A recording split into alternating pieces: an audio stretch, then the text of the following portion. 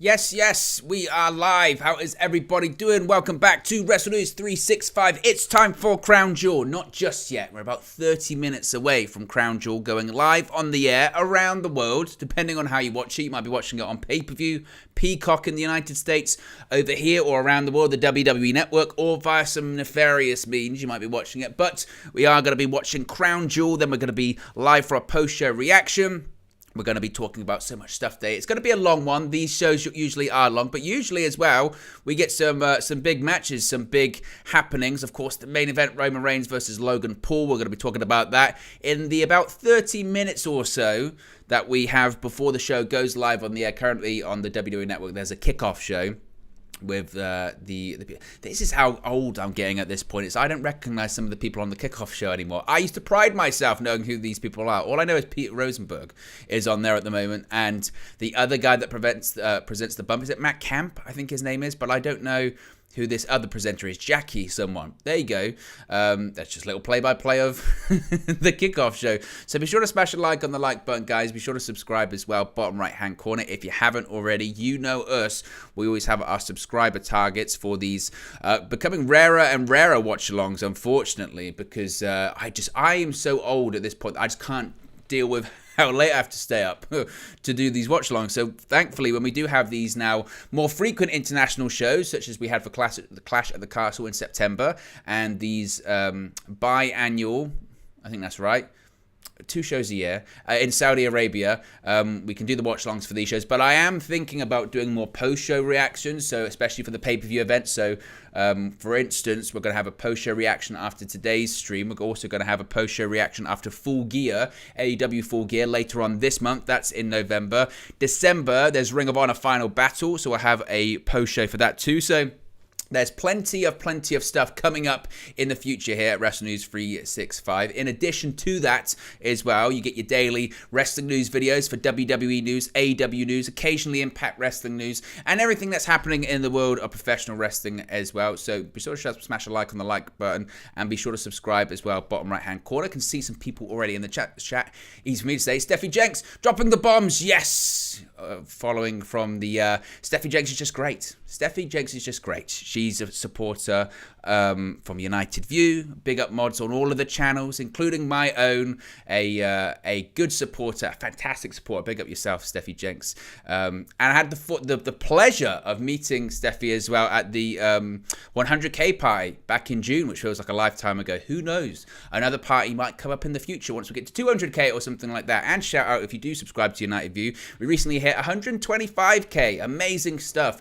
And a big match tomorrow as well. But I don't even have to think about that. That's tomorrow.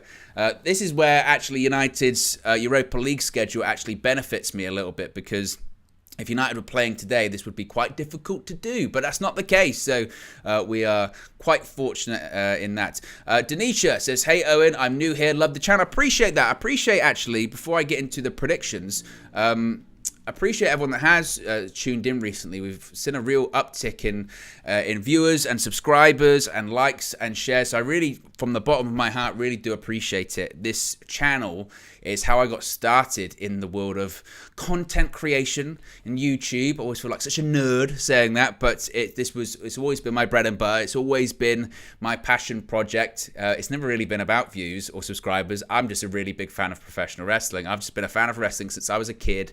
I never, ever grew out of it, and I love talking about it, and I love talking about it with other like-minded wrestling fans. So the fact that people have started to tune in recently, and the subscribers and the likes and the views, it's amazing. So I really do appreciate all of the support, all of the comments, and all of the enjoyment that I hope you're getting out of the content. It's fantastic.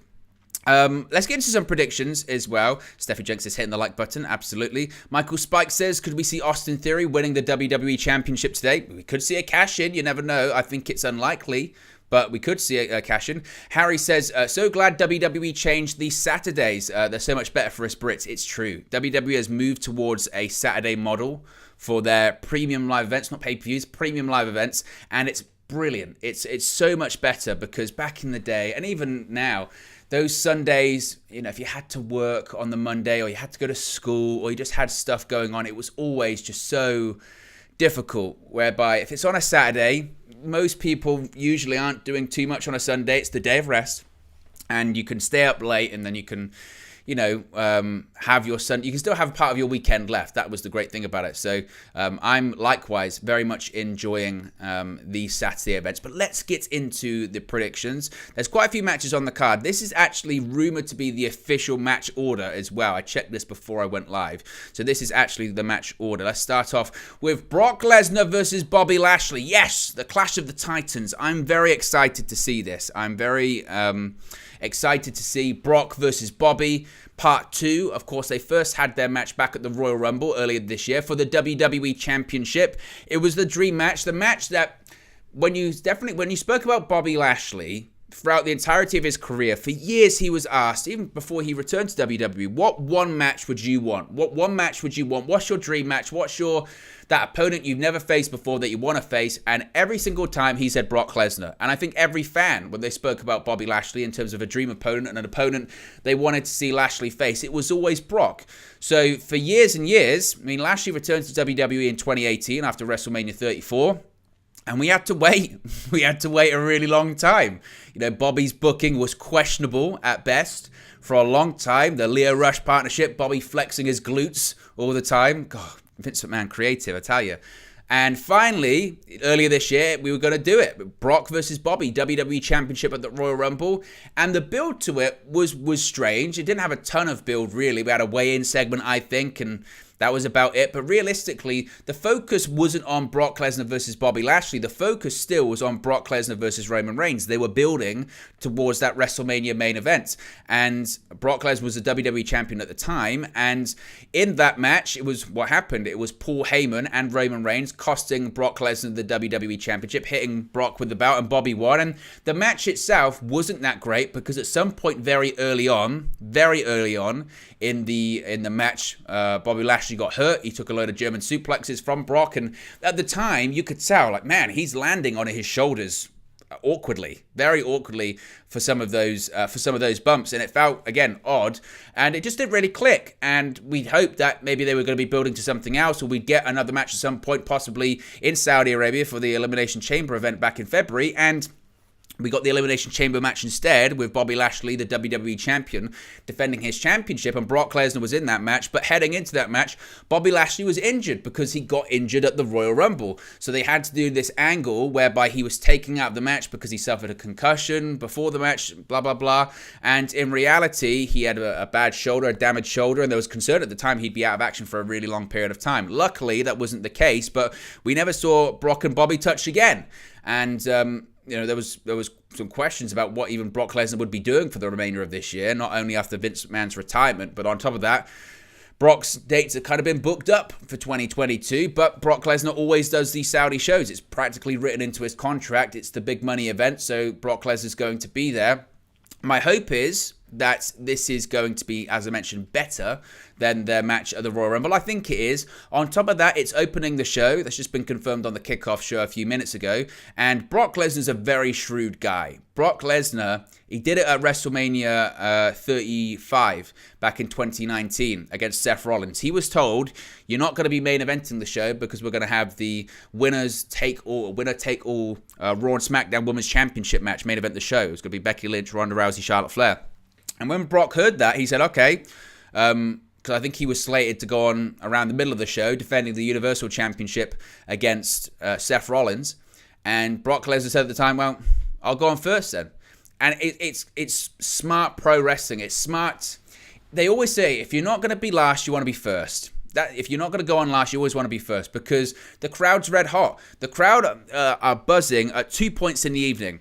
At the end of the show for the main event, because that's ultimately what they've paid their ticket to come and see, or the opening match of the show because they're excited that the show is starting and they're excited that they're about to see this big event and they're still fresh and they haven't been burned out from seeing hours and hours of pro wrestling. So Bobby Lashley versus Brock Lesnar is smart to be opening the show. I think Brock Lesnar wins. I think Brock Lesnar gets his win back. You have to remember, Brock Lesnar's lost a lot since he returned to WWE last year at SummerSlam. So every time he's faced Roman Reigns, which is 3 times. One was at Crown Jewel last year. The other was at WrestleMania, and the other one was at SummerSlam this past August or July. And apart from that, he's had a couple other matches. As I mentioned, he won the Elimination Chamber match and he won the Royal Rumble. But in terms of singles matches, he's not been doing too well. So Brock Lesnar will, and he won day one as well. But Brock Lesnar, I think, will win this match. I think he'll get his win back against Bobby Lashley. I wouldn't even be surprised if it built towards another match, a trilogy of matches. You've won one, I've won one. Let's do the final match at the Royal Rumble or something like that, or WrestleMania in some kind of gimmick match. I wouldn't be surprised by that at all. Maybe they even turn it into some kind of MMA gimmick. They could do something like that. Maybe inside the fight pit. That would be fun. So I think Brock Lesnar wins this one, but I'm excited to see what they do, certainly. Next match was for the Women's Tag Team Championships. We've got new Women's Tag Team Champions Asuka and Alexa Bliss facing off against Dakota Kai and Io Sky. This was a surprising one because it was surprising that the tag team titles changed this past Monday in the main event of Raw. Not a lot of people saw this coming. The Women's Tag Team Championships have been passed around a little bit, hot potato style. It's the third set of Women's Tag Team Champions since Triple H took charge of the company in terms of the creative side of things back in July. And we could see a situation, I guess, whereby, you know, just in the same way that it was surprising that Asuka and Alexa Bliss won the Tag Team Championships on Monday, we could see a really quick title reign. And maybe the story coming out of the show tonight will be that Damage Control are holding all of the gold because, of course, Bayley's going to be facing off against Bianca Belair. And I kind of think Bayley's going to win that one by nefarious means. So I think we could see a situation where Damage Control leaves Saudi Arabia with all of the gold, even though that would be WWE and Triple H really doubling down on Damage Control as a faction, and I'm not particularly sure it's working. I think they put this trio together at SummerSlam, and I'm still none the wiser of really what their reasoning is to be together. I'm still none the wiser as to, you know, I don't think they've got particularly great chemistry, and I'm not really sure of the gimmick. And they've got a lot of TV time, and they've main evented shows. And like I said, I'm just not sure that one is working at the moment. But I think Dakota Kai and Io Sky actually win tonight, even though that Alexa Bliss and Asuka won the Tag Team Championships this past Monday. I think it's a bit of a swerve. Next match will be inside of a 15-foot high steel cage. Yes, a good old-fashioned steel cage match. It's going to be Drew McIntyre facing off against Karrion Kross. Of course, Kross won the strap match at Extreme Rules, and Kross and McIntyre have been feuding ever since Kross returned to WWE, just as soon as Triple H basically took charge in July/August, and I guess it's been building towards this. The point being that they've been trying to say is that Scarlett's been getting involved in every single match, every single time, which has been allowing Kross to defeat McIntyre. And I guess the purpose of this is that with Scarlett seemingly out of the equation, which she won't be, by the way, despite there being a steel cage, Scarlett, talk about Charlotte later, Scarlett will somehow attempt and try and get involved somehow. You have to remember too that Kross and Scarlett can be somewhat supernatural as a character duo whenever WWE wants them to be. They've shot fireballs in the past, so anything's possible here. And even though McIntyre's lost a lot of matches recently, as I mentioned, he lost at Clash at the Castle to Roman Reigns, he lost to Karrion Kross at Extreme Rules, I still think, even though it would make the most sense that McIntyre would win this match and then move on, I think Karrion Kross wins. I think Karrion Kross wins this one because I think they're building him up to potentially face off against Roman Reigns at some point in the future. Or there were rumors that there were plans for Kross not only to face Roman Reigns, but on top of that, possibly win the WWE Championship and be a big champion over on Raw whenever they decide to split the belts. So I think, unfortunately for McIntyre, I think Kross might get the victory here tonight. Next match is a 6-man tag team match. You have the OC facing off against the Judgment Day. Of course, the newly returned and reunited OC, Karl Anderson in Saudi Arabia, not Japan, despite being booked for the Battle Autumn events and all of that drama that's been going on, because still officially, Karl Anderson is still the New Japan Never Openweight Champion for now. His scheduled match against Hikuleo in Japan was cancelled or postponed, so he's still going to defend that title at some point in the future, and I say defend, drop that championship, considering Luke Gallows and Karl Anderson have indeed signed contracts with WWE, so their priority is the Federation, the Fed, as opposed to New Japan Pro Wrestling. Tonight, the big question, though, is how do the OC neutralize Rhea Ripley, of course, because that's the story in recent weeks. Despite AJ Styles evening, is that right? Evening the odds on the male side of things with Dominik Mysterio and Damian Priest. Still, Rhea Ripley's been kicking Luke Gallows and Karl in the balls every 5 seconds on Monday Night Raw. So it would appear that they've got to find somehow, some way, a way to neutralize Rhea Ripley. And how are they going to do that? Who have they selected to do that? I predicted that I think Beth Phoenix will be that person to do that. Of course, she was taken out via concerto by Rhea Ripley at Extreme Rules. But I guess in addition to it being Beth Phoenix being the one to neutralize Rhea Ripley, you could also see her husband Edge also return. Did the Hall of Fame husband and wife partnership return tonight at Crown Jewel? In terms of a prediction, I think that the OC would win. I'd be very surprised in the first match back to them being reunited as a faction. They would lose. Of course, Rhea Ripley is a factor, but again, the story has been about, can we find someone to neutralize Rhea Ripley? And I think they do, and I think that facilitates them defeating the Judgment Day. Next is the big monster match, the Monster Bash. Yes, we've got the monster of all monsters, Braun Strowman, facing off against the Nigerian giant Omos without MVP in his corner. It's been reported that MVP has not traveled to Saudi Arabia. He didn't travel to the event back in February either at Elimination Chamber, so Omos will be going solo. This is one of those weird matches whereby it's not going to be good. It's going to be, of course, we're not going to see hip toss, arm drags, leapfrogs or anything like that. But these matches draw. You can say whatever you want. These matches draw money. They draw tickets. They draw views. Someone recorded Braun Strowman versus Omos at a live event recently, and it got like 10 million views. I'm not exaggerating. It's insane, the number it got. And it just goes to show that it's so old-fashioned, it's so 1970s or 1980s, but realistically, what draws and what does well and what people want to see is two ginormous human beings facing off against each other. That's what people want to see. They like to see, King Kong versus Godzilla, the irresistible force meeting the immovable objects. That's what people like to see. Monster movies come to life, and that's what we're going to see. Again, it's not going to be pretty. It's not going to be a classic by any stretch of the imagination. I wouldn't even be surprised if we get the classic WWE, the ring collapse spot. It's happened twice with Braun Strowman, once against the Big Show, where he superplexed the Big Show on Monday Night Raw and the ring collapsed. It happened at Payback in 2020, where again, it was, I think, the Fiend either superplexed Strowman or Strowman superplexed the Fiend, I can't remember.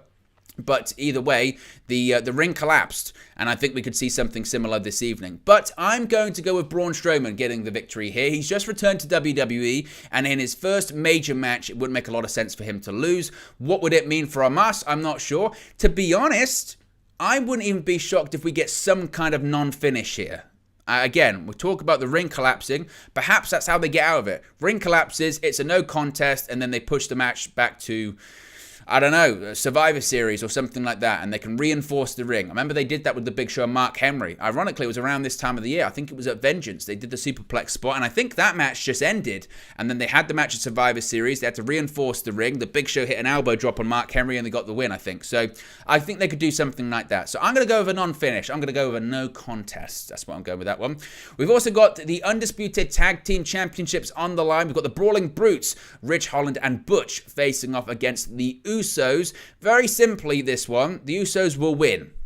The Usos are going to win. A match has been set for SmackDown next week in which the winner will face off against the New Day. And the story is that the Usos are closing in on the New Day's record for being the longest reigning WWE Tag Team Champions in the history of the company. Therefore, the Usos will win this match. They will defeat the New Day next week on SmackDown as well. They will become the longest reigning WWE Tag Team Champions in the history of the company. I believe setting up a future match against Jake and Logan Paul at some point in the future. That's where I think this one is going with. I think that the Paul brothers feud with the Bloodline will not end this evening, but I think it will shift, and we will see Jake and Logan Paul teaming up inside of a WWE ring to face off against the Usos, and it's a very big possibility they could beat them for those tag team championships. That's very, very real. The Raw Women's Championship is on the line. It's a last woman standing match. We've got Bianca Belair defending against Bayley, and I think, in my opinion, we will see a new Raw Women's Champion tonight. I think Bianca Belair has held the Raw Women's Championship since WrestleMania, when she defeated Becky Lynch for the championship. Since then, she's defeated numerous other talents, and I think, as I mentioned, the Women's Tag Team Championships is a bit of a swerve, because I think WWE plans to to put people off and think that Damage Control aren't going to be walking out of Saudi Arabia with all of the belts. But I think it's going to be just that. I think come the end of the show, we will see Damage Control reigning over Raw and SmackDown, I guess, partially because they're the Women's Tag Team Champions. But I think Bayley will win the match via some interference, maybe by Io Sky and Dakota Kai, maybe by a return. I predicted maybe Charlotte Flair returns or something like that. But I think that Bayley will leave the Raw Women's Champion. We also will hear from Bray Wyatt. Bray Wyatt is in Saudi Arabia. He has traveled and he will address the WWE Universe. I think we're going to see here a very big angle because this is Bray Wyatt speaking, not wrestling, but Bray Wyatt will be speaking live with the microphone in his hand in front of the WWE Universe there in Riyadh. And I think that we're going to see, for the first time, a physical manifestation of one of Bray Wyatt's alter egos or personas inside of a WWE ring. I don't know who it could be. I don't know if it's going to be Uncle Howdy. I don't know if it's going to be Uncle Harper. I don't know if it's going to be Bo Dallas showing up. I don't know if it's going to be the return of The Fiend, who of course won the Universal Championship at this very event, 3 years ago at Crown Jewel in 2019. The Fiend defeated Seth Rollins to become the Universal Champion. Could we see the possibility of The Fiend returning tonight? That certainly is a possibility. So I think that we're going to see something big from Bray Wyatt this evening. I think we're going to see the next step. I think it's going to be more than just what we've seen in recent weeks, which really is Bray Wyatt talking in the ring and then getting interrupted on the screen by a mysterious video package. Of course, Uncle Howdy made his debut the other week, which is Bray Wyatt in a mask. I think we will see more than that. I think we'll see something similar, but I think we will see, again, the actual in-person appearance of Bray Wyatt's next demon or something like that. I think that could be what we see. If we see more of the same, that would be somewhat disappointing, but they're playing the long game with old Bray, and it feels like certainly we're miles off Bray wrestling or anything like that. We haven't seen Bray Wyatt get physical. The closest we've seen to Wyatt getting physical was last night on SmackDown, where he screamed at that poor guy backstage. It was a stagehand, said we're live, and he got in his face, and then we saw some videos playing in the background. I think we're going to see more than that this evening. What it's going to be, I don't know, but it's Bray Wyatt, and that could mean anything is possible. And finally, the main event is for the undisputed WWE Universal Championship. Roman Reigns defends his championship. Of course, he's been champion for over 2 years. He hasn't been pinned since December of 2019, nearly 3 years ago, since someone last pinned Roman Reigns inside of a WWE ring, and he is defending both championships against social media influencer and star of YouTube, etc. Logan Paul is going to be facing off against Roman Reigns in just his third match inside of a WWE ring. Could the impossible happen? Could we see Logan Paul, yes, Logan effing Paul, beat Roman Reigns and become the WWE Champion? Not only the WWE Champion, but also the Universal Champion, holding both World Championship belts. Could we see that this evening? Of course, Roman Reigns will have the Bloodline in his corner, minus Sami Zayn, who's not traveling for various reasons, but we will have the Usos, Solo Sikoa, and Paul Heyman in the corner of the Tribal Chief. Meanwhile, Jake Paul is going to have some backup, some family of his own, because Jake Paul is going to be there. Jake Paul is in Saudi Arabia. He's going to be in the corner of Logan Paul as he faces off against Roman Reigns. So who knows what could happen? Certainly anything's possible. I'm going to be totally honest. I will lose my shit if Logan Paul wins this match, and not in a good way, because if you're telling me, of all the people Roman Reigns has defeated over the past 2 years, of all the people, John Cena, Edge, you name it, Brock Lesnar, Finn Balor, Rey Mysterio, Daniel Bryan, keep going on and on and on. All of the people, Drew McIntyre, that Roman Reigns has defeated, just to have Logan Paul defeat him, that would be mental. Now, WWE has a decision to make whether they want to really make some headlines or they want to just do a good match and a good show that will generate some buzz anyway. I would be stunned, flabbergasted. It would be one of the biggest shocks and I think missteps in WWE history. I'm not against the booking of this main event, though. I think it's a really smart idea by WWE, and I've never had an issue with it. And I think the buzz that this match has got is evidence that it's a good decision to have the match. But Roman Reigns will win this match. He will retain the championship. He will be the undisputed Universal Champion. It will look like at points that Logan Paul is about to win it if they can successfully deliver a false finish that all of us actually believe for half a second, a millisecond, a split second, that Logan Paul could win the match. Then they've done their job. So I'm really fascinated and excited. I have no doubts that Logan Paul can pull it off. I think they'll have an excellent match. Logan Paul is a freak athlete, an excellent athlete. In his 2 matches already, he's proved what he's capable of, what he can do. Roman Reigns is built for the big matches. He's built for delivering in these pressure environments, in these big moments. I have no doubts he can carry Logan through the match. Of course, you've got all of the stories at ringside. Jake Paul will get involved. Jake Paul might brawl with Sikoa. Who knows? Jake Paul might turn on his brother. I think what we will see is the spot, which will be Logan Paul getting that one lucky shot, the knockout shot on Roman Reigns. It might look like he has him beat, but then the Usos or whoever get involved. This leads to Jake Paul brawling with some of the Usos at ringside, but eventually Roman Reigns will hit the spear, get the 1, 2, 3, but it will set up a future match between the Paul brothers and the Usos for the undisputed WWE Tag Team Championships. That's where I think this one is heading, but anything's possible. Anything certainly can and will happen this evening, folks. So be sure to settle in and join me for the ride, because I get the impression that something wild could happen this evening. I don't know if it's the main event. I don't know if it's whatever. We'll have to wait and see. We'll have to wait and see. But certainly, it's very exciting. There was a press conference yesterday as well, which was bizarre. Some of the chants and all that kind of stuff were just a bit wild, but there you go. Be sure to smash a like on the like button as well, guys. Be sure to subscribe, bottom right hand corner. Let's see what subscriber total we're on at the moment so far. We're actually on, can you believe it, 8,499. We're one subscriber away. One subscriber away from 8,500. So if you haven't already, you can and will be the 8,500 subscriber. So that's the target. Let's say that's the target. It's an easy one to get. It's an easy one to get this evening. So if you haven't already, be sure to subscribe as well. Bottom right hand corner. We're about 3 minutes away. 3-minute warning. Rosie and Jamal away from the event starting. Let's see what the chat is saying. Lucky Rise says, excited for Bray Wyatt's appearance. What next for him? Your guess is as good as mine, my friend. It really is. Mark says, hey, Owen, hope you're doing well. Hope you're doing well, Mark. Thanks for joining us this evening. Ryan says, Strowman attacked MVP last night on SmackDown, so that makes sense. I did just see something basically saying that the reason that MVP doesn't attend these events is because of his religious background, and therefore he could be in a bit of hot water if he goes to Saudi Arabia, which is a shame, certainly. Mark says, I'll throw my remote if it happens, referring to Logan Paul winning. Steffi Jenks says, let's see if Jake can turn out the Usos so they can't help Roman. Possibility. And says, I can't see Jake turning on Logan, but Owen got a lot right during the last watch-along. Hey, when you've been watching it for us, and Davi's in the house as well. Appreciate the support, Davi. Big supporter of the channel.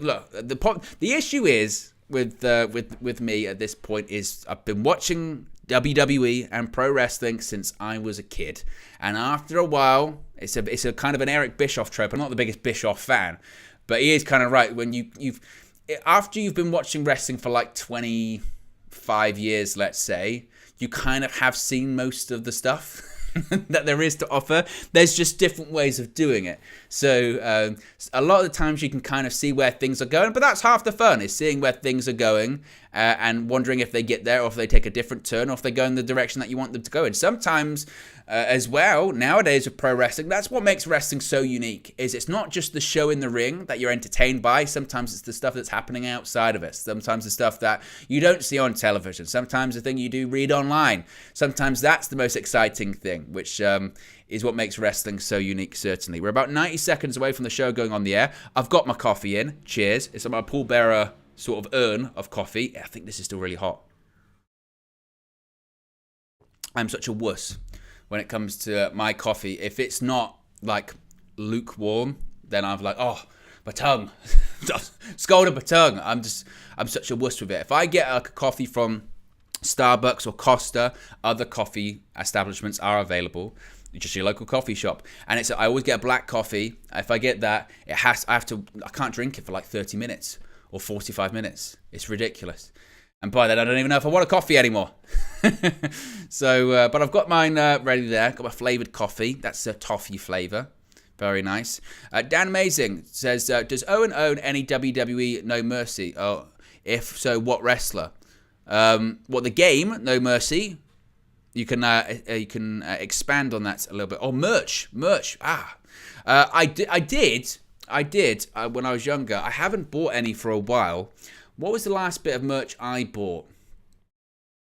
I had the CM Punk 2011 shirt. You know, the one where he walks out Money in the Bank? I had that. I had an old school Brock Lesnar shirt. I had a Randy Orton shirt. I had that kind of... I'm probably willing to invest more. I think what I wanted to do recently, I wanted to get some White Rabbit merch and wear it on United View, but I didn't have the time to get it on by the time Bray Wyatt had debuted. That's what I wanted to do. But I am thinking of doing that, of wearing more WWE merch on United View. The show is underway. The show is starting. We're getting the Then Now Forever. Let's go. Let's go. This is going to be a fun one, guys. I'm excited. We've got Then Now Forever. And, of course, Together. You didn't hear that, but I timed it perfectly. It was excellent. Let's go. I'm excited. Let me just get my screens in the right area. There you go. So I can see your comments still.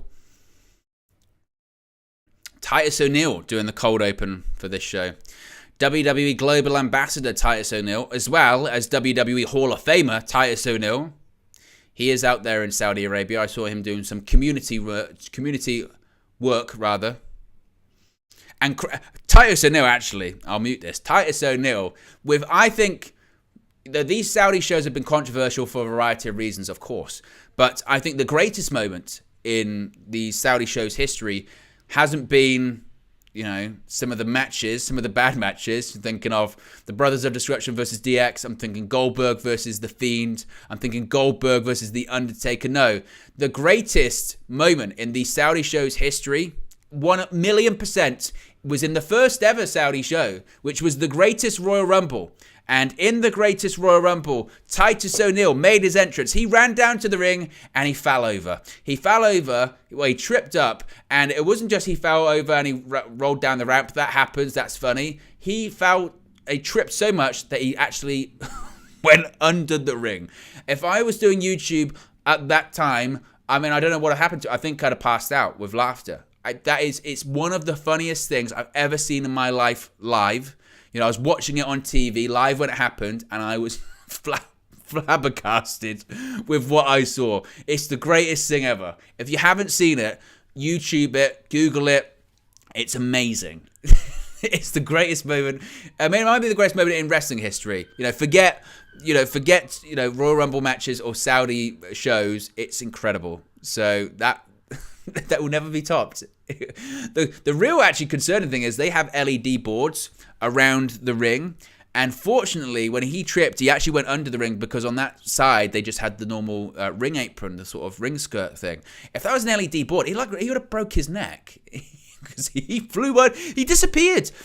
Titus O'Neil's a big guy. He's like 6'6" or something like that. He vanished under the ring. It was amazing. Oh, you can't. That's what you can't write. And then and this was so annoying with WWE at the time. After that, they just kept having him trip over on television. It was like, no, come on. Anyway, I've spoken over that entire Titus O'Neil open with him falling over. But Crown Jewel, here we go. Let's get fired up. Let's go. Firework, pyro and ballyhoo, as they say, envelops the stage in Saudi Arabia, in Riyadh, as the show is going to be underway. Absolutely boiling. That. The pyro budget is in full. Look at that. It shows that there's WWE, you have to give them credit. They can do a stadium show. They can do the hell out of a stadium show. They can. My goodness. Michael Cole on commentary. Doesn't get enough credit. One of the best commentators in WWE history. You got to deal with it. Jim Ross is the best, obviously. Gorilla Monsoon, right up there as play-by-play. What's the better commentary duo? Is it Jim Ross and Jerry Lawler, or Gorilla Monsoon and Bobby the Brain Heenan? They're right there for me. Right there. Oh, it's interesting. No Corey Graves. Michael Cole and Wade Barrett. I thought we were getting Michael Cole and Corey Graves for the premium live events, but maybe we are having just the two brands represented. Maybe we are going to get Kevin Patrick and Corey Graves. Interesting. Be sure to smash a like on the like button, guys. Got nearly 50 people watching. Be sure to subscribe as well, bottom right-hand corner. Remember, we're one subscriber away from our target, which is 8,500. No, we hit it. We've hit it. Let's see if we can get 8,600 or something this week. That'd be insane. But here we go. Bobby Lashley is out with his big entrance. The Almighty is here.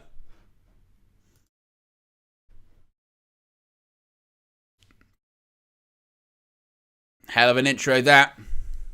He's on his little pedestal, as always. I love his music as well. It's proper bassy.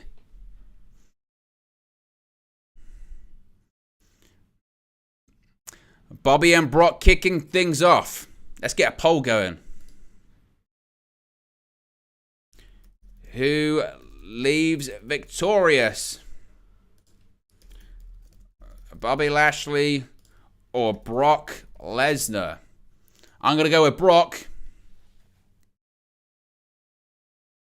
Mikaran says Corey and Carmella are out. Yeah, I think that might be a situation. I mean, I saw Graves was on Raw this Monday, so I thought that might be he might be doing these shows, but clearly not. And thoughts and prayers go out to Corey Graves and Carmella. Absolutely horrible situation with the loss of their child. It was really brave of her, actually. Really, really brave of Carmella to speak out on the topic. So thoughts go out to them, certainly. As Bobby Lashley's in the ring, you can see, look at his elbow. Man. He has what looks to be like a pop burster sack on his elbow. That's right. Whoa! The pyro's flying off. Man. Wow. They're going all out on the pyro budget. They're going all out on the pyro budget this evening. It's pretty impressive.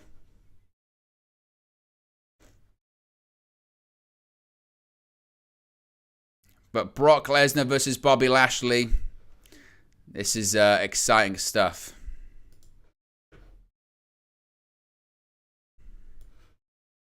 See what you guys are saying in the poll.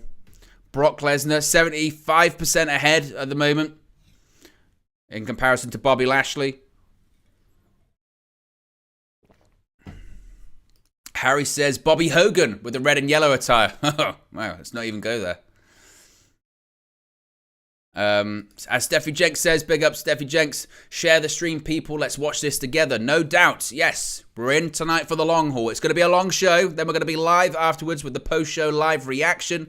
There's also actually going to be individual videos as well, breaking down every single match, or the majority of the big matches this evening. So, if you haven't subscribed, now's the time. We're going to have a really plentiful evening, full of WWE action.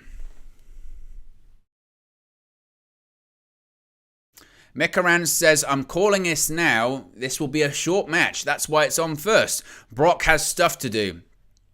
We could see a, MMA style match, like I said, with stuff happening very quickly. Although I do think this will get some time. Possibly 15, 20 minutes, something like that.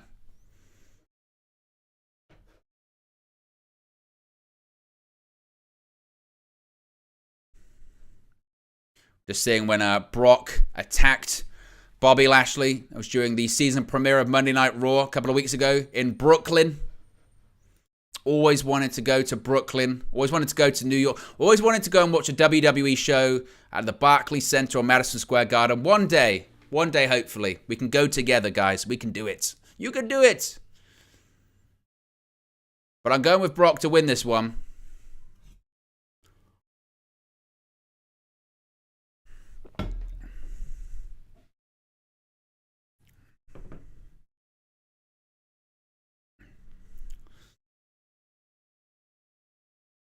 I tell you what is frustrating is when you've watched the kickoff show, you've seen all of these promos packages before, so you have to kind of just sit through them. But let's go. I'm fired up. This is the perfect show, perfect match to kick off the show. Two big guys going at each other, as Big E would say. Two big guys slapping meat. That's what you want to see. That's what we all want to see. We're going to see a spear through the barricade. Of course we are. We're going to see An F5 on the stage. Of course we are. We're gonna see craziness. These two have been brawling for weeks.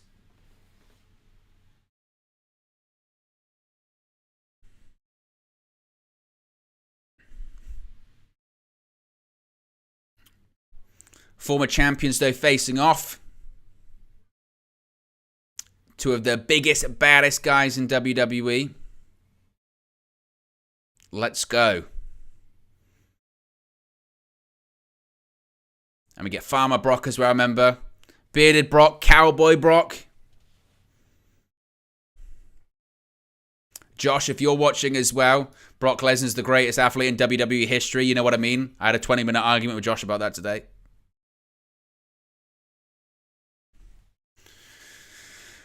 Let's go. Here comes the beast. Davi with the super chat says, let's go. Happy to be here with you, Owen and friends. Appreciate you, Davi. Appreciate the support. Appreciate all the support. Davi's a big follower of the channel. Really appreciate it. And appreciate the contribution as well. Let's go. Here comes the beast. The beast is in Riyadh, and let's go. He looks, he's a frightening man. He's a frightening human being, is old Brock. Bang! Brock's got his own pyro as well.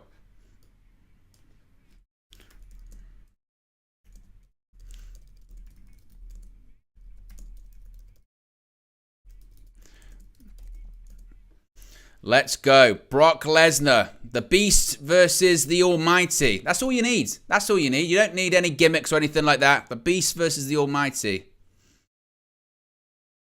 He is a frightening man.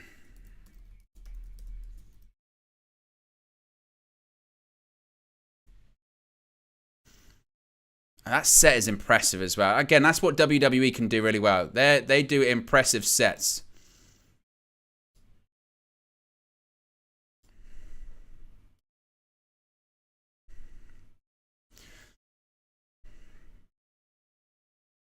Oh, ain't it? Things are getting kicked off early. Lashley attacks Brock outside the ring first. Here we go. Brock was celebrating. He was going like this, and Bobby attacked him. Oh, I speared him on the outside. Oh, let's go. The fight's underway, certainly. Lashley out of the blocks. He's attacked Brock.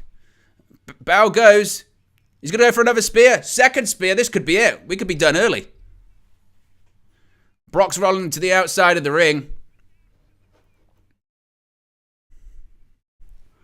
Lesnar's hurt. The knee's in a bit of trouble.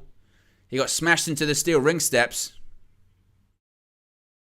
I told you he's going to go for the barricade. Bang! Oh, Brock hit his head hard. That looked nasty. And he's holding his knee. Brock Lesnar he's hit his head on the bow table. My goodness.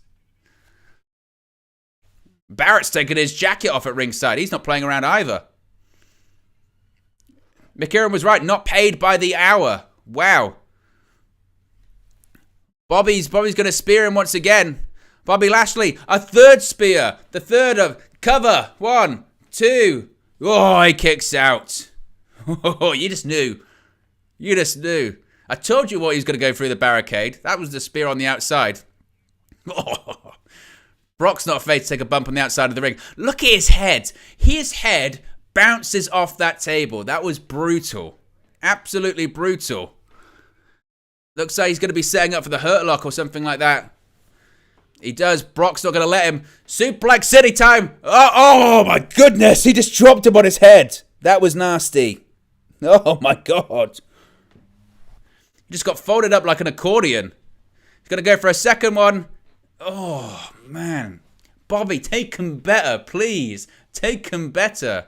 Oh, my goodness. Now Brock's firing up. Man. You're going to hurt your shoulder, Bobby. You're going to hurt your shoulder. Oh, my God. Shoulder. Please, Bobby, please. Be careful with the shoulder. Take a flat back bump. Oh.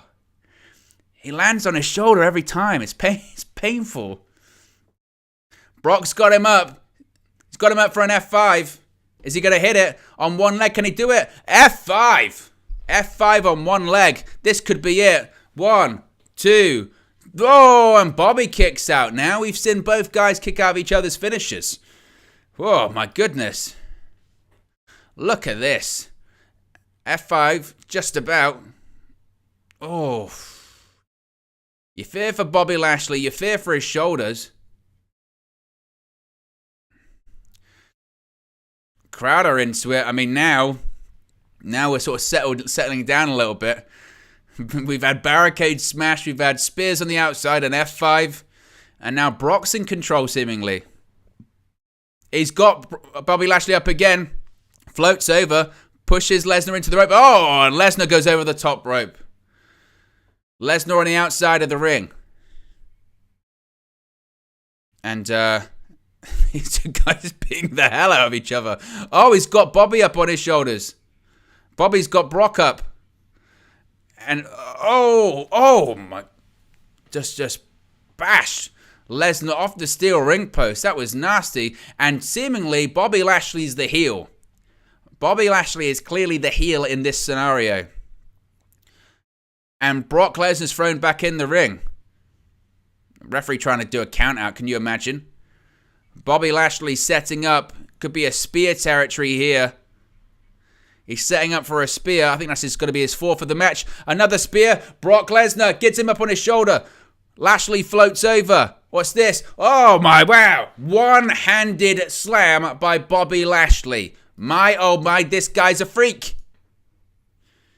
He might even be stronger than Brock.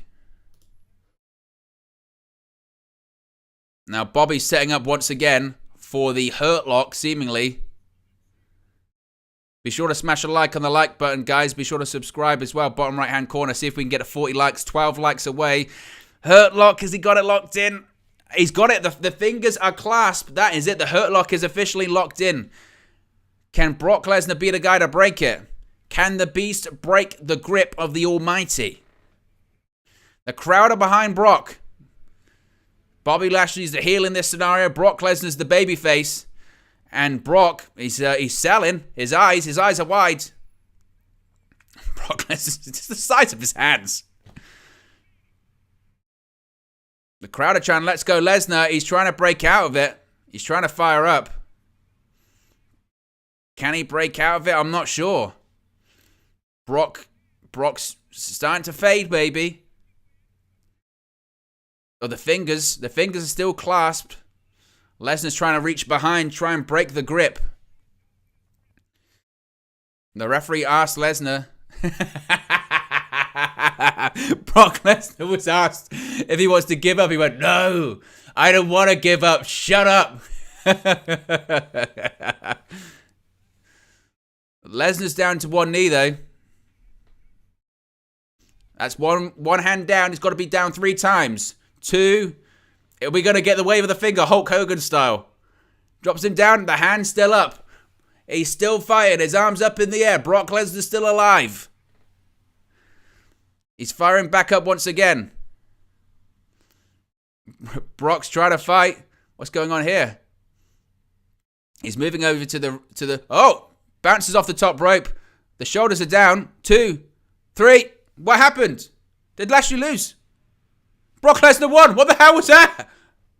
What kind of finish was that? Oh, no.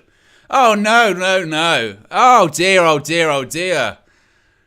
It started so well. What kind of BS finish is that? Oh, dear.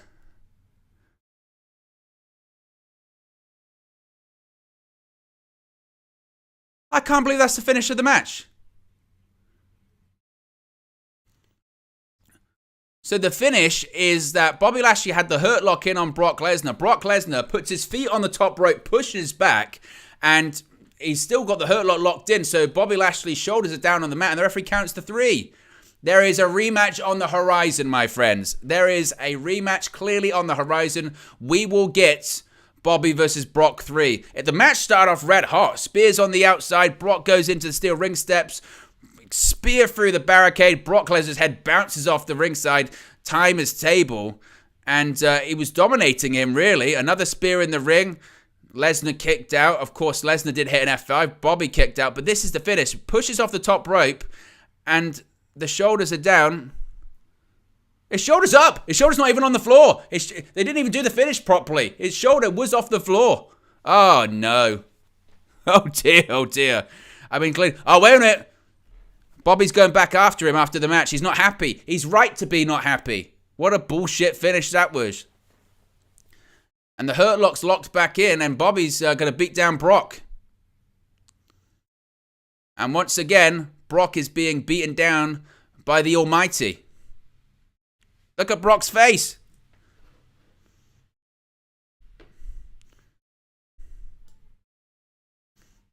Ugh. Bobby not happy with that finish. Crowd chants, "You suck." And Bobby now raises his arms. I can understand why he's upset. I'd be upset too. And Bobby Lashley is leaving. Wow. Brock Lesnar gets the win. I thought that would be the case. I thought Brock Lesnar would win, but I didn't think they were going to do the finish like that. But we're definitely getting Brock versus Bobby 3. There's no doubt about that. Royal Rumble next year. Book it. Book it already.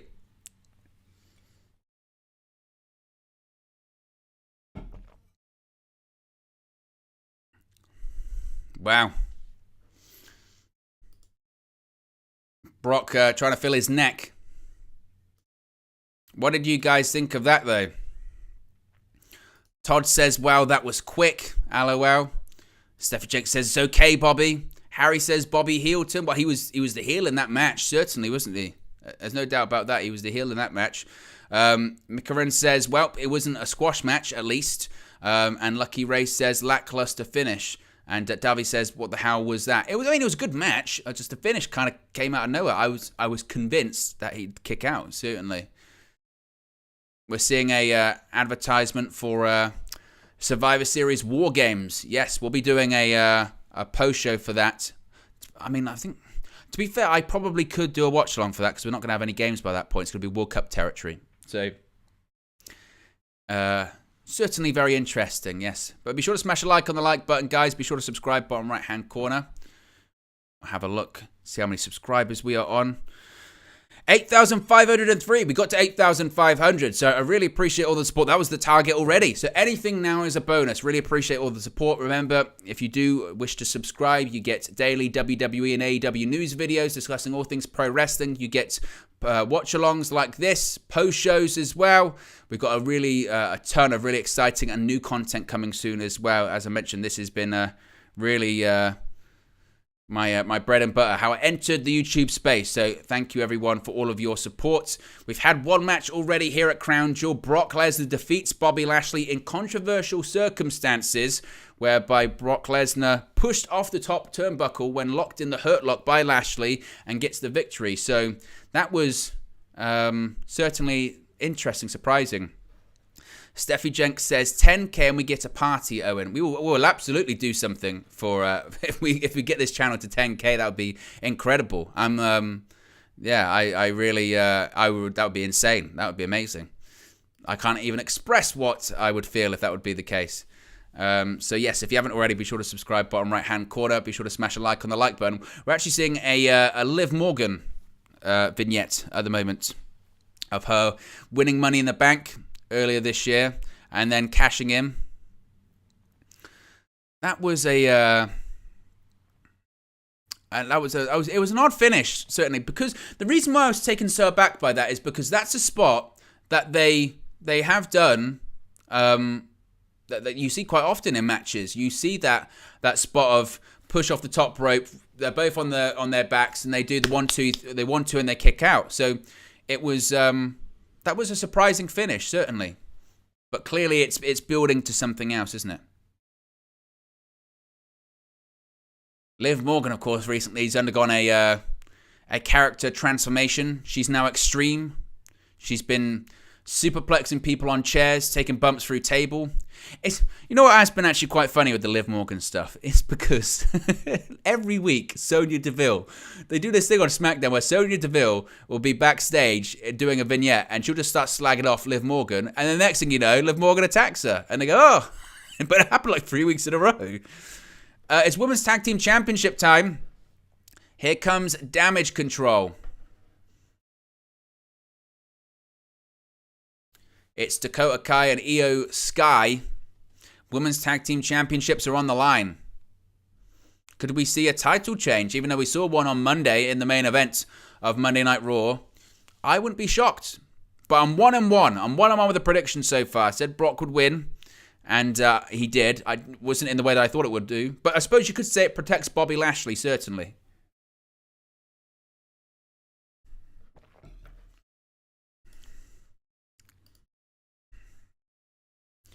Who leaves as tag team champions?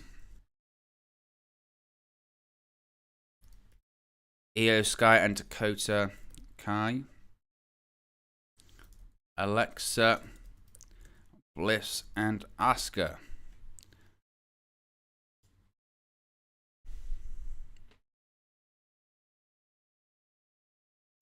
Todd says, for me, they need to get Io out of this trash faction. Io is fine on her own. As I mentioned earlier on, I think the whole damage control thing just isn't really working that much. They got put together as this trio in the opening match of SummerSlam, of course. And I'm still, however many months later, still none the wiser of really what their partnership's all about. They've really tried to sort of put them over on Raw, but it's just not been... It's not been for me. It's just been kind of dull. And I'm a big Io Sky fan. I think Io Sky is one of the best workers on the roster. Alexa Bliss and Asuka are backstage with Byron Saxton. Asked how confident they are on defending those titles after 5 days of being champions.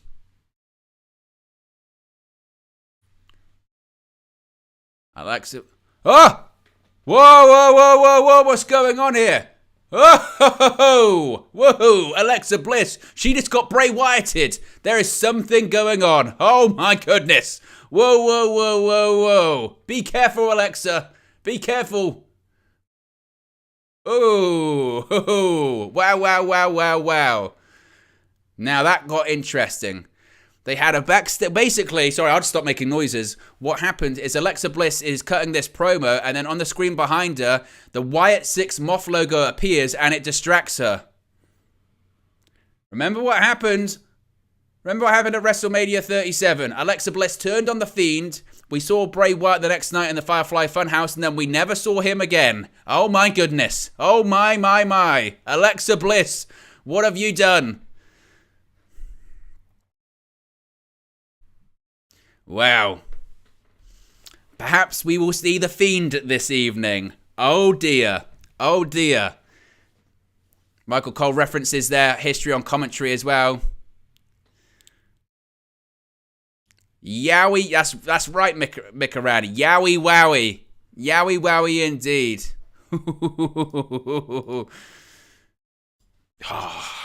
Let's go. Distracted Bliss. Distracted her. Maybe that's a red herring. Could be. Wow. Be sure to smash a like on the like button. Be sure to subscribe bottom right hand corner. Only 15 likes away from 50. Yowie wowie.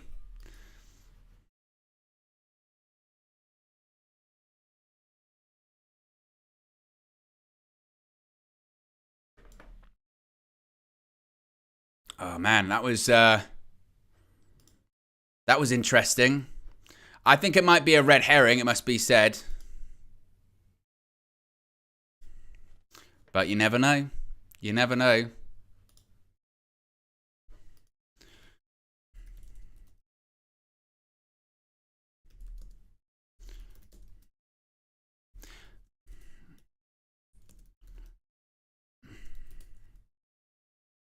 Yowie wowie. Oh. Wow, that was exciting, wasn't it? That was very exciting. I don't think anything's going to come of that, though, I think that's that's too obvious. That's too obvious and on the nose. All of the Bray Wyatt stuff so far has been far more subtle than that. You remember when Liv Morgan the other week was brawling, ironically enough, with Sonya Deville backstage? There was like a hooded figure that was staring at the Wyatt 6 Moth logo. So I really like that they are using the referees' real names once again. Daphne the referee. I used to hate it when they didn't talk about the referees' names. They're people. You see it all the time in UFC when they go, and the referee, Herb Dean. But collar and elbow tie-up. Alexa Bliss and Dakota Kai. Bliss, of course. Is Asuka dressed like Buzz Lightyear? Or is that just the color of the outfit? Yeah, it might be. It might be. But what does everyone think of that Bray Wyatt tease there? Did we think it's a red herring by WWE? Do we think it's something else? There's all the thing is with the Bray Wyatt stuff. There's all of this discussion about people don't really know. They don't really know what it all is. We don't know if we're getting a faction. We don't know if we're getting a Wyatt 6. We don't know if the Wyatt 6 is 6 people. We don't know. What we do know is that Bray Wyatt is addressing his demons. We know who Uncle Howdy is. Uncle Harper clearly is on his way. Oh, as Alexa Bliss flips off the top rope. Beautiful arm drag. Floats over into a pinning combination. Kai kicks out at 1. Oh, and again, this time Kai. Shoulders aren't down. Good call by the official. Daphne there. Alexa, Oklahoma roll. Shout out Jim Ross. Oh, a schoolboy roll up. Kick out once again by Dakota Kai. We're seeing a lot of pinning combinations. And Kai kicks out once again. Oh, and a headbutt. Headbutt by Kai. What was that noise? There were some noises going off. Oof. Bliss just trips up Kai. Asuka like that. Be sure to smash a like on the like button as well, guys. Be sure to subscribe. Bottom right-hand corner. We are 6 subscribers away from 8,510. So if you haven't already, be sure to subscribe. Bottom right-hand corner. They just sound like there's some noises going off in the crowd. I'm not sure what's going on.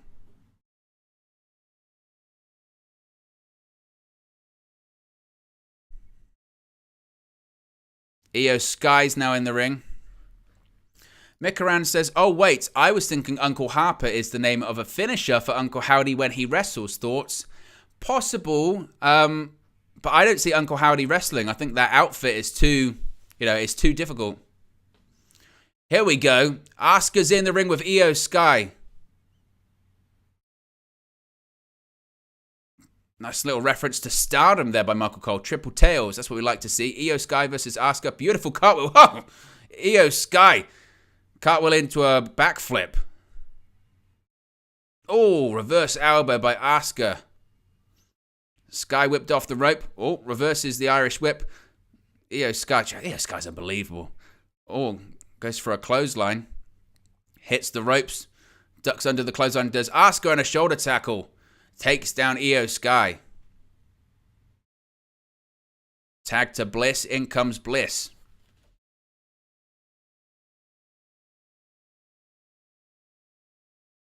It must be said, I think the Saudi crowds have got better and better. I remember, Bulldog right into the heels of Alexa Bliss. That was unbelievable. I remember the first couple of Saudi shows, the crowds weren't particularly great in terms of reacting, but you can see the crowds are fantastic. They really are. They're into the product. They're reacting. There's crowds, one saying, I'm feeling oozy tonight. I hope you're all feeling oozy as well this evening. Oh, double hip attack by Bliss and Asuka. Sends Damage Control off the apron. A pair of baseball slides as well. Both Kai and Sky go into the ringside area. Off the barricade there. And we see a replay of that double hip attack. Steffi Jenks is feeling oozy. That's what we like to see.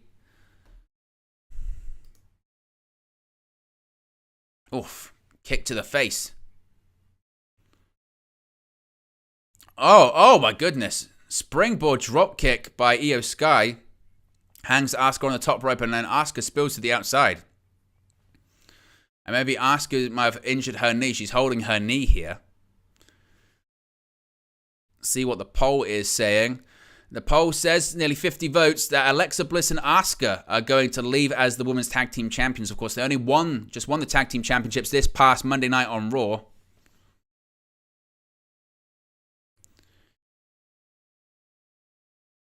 Count of 8, Asuka gets back into the ring. Of course, it didn't really matter. They would have retained the tag team championships anyway.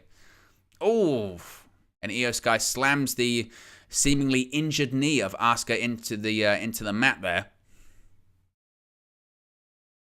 Crowd chant, "Let's go, Asuka." Crowd are certainly feeling Asuka this evening, no doubt about that.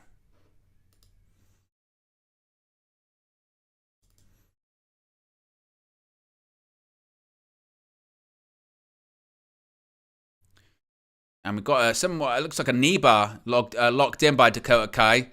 Asuka trying to fight on it. Io Sky's actually holding the bottom rope back, preventing Asuka from getting to it. The referee admonishes Sky.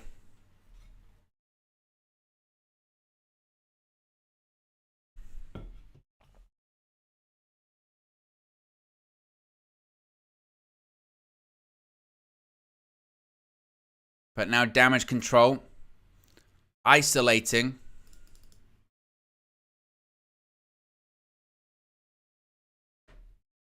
Social media buzzing about that Bray Wyatt reference. Leg lace by Io Sky to Asuka. I tell you what, we've got to see an Io Sky versus Asuka singles match or feud at some point. Put these two at a premium live event, give them 20 minutes or 25 minutes, put a women's tag team match, not tag team, put a title on the line, or even not. They'll tear down the absolute show. That's what they'll do. Their chemistry is off the charts. Crowd clapping for Asuka, trying to will her back to Alexa Bliss.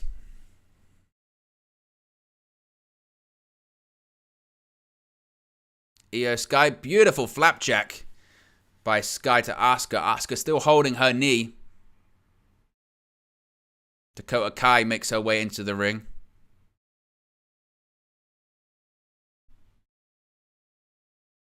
Irish whip into the corner. Oh, reverse elbow by Asuka. Oof. Oh, spin kick to the gut. Gonna go for a bulldog clothesline combination. Beautiful stuff. Down goes Damage Control, and now this might be the opportunity for Asuka to tag in Alexa Bliss.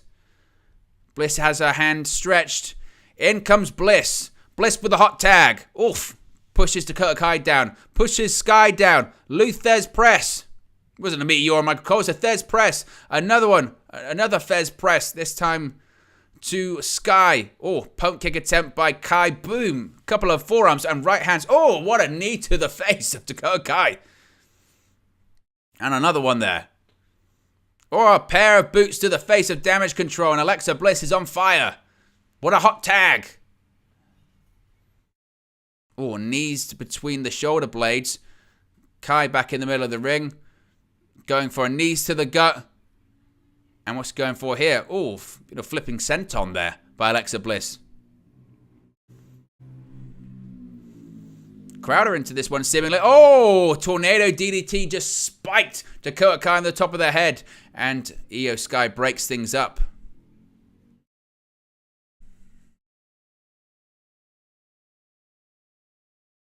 It's a nice DDT. Oof.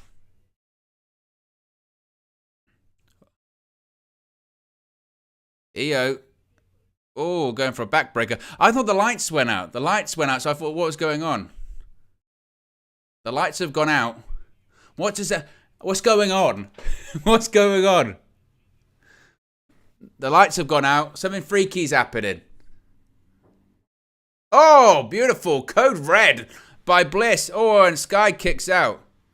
Well, the lights are still kind of out surrounding the ring. What's going on? What's going on? Is it just a power cut? It might have just been a power cut. The lights in the arena have gone out. Certainly it's not the plan. Are they back on now, I think? What was that? Maybe it was an error. Maybe it wasn't. There's something going on with Alexa Bliss and Bray Wyatt. What's going on? Bliss is on the top rope. Oh, we're going to get a Tower of Doom here. Tower of Doom, seemingly. Alexa. Oh, Asuka, what's going on? Asuka, what are you doing? What are you doing? Oh, Tower of Doom. That looked nasty landing for Alexa Bliss. Everyone's down in the ring. Is this maybe the time that the lights will go out again? Who knows? Crowd chanting, holy shit. That's what you like to see. Look at this. I said, nasty landing for Alexa Bliss. But Dakota Kai's in. Asuka, oh, beautiful missile dropkick. They drop kicked her right out of the country. Oh, gets the shoulder up. Asuka going for a German suplex. Oh, spinning back fist again. Oh, a couple. Oh, kick to the gut. Oh, bang. Bit of a code breaker by Asuka. Asuka's a menace. Went for that hip attack. Dakota Kai moves. Oh, went for that pump kick. Dakota Kai. Oh, beautiful German suplex with a bridge. Beautiful bridge. Oh, kicks out at 2. Does Dakota Kai. Asuka's the best. Asuka's fantastic. Be sure to smash a like on the like button. Be sure to subscribe, bottom right-hand corner. Got nearly 75 people watching. If you haven't subscribed already, be sure to do so. As Kai and Asuka still the legal competitors. Oh, goes for a kick. Does get there, actually. Right on the face of Asuka. Dakota Kai, this might be it. Kicks out at 2. Oof. Sometimes you forget just how unbelievable Asuka is. As Davi says right there, I forget how good Asuka is. It's unbelievable. That sort of bit where she just hit a million spinning back fist was incredible. Oh, kick to the face of Dakota Kai. Alexa Bliss going up to the top rope. What's Bliss trying here? Oh, it's Io Sky. Io Sky distracts her. I think she's going to go for Twisted Bliss. She tells her to shut up. Twisted Bliss. Oh, gets the knees up. Knees to the guts. That was a bit of choreographed. Oof. Kick to the shoulder. Io Sky. What's Io Sky thinking? Io Sky's insane. Oh, beautiful. Oh, no, she missed. She went for a moonsault, but she missed. Asuka sidestep. Knee to the face of Io Sky. Meanwhile, back in the ring. Kick to the gut of Bliss. She's going to go for a DDT. Plants Dakota Kai with a DDT. And now Bliss going back up once again to the top. He's going to get Twisted Bliss. The second time in the match, she's gone for it. What is going on? Oh, it's Nikki Cross. Nikki Cross. What's Nikki Cross doing? Nikki Cross. Swinging net breaker. Oh, my goodness. Swinging net breaker. Mayhem's going on. I told you we're going to get new champions. We're going to get new champions. Referee. Dakota Kai. Dakota Kai, here we go. 1, 2, 3. I told you so. We got new women's tag team champions. They've only been champions for 5 days. Damage Control hold the titles once again.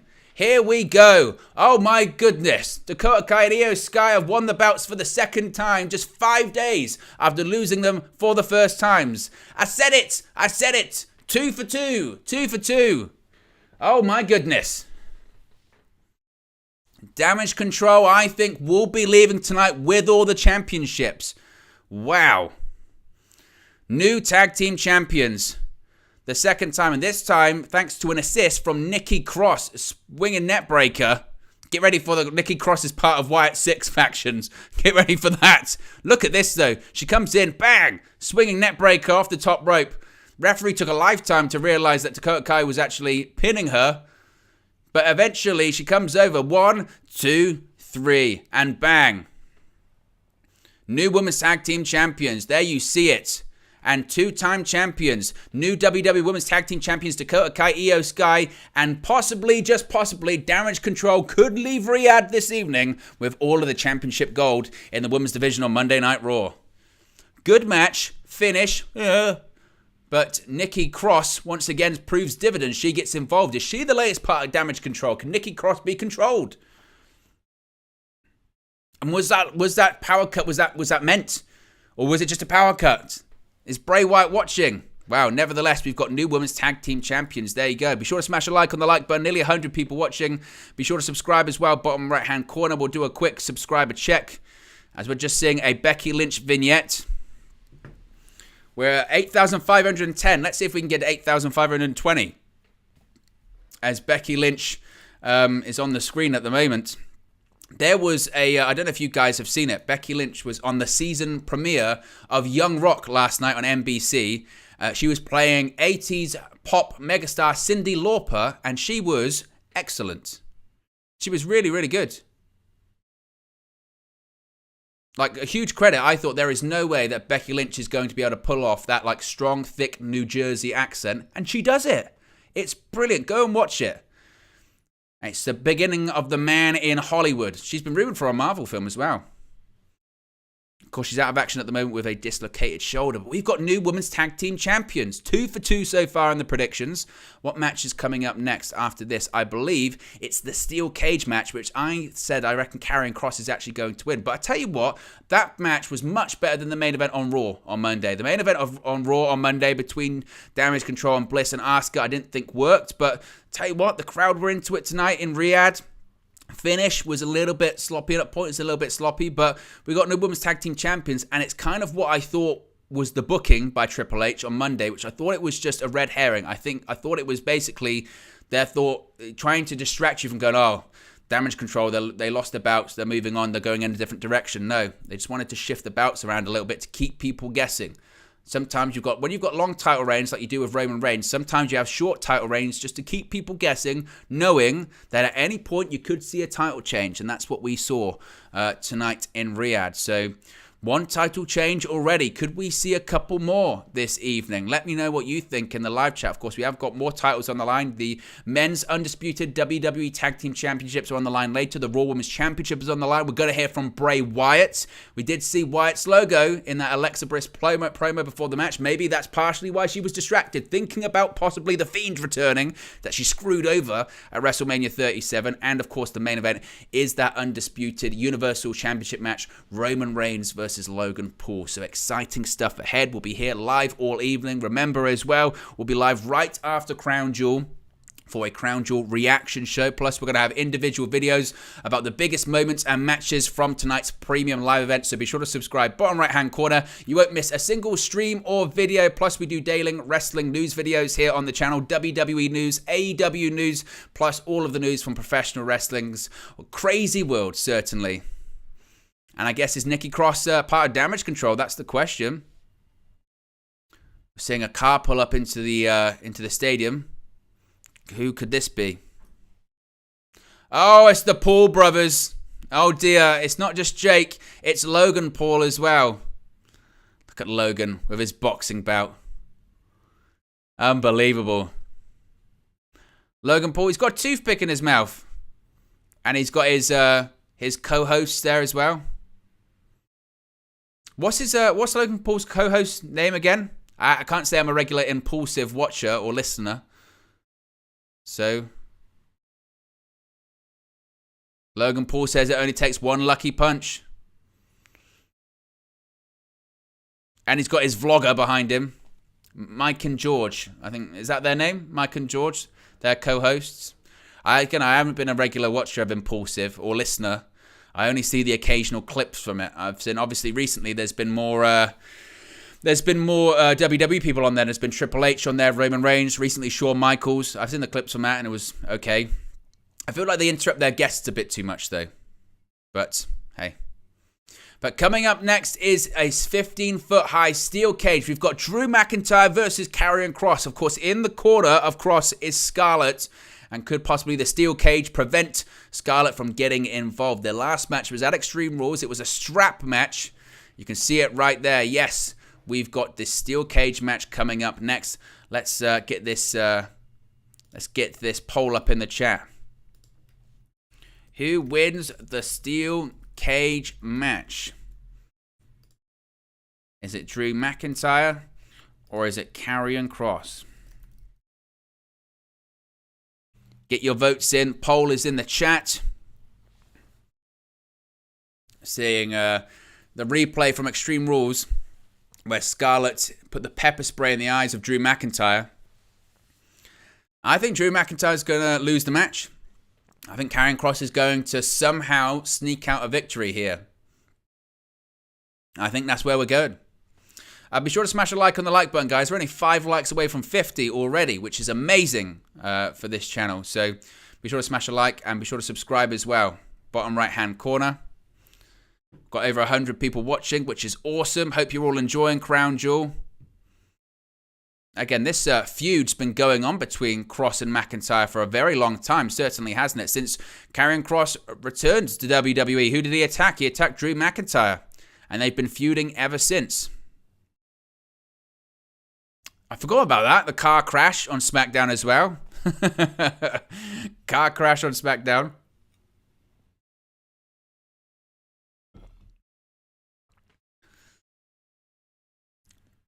McIntyre apparently allowed to do a hit and run. That's what you love about pro wrestling. There are no laws. You can do a hit and run, just attack someone, crash into their car, but it's sports entertainment, so no problem. But despite it being a steel cage match, I must say, I still expect Scarlett to get involved somehow because that's what she does. Scarlett continuously gets involved, continuously proves to be the difference for Karrion Kross in his matches. So I expect to somehow, some way, maybe a fireball or something like that, perhaps. We'll see that.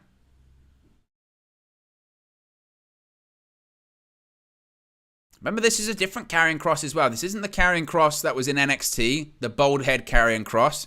This isn't the Karrion Kross that was on the main roster last year, that was dressed as a weird gladiator with suspenders.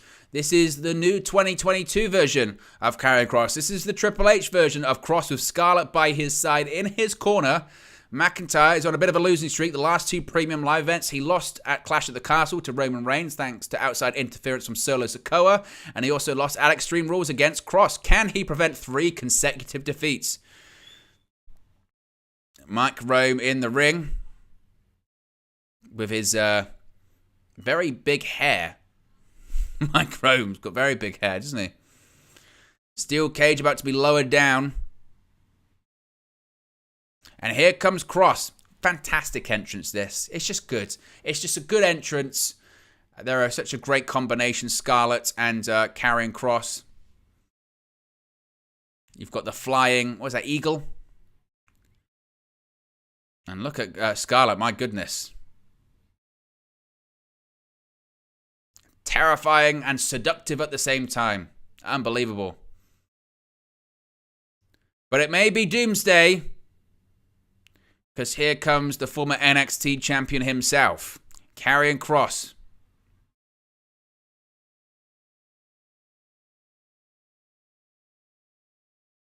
Of course, this song is actually sung by Scarlett as well. Scarlett actually legitimately sings this song.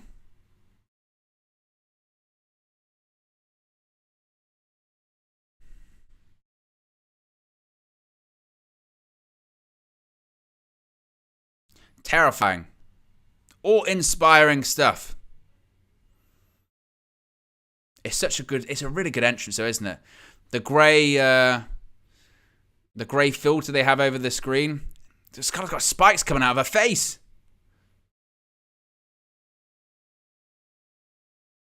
Karrion Kross is an intimidating man, it must be said as well. Crowd are chanting fall and pray as well.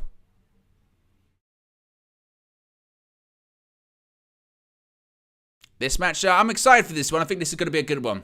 It's going to be hard hitting. It's going to be physical. See what you're saying in the poll. Nearly 50 votes. And 77% of you say Drew McIntyre is going to win. Only 23% saying Karrion Kross. I'm thinking Kross is going to win. I know that it's probably the less likely one. But I think Karrion Kross wins this evening. Oh, look at that. Is that drones? Yeah, there's drones. Coordinated drones outside of the stadium using the hourglass. Create the hourglass. That's impressive. Very impressive. Karrion Kross looking up at the steel structure and he's enjoying it. Vanish Gamer says, I'm in Egypt. Please recommend my comments. Well, there you go. Appreciate you joining us from Egypt. Let me know where you're watching from, actually. Got nearly or over 100 people watching. Let me know where you're watching from. I'll get your comments up on the screen. As always, really enjoy the diverse community from all around the world we have here at Wrestle News 365. So let me know where you're watching Crown Jewel 2022 from. As here comes the Scottish Warrior, the former WWE Champion, Drew McIntyre, makes his entrance. He's got his sword Angela there, named after his late mother. I guess it's a tribute to name a sword after your parent. Even though the sword never gets used as a weapon. Not that he could, because, I mean, that would kill someone. John's watching from Bristol in England. Portland, Oregon. David Burke. Of course, vanishes from Egypt as well. Oh, look at that as well. Man, that is a sword. Look at those drones. Those drones lighting up. Oh, that's amazing. That is coordinated drones lit up to make a sword image. Fantastic. WWE's production. Drew McIntyre entering the ring.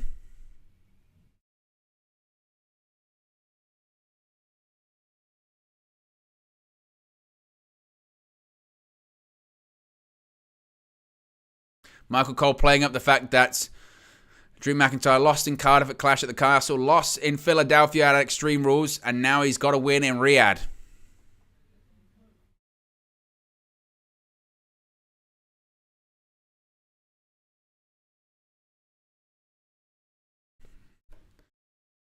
Vanish says, sorry bro, this is a prank. I'm from India, but I'm your biggest fan. I'm not sure what the difference is.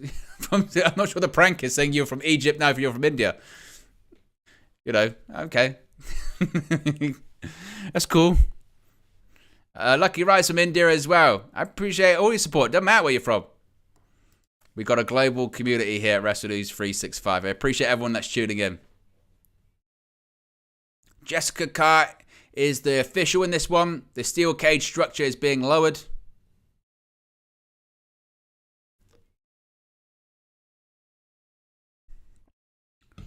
So they are doing the whole escape the cage gimmick, which is that you can win by pinfall or submission, and you can win by escaping the cage as well.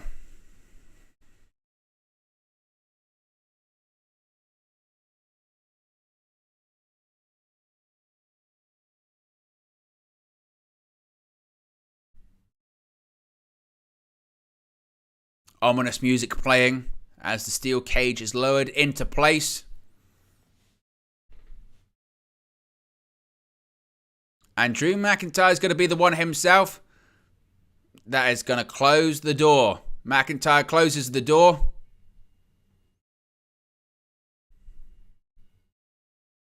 The bell rings and we are underway. Steel cage match, Drew McIntyre versus Karrion Kross. Here we go.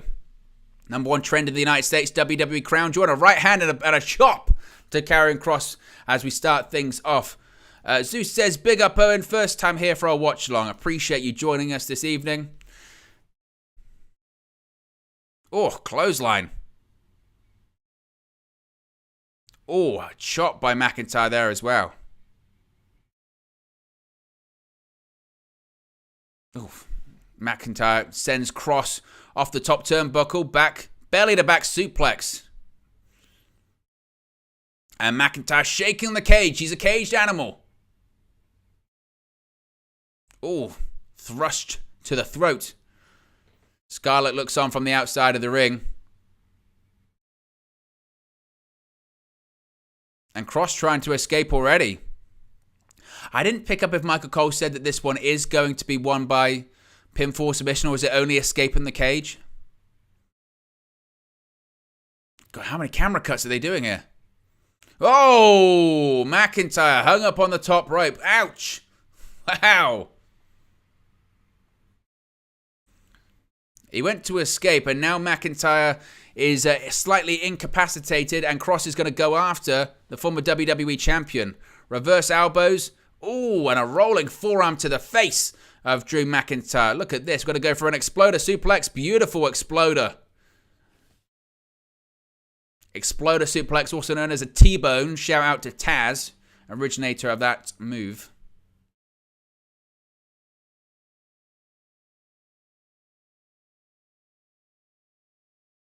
Kross got to throw McIntyre. Oof. Right into the steel cage. Kross telling the crowd to shut up.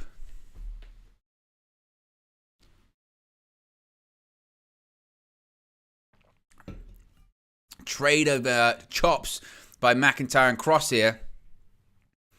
We've hit 50 likes, guys. Appreciate all the support. On the road to 100 if you haven't already.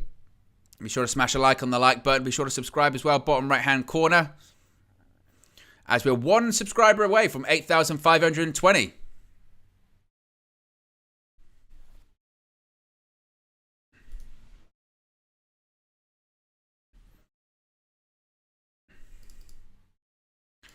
Kross saying TikTok. Crowd are chanting, "You suck," at Karrion Kross as well. McIntyre face pressed up against the side of the steel cage. Although the crowd, like I said, is chanting, "You suck."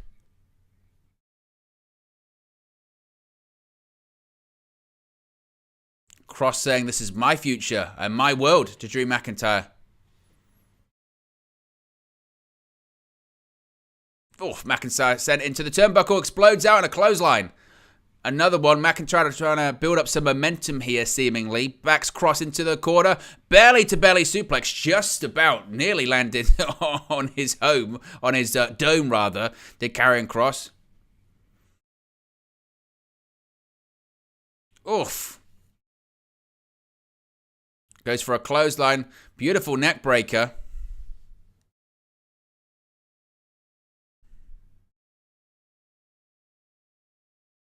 Scarlett looking pensive on the outside, telling Kross to get back up. Both men down in the center of the ring. Crowd are chanting for Drew McIntyre. Oh, and a kip up by McIntyre. What an athlete. This guy is a giant as well. If you've ever seen Drew McIntyre live in person, he's like 6'6", 6'7". Oh, backed into the corner. McIntyre, forearm.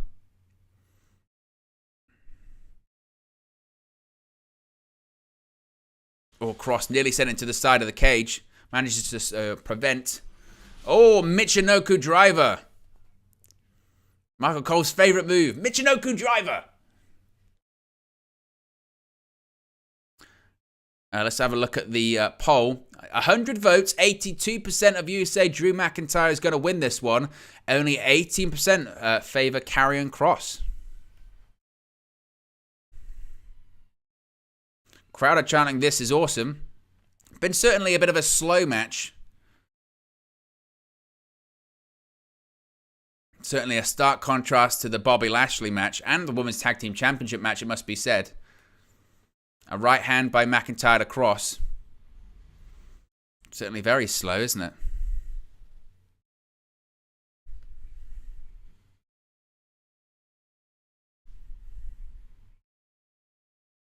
Punch to the gut by Kross. Oof. McIntyre lands on the top turnbuckle, hanging him up on the turnbuckle. Oh, McIntyre hung up. Hung up from the top. He's in a bit of a tree of woe, as they would say. What's Kross looking for here? I think we're going to get a belly-to-belly. You're right. Bang. Throw by Drew McIntyre from the top rope. McIntyre, he's doing a headstand. Look at him. Headstand, gets back up on his feet.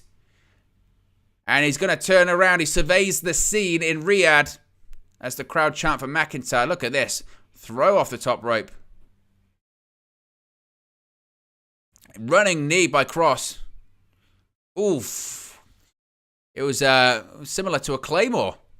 Bit of a page out of the book of Drew McIntyre. Look at this. Basically was a Claymore. It was a flying knee. Show me shades of Daniel Bryan. Scarlett has spikes coming out of her face, which is certainly a look.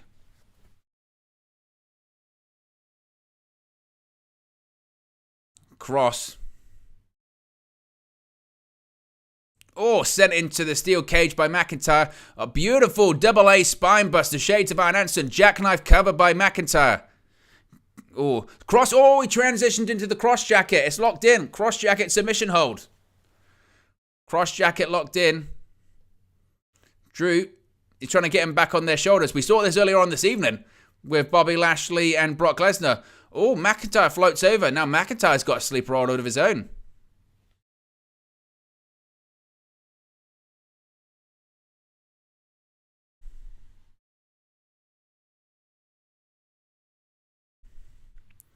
Kross back to his feet.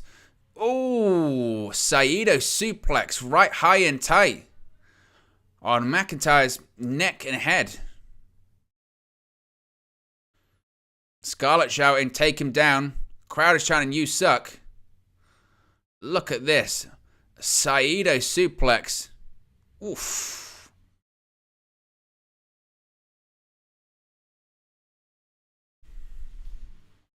Now Kross setting up for something in the corner. Is Kross setting up for a Claymore? No. He went for a cross hammer, seemingly. McIntyre ducks under. Future shock DDT. McIntyre kips up once again. McIntyre's now feeling it. A bit of momentum for McIntyre. He's going to count down for the Claymore. 2, 1. And Scarlett tries to get the attention of McIntyre. She succeeds. And Kross now is going to take advantage. Going to go for a cross jacket again. Scarlett she distracts McIntyre. She scaled the cage. Cross jacket's locked in.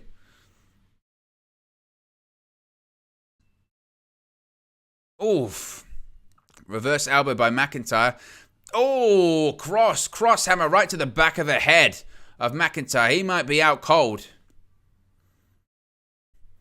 And Kross now seemingly completely in control, soaking in the glory of his deplorable act, as Wade Barrett says.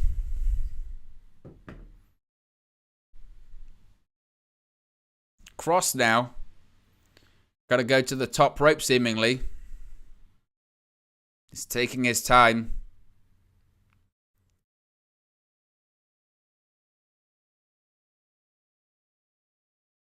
Kross up to the top of the cage. Is he gonna find his way out of the structure?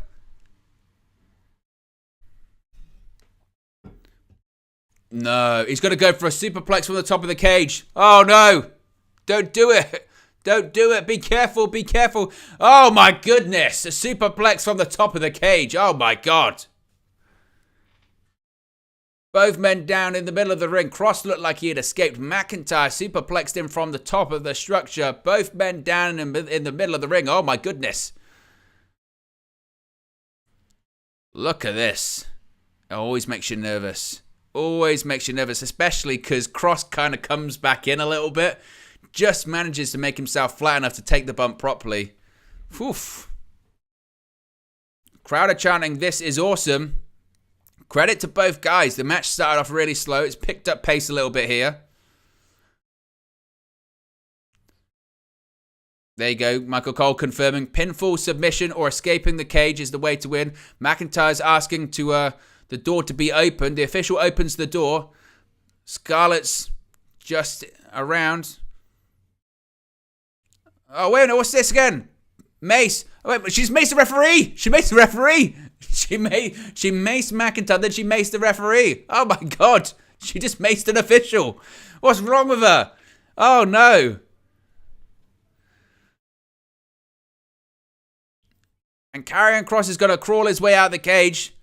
I can't believe she maced an official. She should be suspended. She should be suspended, fired. You can't do that. Kross is crawling. McIntyre trying to prevent Kross from getting out. Oh, it's an ankle lock. Ankle lock. Shades of Kurt Angle and Ken Shamrock. Kross pulled back into the ring. The cage door is still open. What's going to happen here? Oof. Kross manages to get out of the ankle lock. Forearm to the face. Oh, and a Glasgow kiss by McIntyre. Bang. Oh, Claymore out of nowhere. Oh, he just kicked his head off. Oh, my goodness. What a Claymore. Both men down. Look at this. Claymore. Bang! Shades of Shawn Michaels. That's like a sweet chin music out of nowhere. What happens here? Drew McIntyre's back up on his feet. And now Scarlett's the one shutting the door. She's shutting the door. Wow, she's got to be in charge because she did mace the official. Look at her locking the door of the cage. And she's got the key. She's got the key. She's in control. She's saying to McIntyre, you can't win. McIntyre's looking up and saying, well, I'm going to have to escape the other way. McIntyre's climbing. McIntyre's climbing. What's Scarlett going to do now? What's she going to do? McIntyre's seemingly going to climb over. This is going to be it. Now what's Scarlett doing? Scarlett's got to try and get the door unlocked. Oh, the door's open. It's going to be a photo finish. What's going on here? Can Kross get out? McIntyre wins. McIntyre wins. I got it wrong. McIntyre wins by escaping the cage. What a strange finish. What an odd finish to that match. It felt like it took a lifetime. They're trying to play up like Scarlett might have accidentally screwed Kross. I don't know if that was necessarily the case. But Scarlett prevents McIntyre from escaping. She then closes the door, locks the door and says, ha ha. McIntyre then goes, okay, well, I'll climb out. Climbs out and then she decides to open the door, but it's not enough. What a strange finish. Certainly. Nevertheless, Drew McIntyre ends his premium live event losing streak. As we just see here, Scarlett actually maced not only Drew McIntyre, but maced an official. Back in the ring, though, Kross got hit with a claymore. McIntyre decides, okay, I'm going to climb over the top. Does so. And lands on the outside of the ring before Kross can get through the door. There you go. What a strange finish. That was a bit anticlimactic, certainly, wasn't it? But Drew wins a cage match. That was, to be honest, better than I thought it would be. The finish was odd. Again, I mean, that's a bit of a recurring theme this evening. Some of these finishes this evening have been a bit flat, to say the least. But maybe this feud isn't over. Look at that crowd. The crowd's red hot for Drew McIntyre, certainly. But be sure to smash a like on the like button as well, guys. Be sure to subscribe, bottom right-hand corner. We're on 8,521. So if you haven't already subscribed, please do so. So if we can get 8,530. But some strange finishes this evening. Black Zeus says, not a clean finish so far. Steffi Jenks says these matches, the endings are, yes, I know what you mean. McKieran says, I was almost right. If Kross had gotten out, I'd be 3 for 3. I know, I predicted Kross as well. Harry says, for saying it was the match I wanted, at least wanted to see, it was all right. I agree. I think it was better than, I think it's better than maybe thoughts or expectations would have been. But I think it was okay. Lucky Rice says, oh, Drew McIntyre. Dan Davidson says, hello there, bro. Owen, yourself is doing awesome, like always, because you're blessings to this sport. I appreciate that, Dan. I appreciate all of the support. Robbie Stock says, who won, Lashley or Lesnar? It was Brock Lesnar in slightly controversial circumstances. But there you go. We're 1, 2, 3 matches in. Next match, I think, is going to be the 6-man tag team match between the OC and the Judgment Day. They're doing a promo for a show called This Is Awesome on Peacock. Well, we've got more cars arriving outside in Riyadh. That can probably only mean one group of people, certainly one person. We saw the Pauls arrive earlier. I think that's Solo Sikoa in the front seat. It is indeed. Solo Sikoa's arrived, which can only mean one thing. There he is, the Tribal Chief. The head of the table, the undisputed WWE Universal Champion himself, Roman Reigns.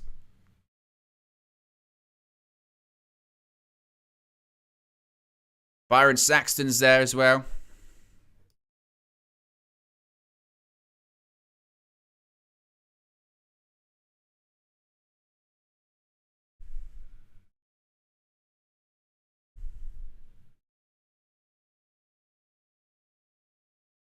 Solo Sikoa pushing the microphone away from Byron Saxton, said, I don't want to talk to you. There's Paul Heyman, special counsel. Paul Heyman's love. Paul Heyman saying, one lucky punch. I'm talking about Jake Paul.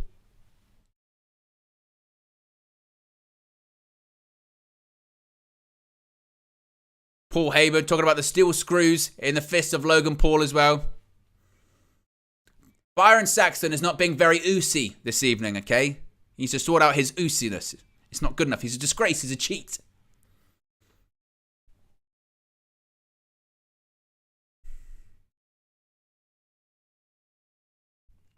Logan Paul is going to hit the one lucky punch this evening.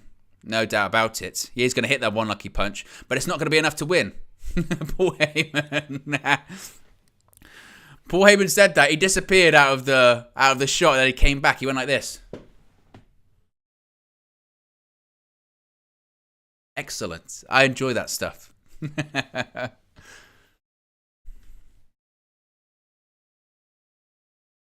that's the main event later this evening, guys. Don't you worry, we'll be live for it.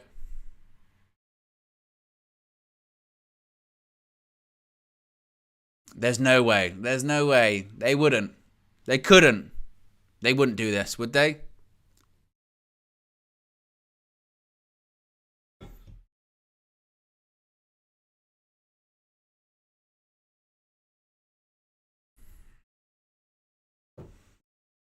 Will tonight be the night? No way.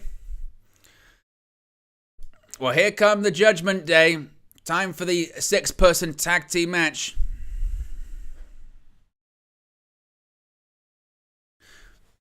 The one good sort of leftover of Edge's association with the Judgment Day is their entrance song. Alter Bridge, The Other Side. It's very, very good. It's excellent. But there they are. The awful quadruple.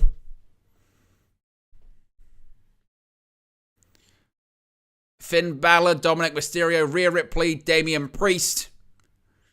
The Judgment Day. It's an excellent song. And to be fair, the entrance is pretty badass too. I'll give them credit there.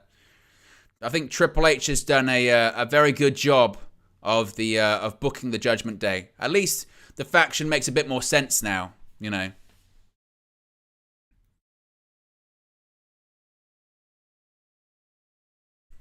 But the Judgment Day are making their way to the ring.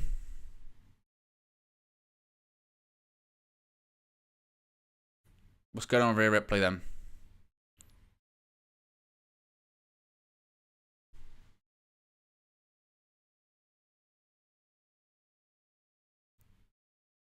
Oh!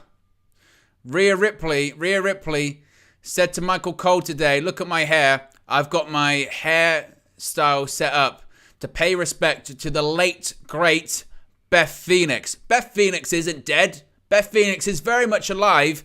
She got her head smashed in by a concerto by Rhea Ripley at Extreme Rules. That is being called seeds being planted this evening. Beth Phoenix is going to be the equalizer. I'm calling it right now.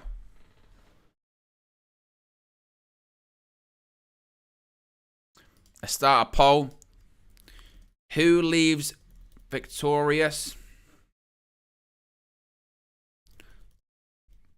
The Judgment Day or the OC? Who's going to be leaving with the victory? I think it's going to be the OC. The OC was my prediction before this match. I'll tell you what, that shot of the 4 sort of pillars surrounding the ring with the LEDs is pretty awesome.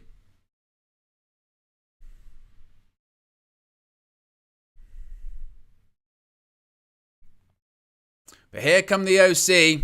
AJ Styles, Karl Anderson, Luke Gallows. Karl Anderson in Saudi Arabia, not Osaka, Japan, where he was previously booked. If he came out with the Never Openweight Championship, I'd go crazy. He didn't though.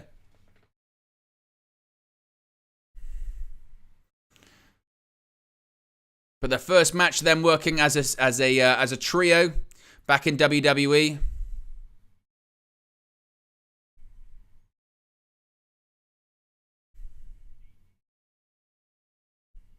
Gallows and Anderson backing up AJ Styles. Of course, huge history of Finn Balor, the founder, original leader of the Bullet Club in New Japan Pro Wrestling. After Finn Balor left for WWE, Karl Anderson became the second leader of the Bullet Club, and Finn Balor's place was replaced by AJ Styles. A lot of people think that AJ Styles was the leader of the Bullet Club. He was not. Karl Anderson was the leader, but he was indeed replaced, Finn Balor, then known as Prince Devitt, by AJ Styles.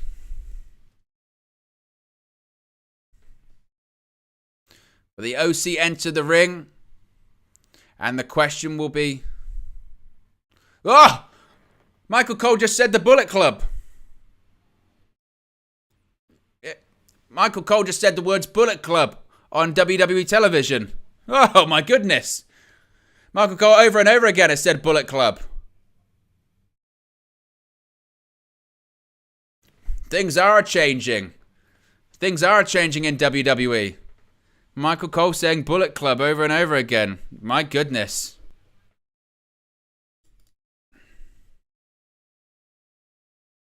Wow.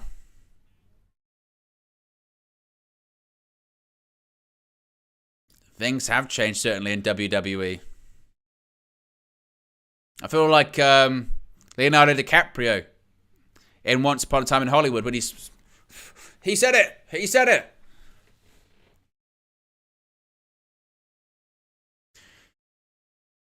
Karl Anderson and Finn Balor starting off the match, collar and elbow tie-up. And the match is underway.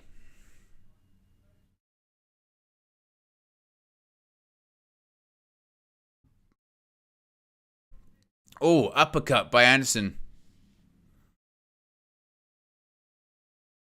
Shot by Anderson as well.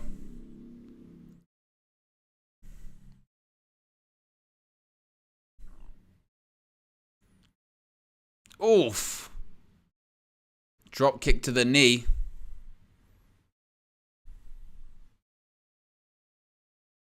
And in comes Damian Priest. Damian Priest, the big man for Judgment Day, is going to be met by the big man from the OC, Luke Gallows. Gallows and Priest facing off. Oh, Michael Cole's full of the New Japan references. Talking about him being an IWGP Tag Team Champion. Oh. They tried the shoulder tackle. That didn't work on Gallows. Damian Priest says, I don't sweat you, to Gallows. Oh, a right hand right to the face. A cheap shot by Damian Priest. Also known as Punishment Martinez in Ring of Honor, of course. Rhea Ripley on the outside of the ring. Oh, Gallows just throws Priest into the corner. Tees off right hands and left hands to the gut.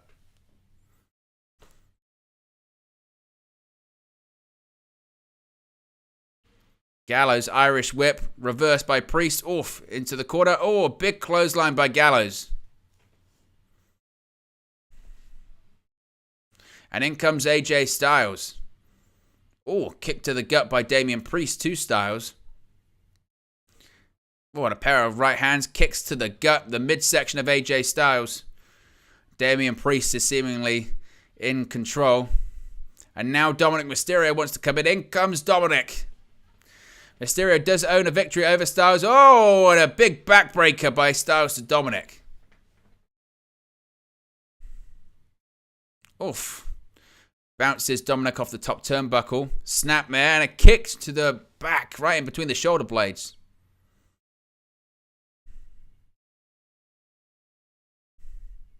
Oof. Crowd in Saudi chanting, who's your daddy? At Dominik.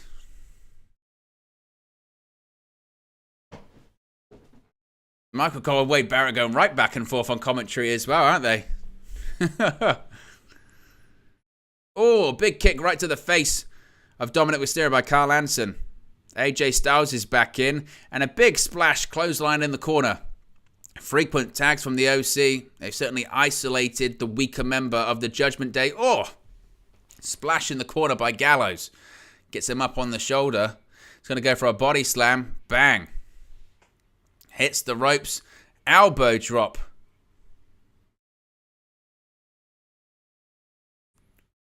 Tag, in comes AJ Styles. Or kick to the gut.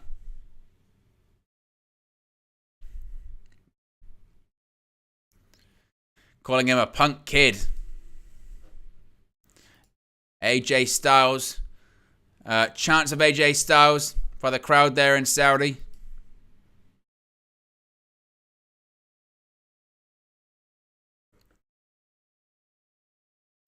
John Elite for Life says, is this the first time they mentioned Bullet Club in WWE? It might be.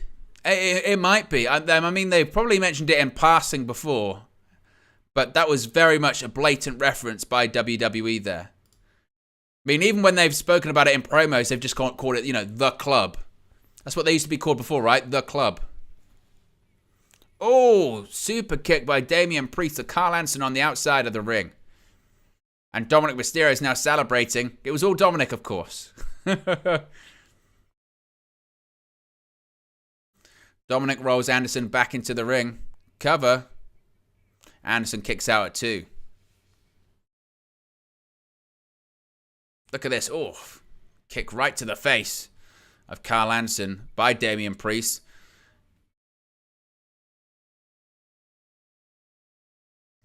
Dominik Mysterio giving a bit of Eddie Guerrero, Viva La Raza, to his true pappy.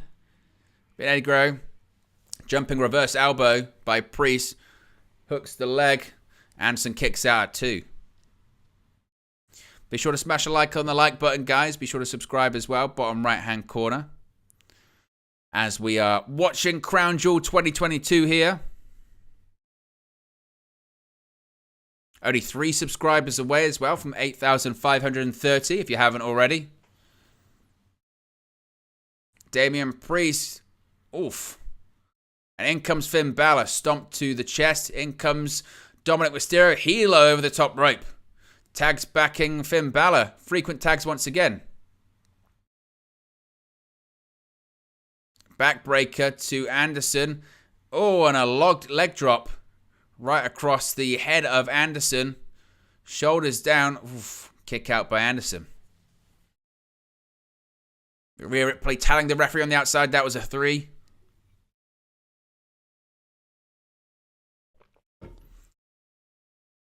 We've got to have someone on the outside. We've got to have someone certainly neutralise Rhea Ripley, haven't we? There's a jam-packed stadium there, certainly.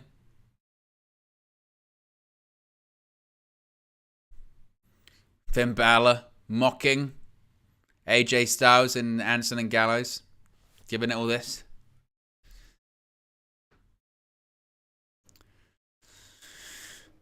But certainly that's a second Beth Phoenix reference there by Michael Cole. So certainly, again, they're planting the seeds, I think, maybe.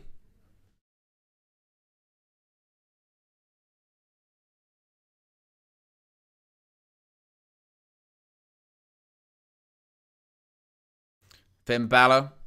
Got the side headlock on Karl Anderson there. Oof.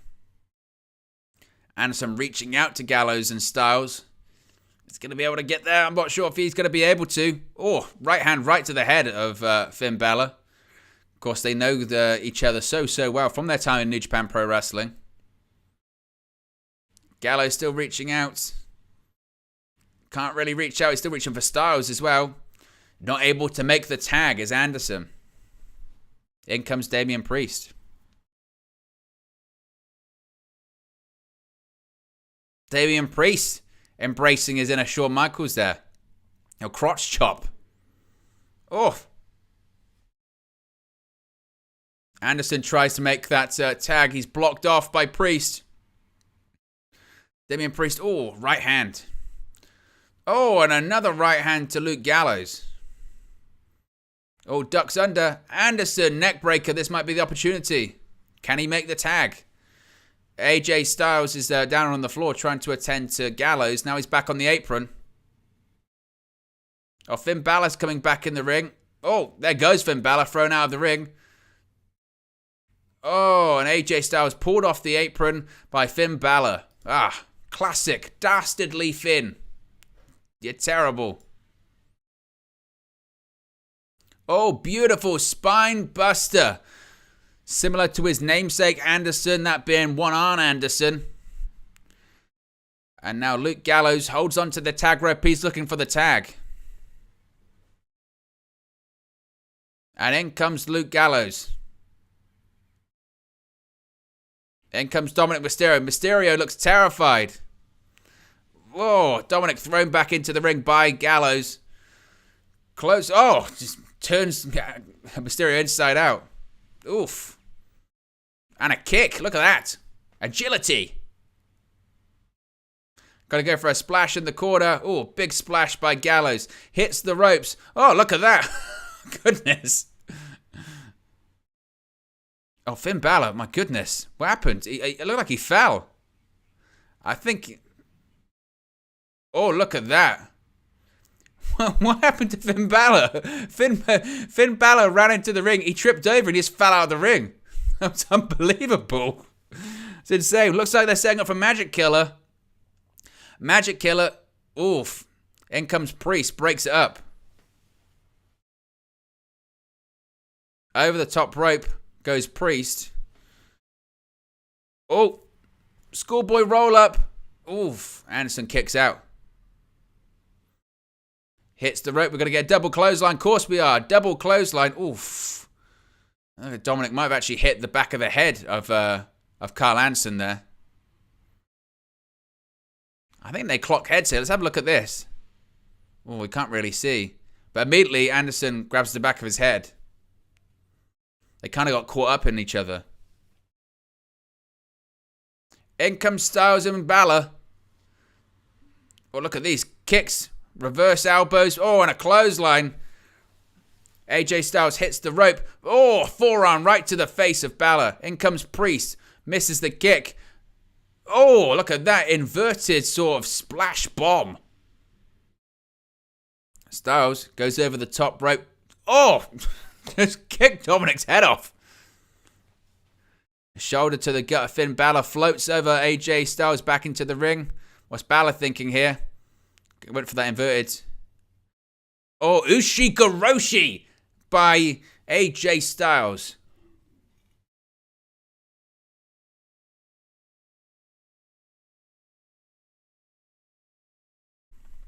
Styles thinking about Styles clash. Backed into the corner. Finn Balor. Always going to go for calf crusher. No. Finn Balor. Figure 4 leg lock. There you go. Shade to the nature boy. Figure 4 leg lock. Few woos from the crowd in Riyadh. Oh, what a senton by Karl Anderson to Finn Balor. In comes Dominik. Things are breaking down a little bit in this one. People are all getting all involved. Dominik, oh dear. What's going on? Oh, planted by Luke Gallows. Oh, spinning kick by Damian Priest. Ducks a clothesline. Pele kick.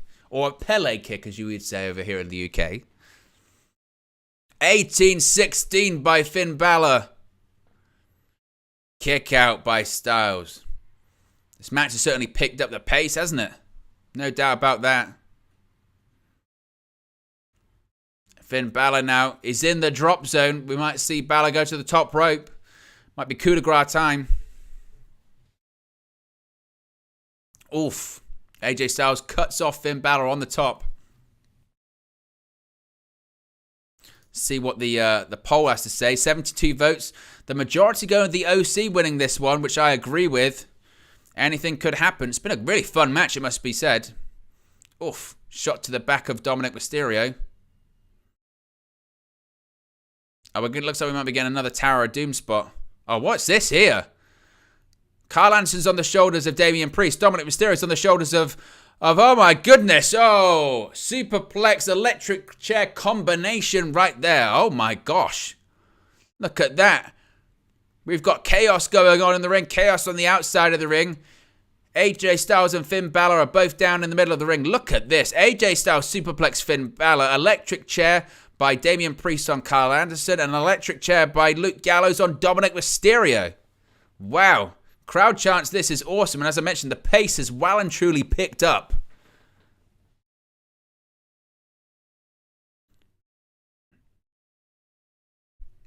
Finn Balor's in the corner. Put Styles over the top rope. Styles. Oh, AJ Styles going to set up phenomenal forearm. Dominik Mysterio is distracting the referee. Rhea Ripley on the outside of the ring. Oh, just dumped AJ Styles on the apron. More distractions. How many distraction finishes are we getting? We're just getting distraction finishes in every single match. Unbelievable. Oh, shotgun dropkick. Michael Cole says someone's got to kick her ass. Calm down, Michael.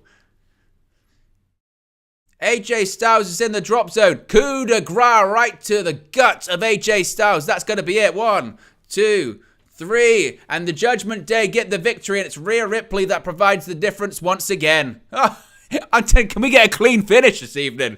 Michael Cole's losing his mind. Someone's got to kick her ass. He's furious. You sort it out, Michael. You attack her. Oh. He's got no time for Rhea Ripley. Somebody has to kick her ass. Well, it's going to be Beth Phoenix at some point, but, wow. It must be said again. So what minute? Look at these matches so far tonight. Lesnar versus Lashley was not a clean finish. Women's Tag Team title match was not a clean finish. Nikki Cross got involved. Steel cage match was not a clean finish because Scarlett was involved. It was a distraction finish even though McIntyre won. And now in this one, Rhea Ripley distracts AJ Styles and the OC get a victory. We have yet to see like a clean victory. Unbelievable. Oh, wow. But the Judgment Day get a victory. The OC have their first 6-man tag team match back in WWE and they've lost. Wow. Be sure to smash a like on the like button, guys. Be sure to subscribe, bottom right-hand corner. We'll do a quick subscriber check as the Judgment Day celebrate in the ring. The OC have to find someone to neutralize Rhea Ripley. We're at 8,531. 9 away from 8,540. But, my goodness, and Rhea Ripley's telling the crowd to cry. Michael Cole certainly is at ringside. Michael Cole went insane. Did you hear him? I couldn't believe it.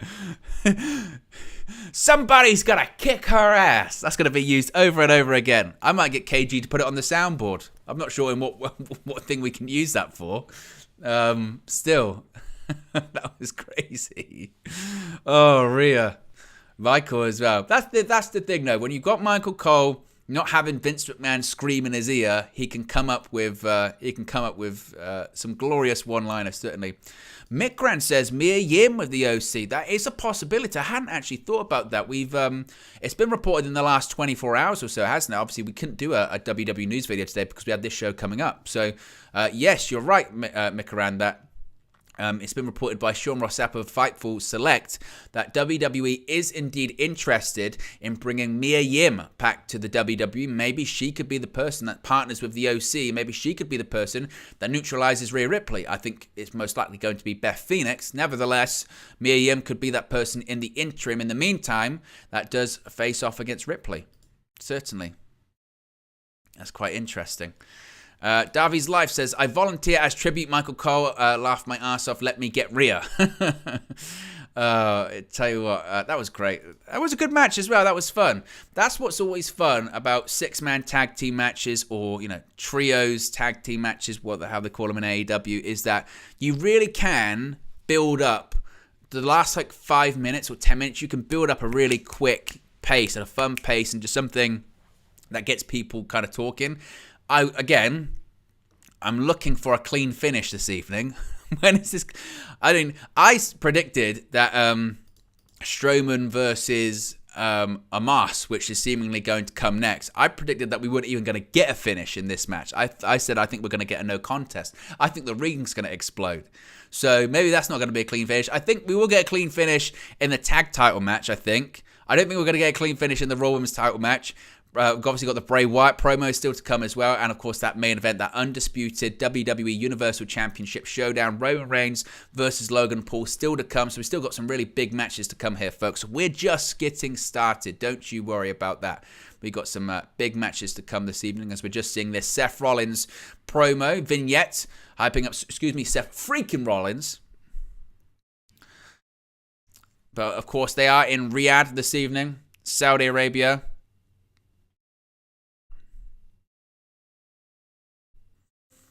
Michael Cole's great, though. Literally, ever since Vince McMahon retired, Michael Cole's been allowed to be himself. He's referencing New Japan. He's talking about the Bullet Club. He's saying someone needs to kick Rhea Ripley's ass. In SummerSlam, and he was like, Brock Lesnar, just stay down. Stay down, Brock. He took a bump on SmackDown as well when someone ran into him. But coming up next, Halloween may have passed us, but it's time for a good old-fashioned monster match. We've got the monster of all monsters, Braun Strowman, facing off against the Nigerian giant, Omos. This is going to be a fun one.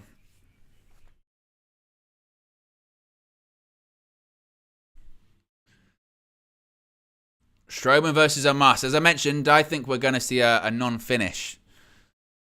But we'll put the poll in the chat. We'll do several.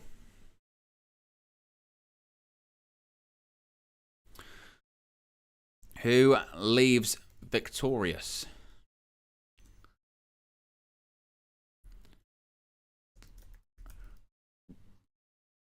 Braun Strowman. Omos.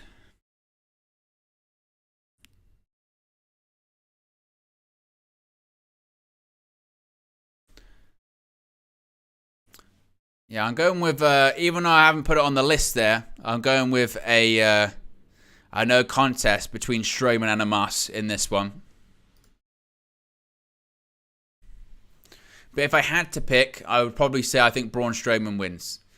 I think Strowman will defeat Omos. There was a picture yesterday they did a weigh-in at the press conference between Strowman and Omos. And literally, for whatever reason, Braun Strowman decided to put his head in Omos's chest. It was quite funny.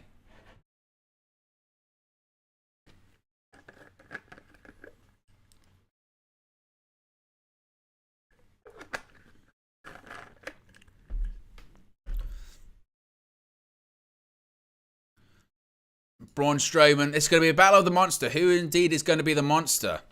Braun Strowman, as I mentioned, has called himself the monster of all monsters. We will see if he indeed is. Can't say I'm a massive fan of the piercing through the nose. Oh, that Strowman has. The tail of the tape. Braun Strowman 6'8", Omos 7'3". Strowman 335 pounds. Omos is 416 pounds. Similar size chest, similar size neck. Omos's shoe size 18, quadruple E. Ugh. My goodness. Wade Barrett says it makes the rest of us look like garden gnomes. Speaking of the Nigerian giant, here he comes. Black Zeus says, gotta go, guys. Taking my son to bonfire night. Have a good night, everyone. See you tomorrow for the United View watch along. Appreciate you, Black Zeus. I appreciate you joining in, and I will see you tomorrow, absolutely. And hope you and your son have a great bonfire night evening. Here comes Omos. Be sure to smash a like on the like button, guys. Be sure to subscribe as well. Bottom right-hand corner.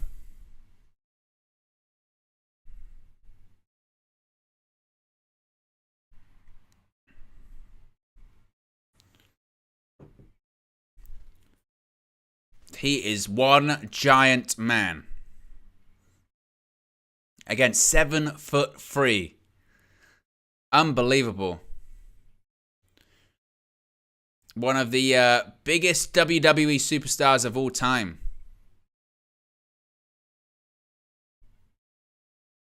£416. This could be an absolute train wreck. And not in a good way either, by the way. Don't expect this to be a Matt Classic. I wouldn't expect that. And don't get your hopes up for it to be a Matt Classic, by the way.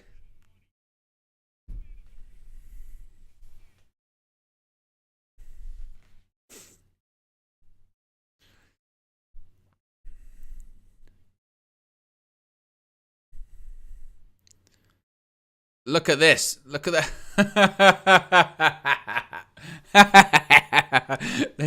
He literally put they've got a picture of Omos's hand being over Michael Cole's face. And Wade Barrett said, I'm pretty sure you had to change your pants after this one. WrestleMania tickets available on November 18. Oh. Maybe United View need to go out to that. Imagine. Imagine. That'd be crazy.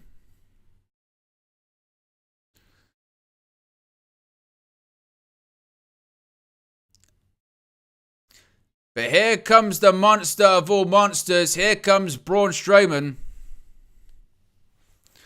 Can't say I'm a big fan of his new entrance music. I preferred his old one. But of course, his old one was made by the CFOs, so I can't really use them anymore. But there he is, Braun Strowman, who is in unbelievable shape, it must be said. He is absolutely jacked. The difference between him when he first came into WWE and now, to be honest, the difference between him and when he was released is unbelievable. He is jacked.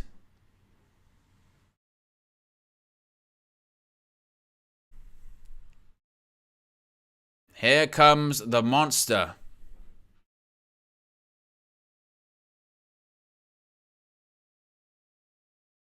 They're saying that MVP isn't there because of the attack last night by Braun Strowman.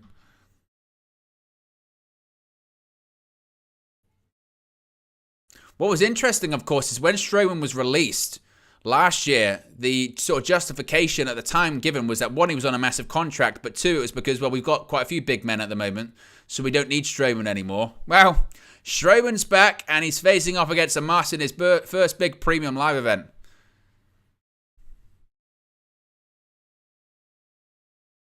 Crowd certainly behind the monster of all monsters.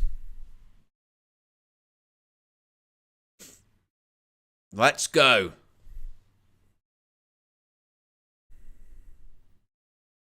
This is proper, Kaijin come to life.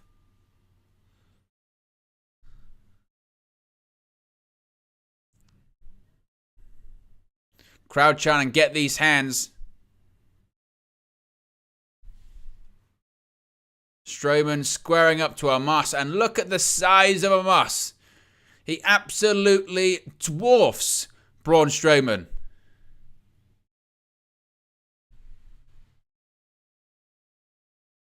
Braun Strowman, Saudi Arabia's behind me.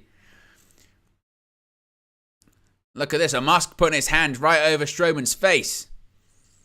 I'd rip the nose ring out. He's going for a test of strength. Strowman's not even going to be able to reach. Omos saying, can you hear that? Talking smack, can you hear that? Can you hear that? They watch Strowman's pandering to the crowd saying, test of strength. I'm not sure how wise this is going to be for Braun Strowman. A test of strength to start things off. We are getting really old school. And Strowman's already down to one knee. Look at this. Oh, and Omos cuts him off. Knee to the midsection. Oh, elbow in the corner. Don't expect, again, hip tosses, arm drags, Hurricane Ranas, Frankensteiners.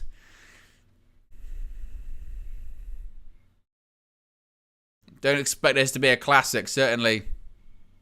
Oh, whip into the corner.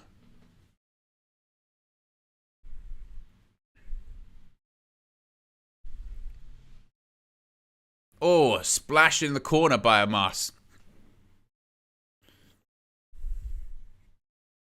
Omos just laughing at Strowman. Omos hits the ropes. Oh, my goodness. He just kicked his head off. Oh, I've broken his jaw. That kick was stiff. Stiff kick to the face. Omos is talking. Oh, and a kick to the gut. A kick to the ribs. Look at this boot by Omos. Bang. Some chants from the crowd of, you can't wrestle. I don't think it matters. Certainly Strowman, you can say, is absolutely selling his behind off to try and make Omos look good. Oh, Omos hung up on the top rope. Oh, right hand. Another one. He's going to go for a body slam. Oh, Omos preventing it. Oh, look at that. Man, that was ease.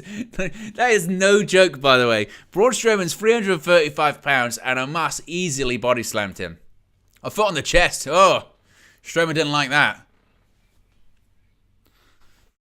Be sure to smash a like on the like button. Be sure to subscribe, bottom right hand corner. I know that, Strowman helps him when it comes to the body slam, but... Oh, right hand by Strowman. He's going to go for a body slam. He still can't do it. Headbutt by Omos. Oh, and another one. Oh, with one arm. With one arm. One arm body slammed Braun Strowman. It's ridiculous. I mean, credit to Braun Strowman. He's doing everything in his he can to make Strowman look good. Foot on the chest again. Strowman kicks out.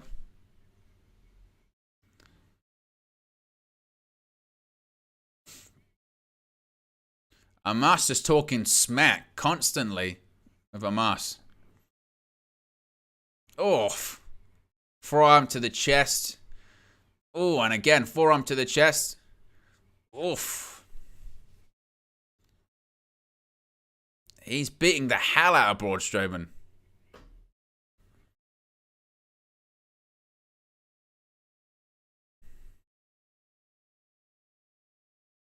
Oh, he just beeled Strowman around the ring. Look at this. He just threw him. 335 pounds. Oh my goodness. Just dominated him. Omos says I can do it in my sleep. Just grab Strowman by the throat.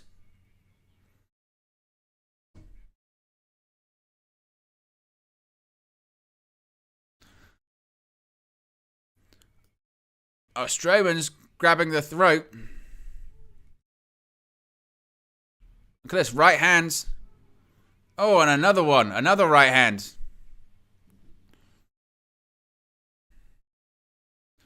To be fair, it's not bad so far. This match has been very well done. Right hands by Strowman, trying to fire up, and another right hand. Now look at Omos, look at him. It did no damage at all. Strowman hits the ropes. Oh, he's got a clothesline. Oh, he didn't go over the top. He does this time. There he goes, outside of the ring. Omos lands on his feet, though.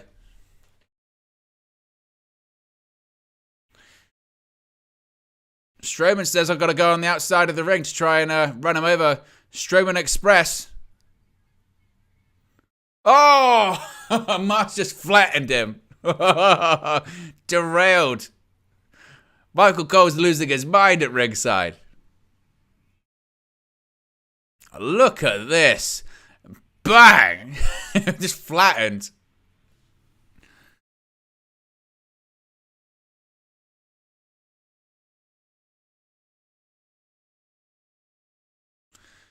Oh. Omos just talking smack the whole time.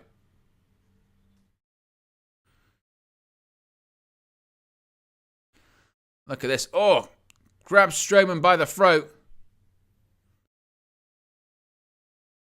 Strowman trying to fire up. He's trying to prevent the powerbomb. Oof. Oof. Throws Strowman into the turnbuckle. Charges him in the corner. Oh, Strowman moves. Oh, he's got him up on his shoulder. He's got him up on the shoulder. Running power slam. Oh, my goodness. Running power slam. 1, 2, 3, 1. He won. Strowman wins. Running power slam. Gets the victory. So Omos dominated him for the entire match. And Braun Strowman gets the victory with a running power slam. Oh, my goodness. The match ended out of nowhere. It's a clean win. I'll give him credit. It was better than it needed to be. You know, it was better than I think most people expected it to be. Fair play. Braun Strowman gets the win.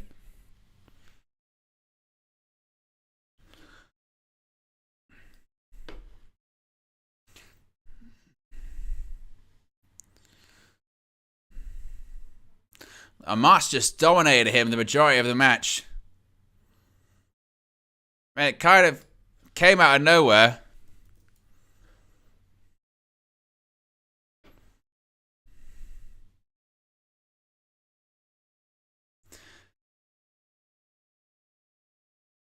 Came out of nowhere, like I said, but fair play.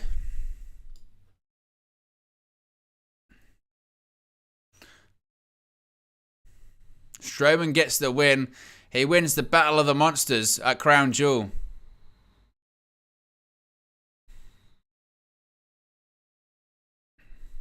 Said Strowman gets the win. Fair play. Again, I didn't expect it to be that good. And not that it was great or a classic by any stretch of the imagination, but for what it was fine. But there you go. The majority of the votes in the poll were right. But it's not easy for big guys to work like that, so I think they deserve a lot of credit. Be sure to smash a like on the like button, guys. Be sure to subscribe as well, bottom right-hand corner. We're currently on 8,535 subscribers, 5 away from 8,540. So if you haven't already, be sure to subscribe, bottom right-hand corner. Smash a like on the like button too. We're 1 like away from 70 likes at the moment. So if you haven't already, click that like button. The next match after this should be for the Undisputed WWE Tag Team Championships. We're rapidly getting through the matches this evening, aren't we?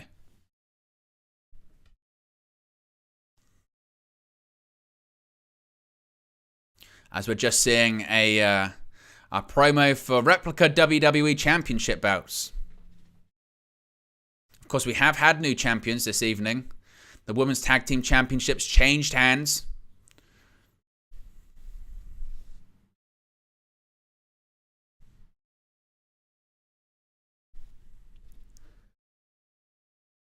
Speaking of the Undisputed Tag Team Champions, here they come. The Bloodline make their first appearance inside of the stadium tonight in Riyadh.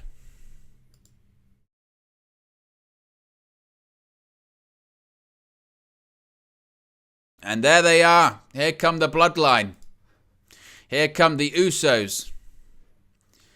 The Wands. They're feeling pretty oosy this evening. No doubt about it. They're feeling pretty damn oosy.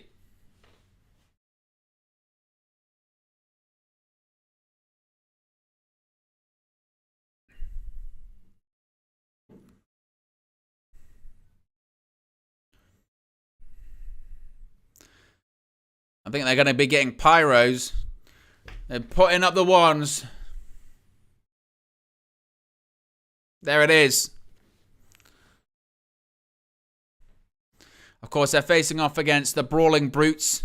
Sheamus still currently on the shelf after their attack a couple of weeks ago.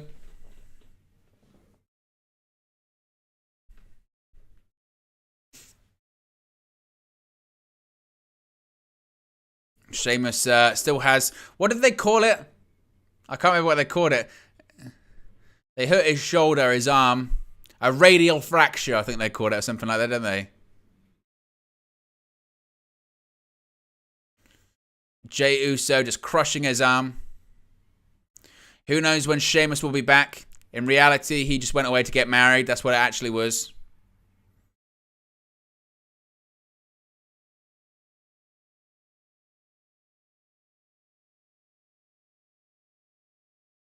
Oh, wow.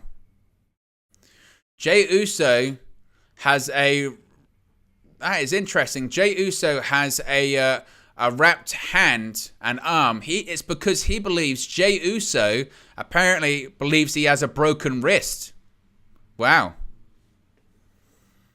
Interesting. Jey Uso could be dealing with a broken wrist right now. I hope not. I mean, I don't want to see Jey Uso out for a long period of time.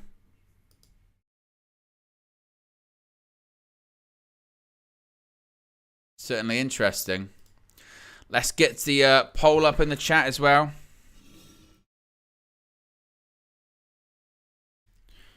Who leave? Michael Cole going crazy. It's fight night. The Usos.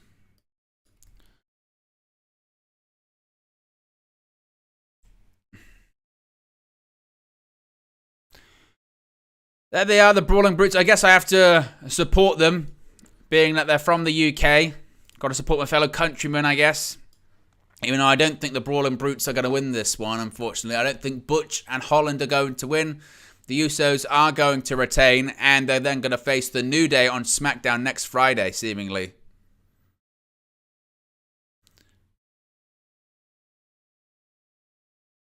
Apparently, Jey Uso will have an MRI on his wrist on Monday.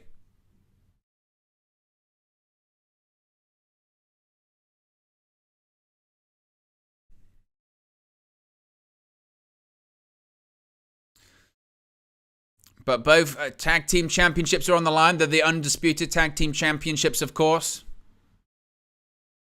You've still got the SmackDown and Raw Tag Team Championship bouts, the red and blue bouts. Apparently, new Tag Team Championships have been created by WWE. I think they're likely to probably debut after the Usos defeat the New Day next Friday on SmackDown. Oh, kicked right to the back of Jey Uso immediately by Butch. Schoolboy. Oof, Jimmy Uso just kicks out. That was close. Oof. Oh, jumps on the fingers.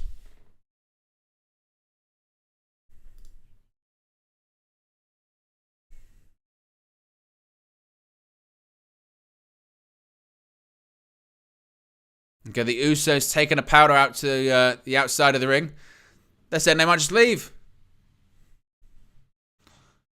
Oh, they're saying they're going to leave. Oh, knee by Butch to the Usos on the outside of the ring. The Usos were just going to leave. They were just going to walk out. They said, we don't need to be here. We can get disqualified or counted out as champions. It doesn't matter. Still retains their titles. Butch. Joint manipulation. Working on the fingers. Oh.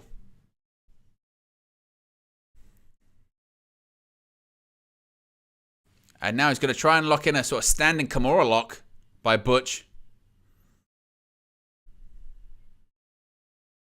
Oof. Jimmy manages to counter. And a knee right to the back of Butch's neck, hanging him up over that bottom rope.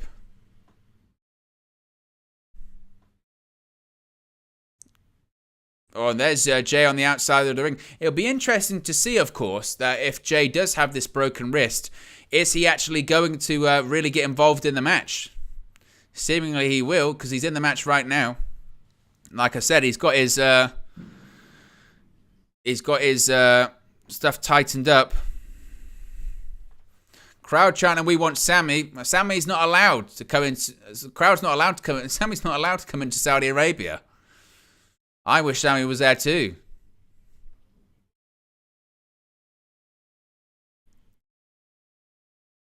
Stamps to the chest. Jey says, "You're not getting Sammy."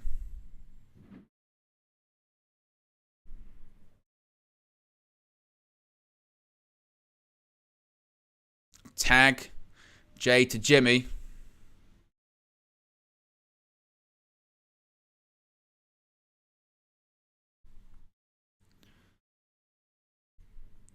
Crowd chanting, "You're not Usi," to both the Usos. Right hands to the head of Pete Dunne. He's not Pete Dunne anymore, he's Butch. Crowd chants, "You're not Usi." Now Jimmy's starting Us, and so Jimmy Uso. Oh, Butch gets his feet up. Tornado DDT spikes Jimmy in the middle of the ring.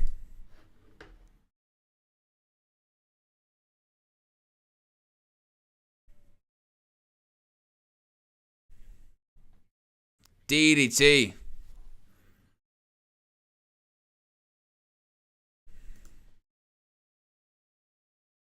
Oof. Shoulder tackle by Rich Holland. Bang.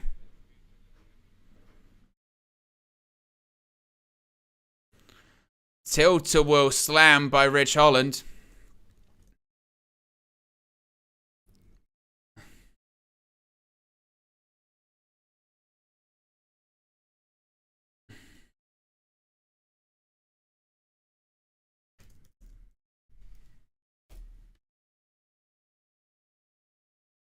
Okay, Rich Holland picks up both members of the Usos. Look at this. Oh, slams them both. Cover. And Jey Uso kicks out. Be sure to smash a like button, guys. We're 2 likes away from 75. We'll do a quick subscriber check as well. We're going to get 10 beats of the Baron. 2, 3, 4, 5, 6, 7, 8, 9. Oh, and Jimmy preventing Jay from getting hit with 10 of them. We're 2 subscribers away from 8,540. So if you haven't already, be sure to subscribe. Bottom right-hand corner. Oh, shoulder tackle. And Jimmy, went for a tope suicida, but he just got a right hand.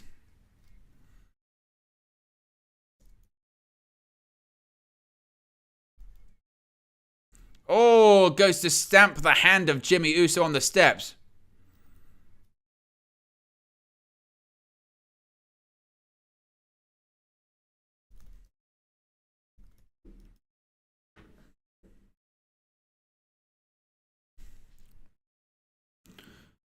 Look at this. Oh, Rich Holland plants Jimmy Uso. Or it's Jey Uso, rather, he planted.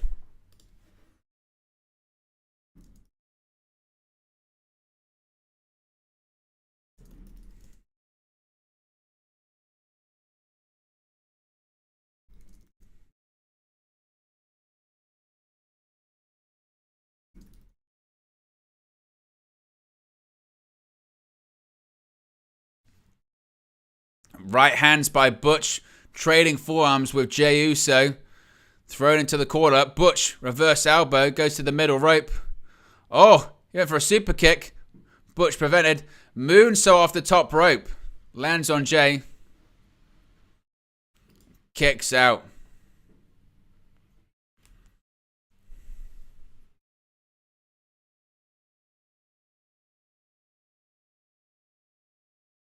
Oh, right hand by Jey. Main event Jey Uso. What was that? Oh, actually smashed on his broken wrist. What are they going for here? Oh, Jimmy prevents it from happening. Oh, pair of super kicks by the Usos. Oh, a headbutt by Rich Holland. Super kick by Jey Uso. Step up enziguri by Butch. Oh, super kick by Jey. Jimmy going to the top rope. I see planning here. Went for a splash. Oh, counters into a triangle. Looks to be a triangle.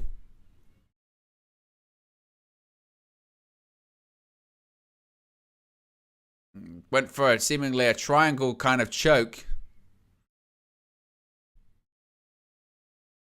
In comes Jey Uso. Oh, lifts him up with a super kick to the side of the head. The Uso is going to go for stereo splashes. Stereo splashes seemingly. Bang. Double splash on Butch. 1, 2. Oh, and broken up by Rich Holland.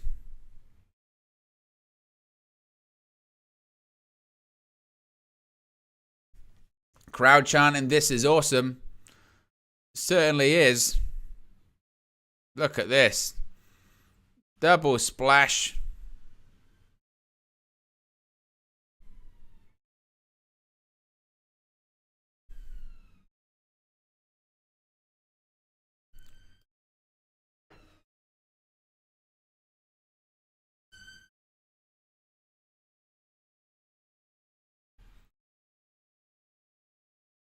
Crowd chanting, "Usi, Usi, Usi."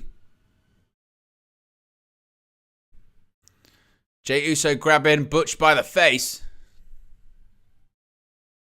Oh, that's the bad hand. Oh, the wrist that might be broken by Jey Uso. Snaps the fingers, does Butch. In comes Rich Holland. Rich Holland throws Jimmy Uso through the middle rope. Gets Rich Holland up on the shoulders. He's going to go. White noise. White noise by Rich Holland. That might be it. 1, 2. Oh, and Jey Uso kicks out. Michael Cole once again going crazy at ringside.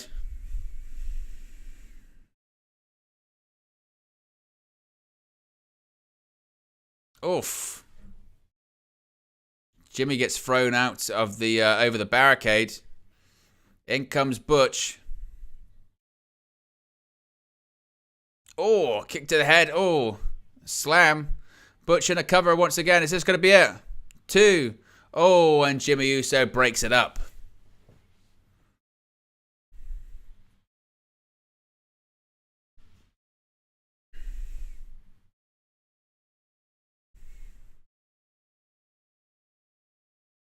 Look at this slam.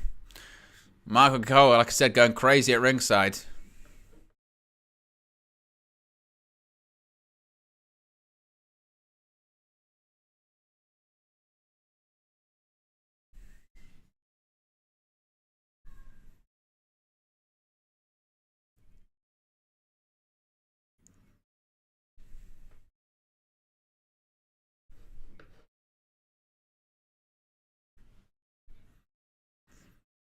Both teams now brawling with each other.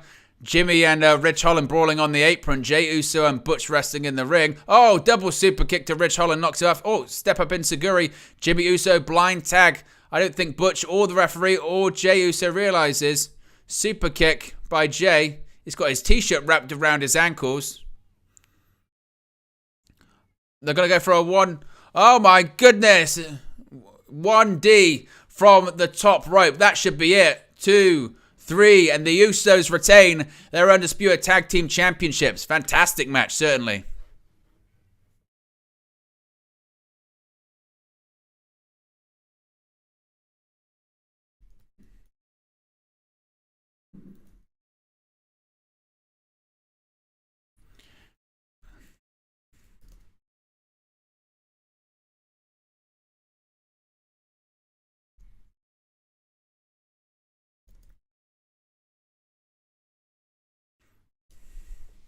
But the Usos retain the Undisputed WWE Tag Team Championships. Fantastic match, certainly. And the Usos get the victory and retain. And what was in certainly one of the best matches of the evening so far. It was a blind tag. Butch didn't see it. Butch goes to the top rope. It was a super kick by Jey Uso. Uso then lifts Butch up into the 1D from the top rope. Jimmy with the cutter, Jey with the flapjack, and that's all she wrote. And the Usos retain the Undisputed WWE Tag Team Championships. They will go on to face the New Day this Friday night on SmackDown, and they could beat the New Day's record of being the longest reigning WWE Tag Team Champions in history. Again, this Friday, Undisputed Tag Team Championship match coming. The Usos still the ones. They still the ones. The Bloodline retains so far. The question is, will Roman Reigns retain this evening? That's the one, isn't it? Will Roman Reigns be the one to retain?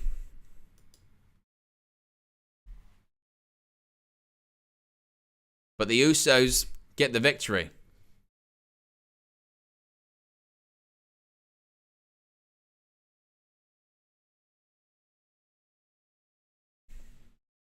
Be sure to smash a like on the like button, guys. 3 likes away from 80. Be sure to subscribe as well, bottom right hand corner, as the Usos make their exit. A Cody Rhodes promo, eh?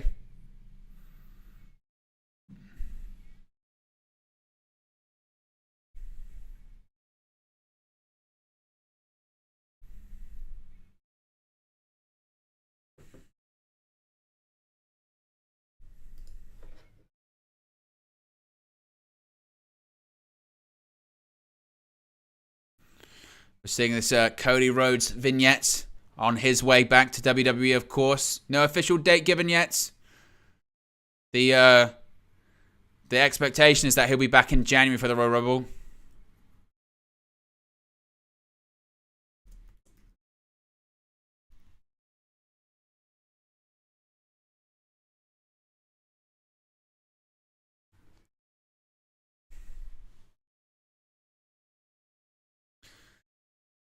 Of course, Cody Rhodes still out with that torn pectoral tendon injury that he suffered just before the Hell in a Cell event in June. Remember, they're just talking about his injury.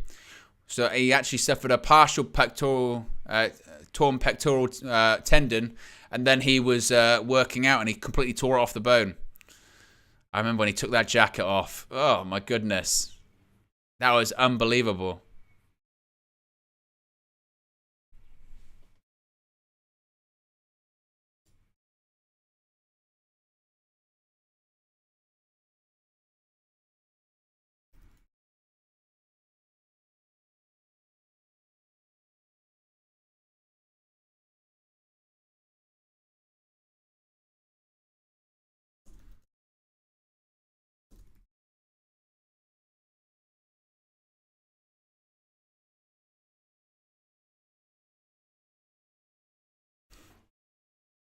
Seeing actual videos of Cody Rhodes' recovery.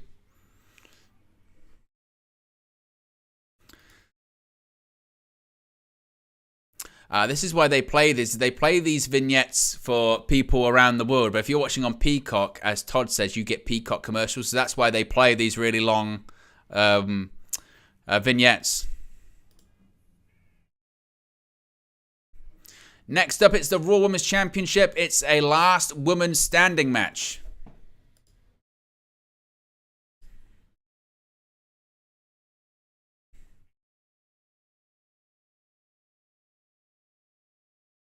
And here comes Bayley. The challenger's on her way out first.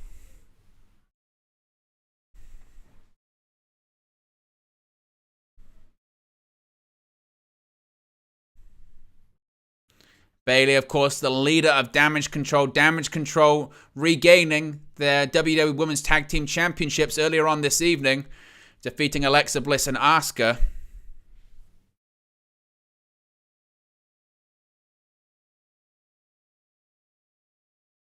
Bayley walking down the ramp, being booed by the crowd, as you would expect, saying you're welcome.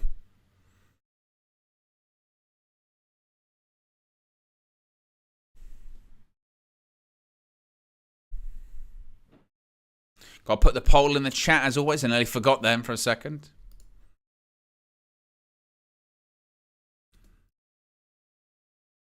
Who leaves as Raw Women's Champion? The drones are now spelling out Damage Control. I think we're going to have a new Raw Women's Champion. I really do.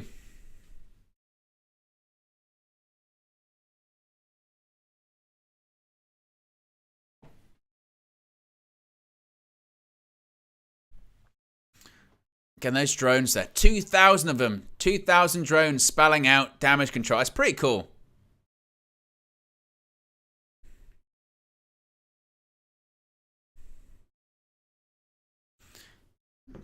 Let's do a quick subscriber check as well.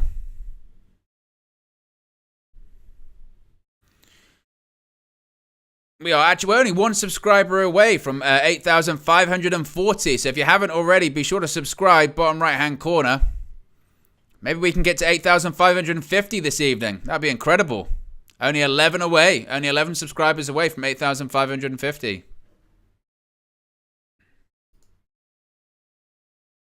Here comes Bianca Belair, though. The EST of WWE. The Raw Women's Champion.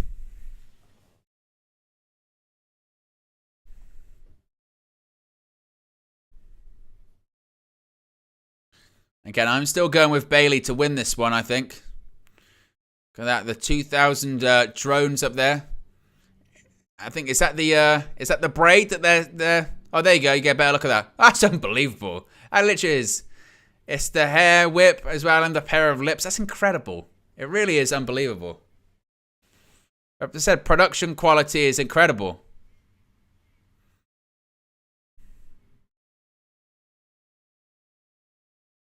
Like I've said, there's one thing WWE knows what to do, and that is a stadium show.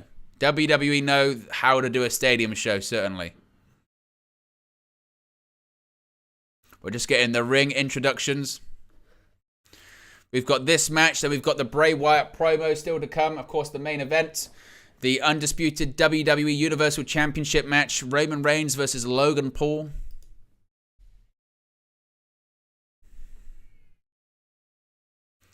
Bayley representing Damage Control. Boos the crowd back.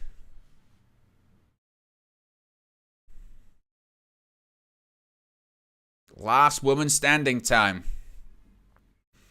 Who will be that last woman standing? Bianca Belair.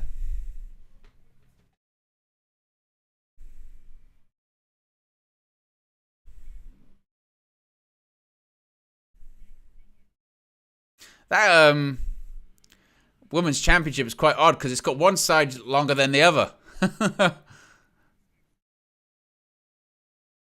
But anything goes, of course. If you're not familiar with the last woman standing match, basically you have to incapacitate your opponent so they can't answer the count of 10. And you will therefore be the last woman standing. So anything goes. No pinfalls, no submissions.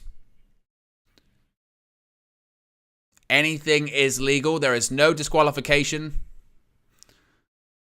The last woman standing match was at Evolution in 2018. Becky Lynch versus Charlotte Flair.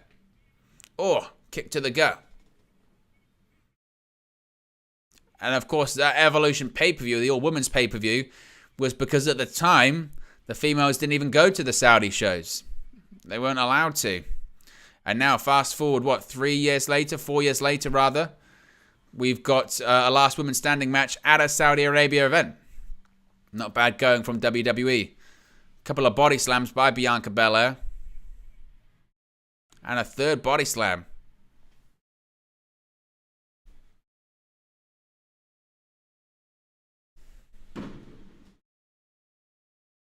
Bayley thrown to the outside of the ring.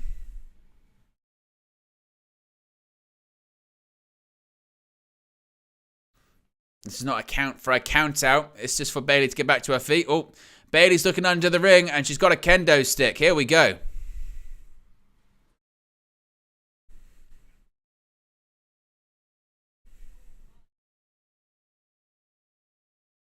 Oof.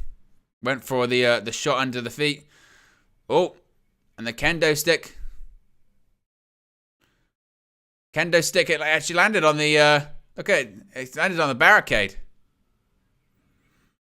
Unbelievable. I can't believe it landed on the barricade. It's incredible. She threw it on the floor, it bounced up, and it balances on the barricade. Couldn't do that again if she tried.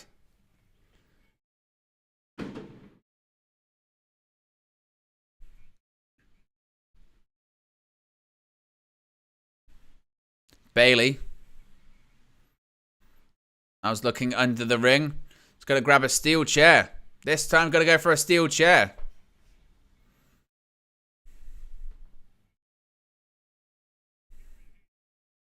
Oh, went for a drop kick. Well, Bayley goes to smash the steel chair onto Bianca. Bianca avoids it. Oh, beautiful backflip. Oh. Chair to the face of Bayley.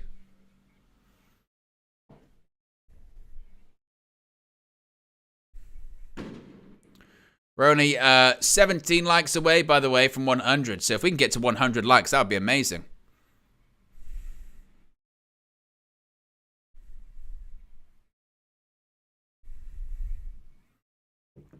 We're also only 7 subscribers away from 8,550, which is amazing as well. Steffi Jenks, the number of steel chairs that get destroyed by WWE. Exactly. Oh, here we go. Ladders coming out into play. Bayley's grabbing a ladder. Mikaran says it's been a solid event so far. Oof.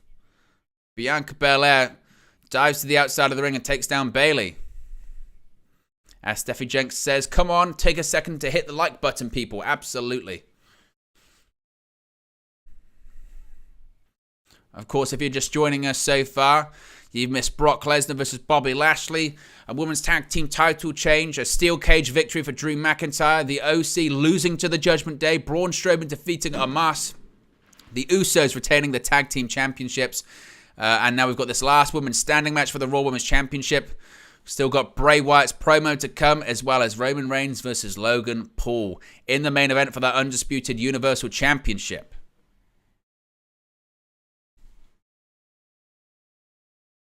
Oof. Bayley just throwing Bianca Belair into the barricade.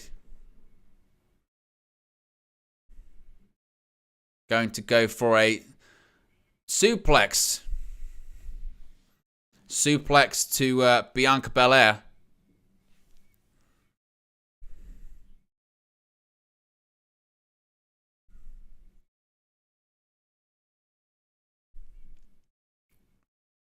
Oof. Forearm to the back of the neck. Oh, forearm to the face.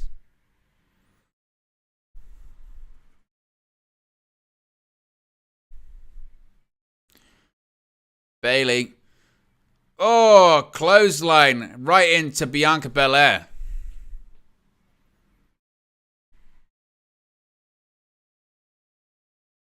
That was nasty. Look at this. Just walks the barricade. Oh, and a clothesline onto Belair, who's sitting on a steel chair. What's Bayley looking for this time? Oh, dear. She's grabbed a table. Bayley brings out the wood because looks like someone could be going through a table this evening. Bianca Belair could be in a bit of trouble.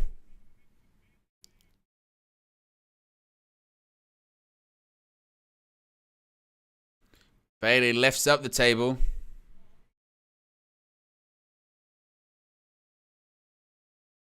Oof. Table fighting back against Bayley, it would seem. Bianca Belair's trying to get back to her feet. As Michael Cole said, I'm not sure why she's not being counted. Oof. Went to suplex Bianca Belair. Oh, a forearm to the face. Oof. See what the poll's saying in the chat. 50 votes. It's quite, most people think, oh, suplex. Oh, suplex on the ramp by Bianca to Bayley. That was nasty. 50 votes in the poll. 63% of you say Bianca Belair is going to win. 37 say Bayley. My pick is Bayley.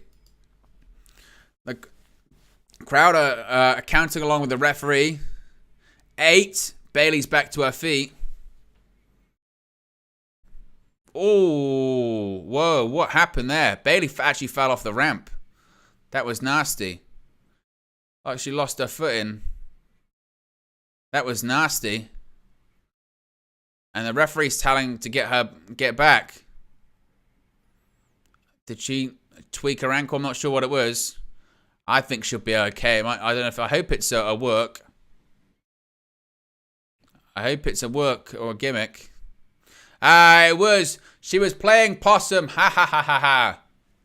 I thought she probably was. Oh! She just used the metal barricade's door on Bianca Belair's head.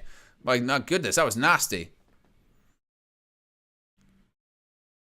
Bayley's villainous is what she is.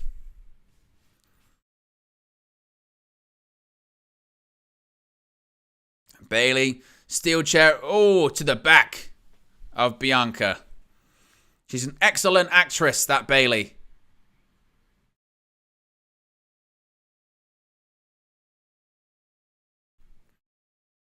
Bayley now going up to the top rope.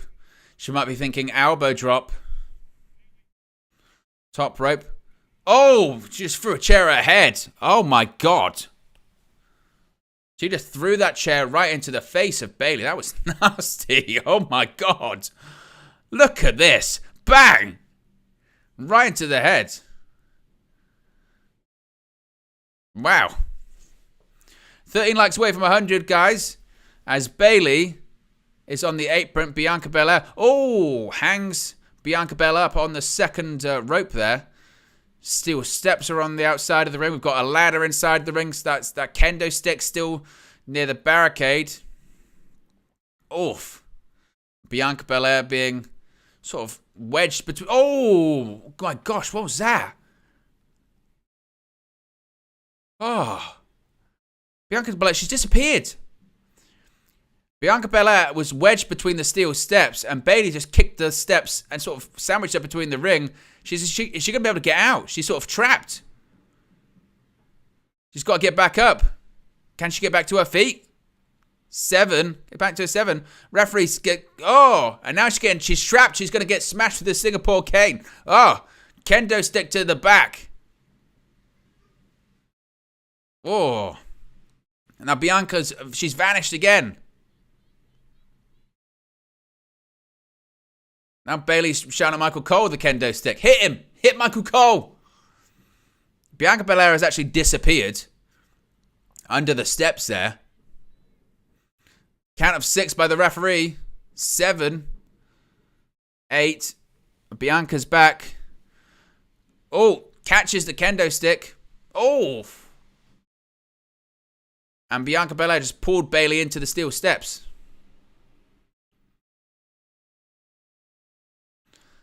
Can Bianca pick up these steel steps? They're difficult to grip. She's lifting her steel steps above her head. Oh, she dropped it. She dropped her head. Oh, she tried to throw it at Bayley. Bayley runs out the way. Good. You'd have been squashed. Oh, spine buster on the steps by Belair. Now Bayley's down. The referee starts his count once again. Referee a count of 4. 5 now. That was pretty creative how she was sort of pinned in with those steps there. Oh, she went for the kendo stick. She nearly hit the Arabic announcers. Now Bayley's just running away. You can run, but you can't hide, Bayley. There's no disqualifications, no count out. Belair's chasing her. Run, Bayley, run. Oh, kendo stick across the back. And again. A third time. Oh, she's relentless. As they... Oh, that kendo stick's literally splitting in half. They're up the entrance ramp at this point. Look at it. The thing's broken in half. And not just the kendo stick. I think Bayley's back. Oh, Bayley blocks it. Oh, no. Bayley to belly. Oh, that was a rough landing for Bianca Belair. That... Ooh. That looked painful. Referee now giving his count. As we're 9 likes away from 100, by the way, guys. If you haven't already, click that like button. Be sure to subscribe as well. Bottom right-hand corner. Count of 7. Bayley's 8. Bayley's back on her feet. 9. Oh, and they're both up and they both fall down. Look at this. Bayley to belly. It was nasty. 7 subscribers away from 550 as well, by the way. As both got up and immediately fell down.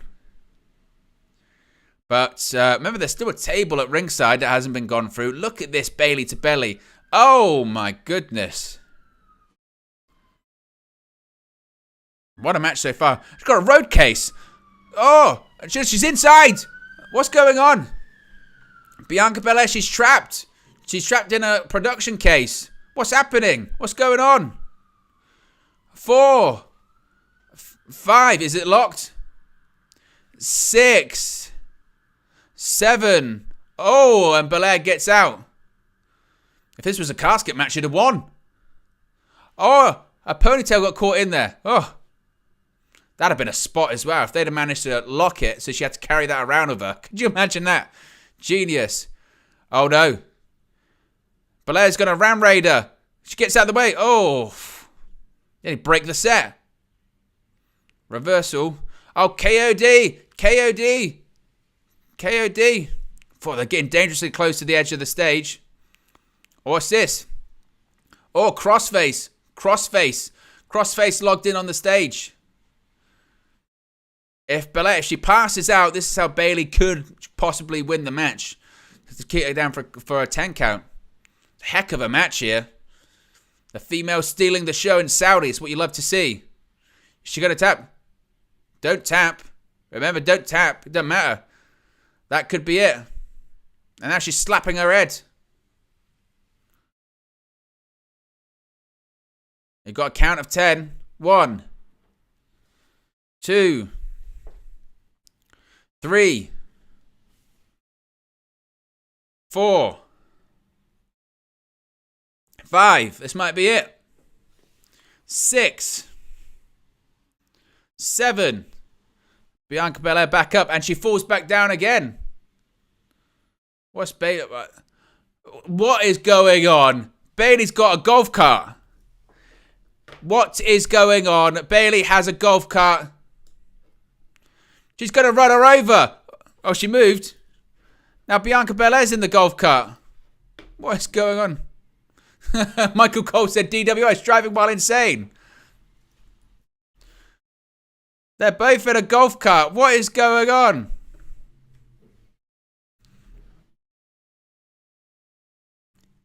This is madness. Bayley, she's getting to the roof. Bayley, she's on the roof of a golf cart. We've got Caddyshack settings in here. Bianca Belair tries to pull her off the top. What is going on? Oh, what is going on? Well, I guess there is the Saudi Golf Tour, so it does make sense that a golf cart would be involved here.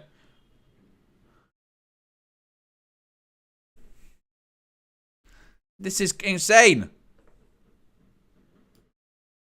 Oh no, Bianca Belair, she's going to drive the car. Bayley's on top. Be careful, she's going to reverse it. What is going on? She's driving her down the ramp. Oh, careful. Be careful, Bayley. She's going like half a mile an hour. What is going on? Why? There's a million different golf puns going on at this point. Oh, the table didn't break. Oh my God. I think Bayley's okay. The spot was meant to be that she got pulled from the top of the golf cart and went through the table, but the table didn't break. Oh my goodness. Now Bianca's going to try and powerbomb her, I think.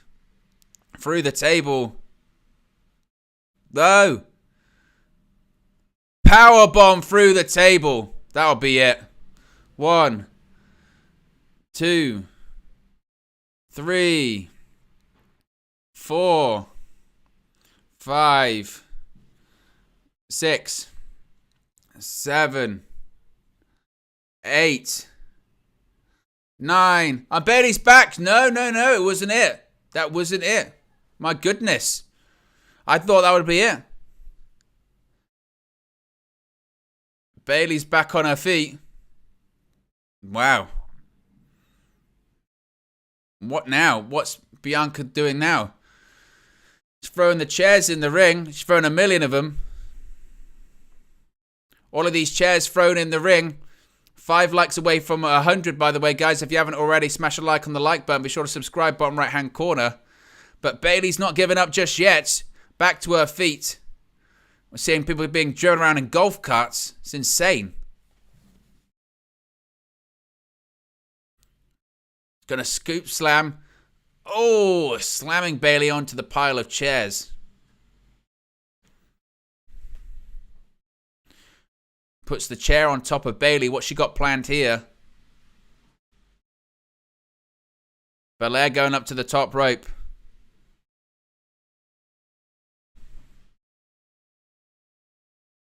What's this? What's she thinking? 450. Oh, 450 splash onto the chairs. Nasty. Look at this. 450. Bayley rolls out the way. Bianca Belair goes straight into that pile of steel chairs. Referee counter says might be it. 8. Get up. 9. Get up. Oh, I mean, she got up very slowly, Bianca. Very, very slowly. You could tell the referee was like, get up.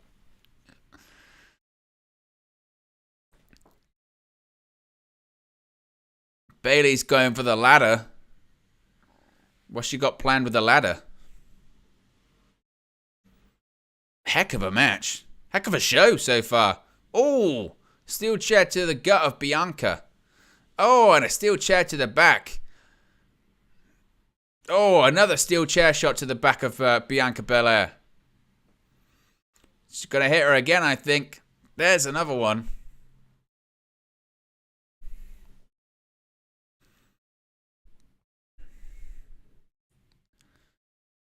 What's she planning here? Bayley, she sets the chair down. Oof. Right. Literally slammed her throat into the top of the chair. Crowd chant, let's go Bayley, and an EST chant. Oh, what's this? Got her up. She's got her up for a KOD. No. Oh, that didn't go right. It was a KOD onto the chair, and it looked like she landed on her knee. I'm not sure what she was trying to do there, to be honest with you. Belair, what on earth is she doing here? She's trying to sort of sandwich her. It's like, is she stuck under the ladder? You can roll out. You can get out. She could easily roll out.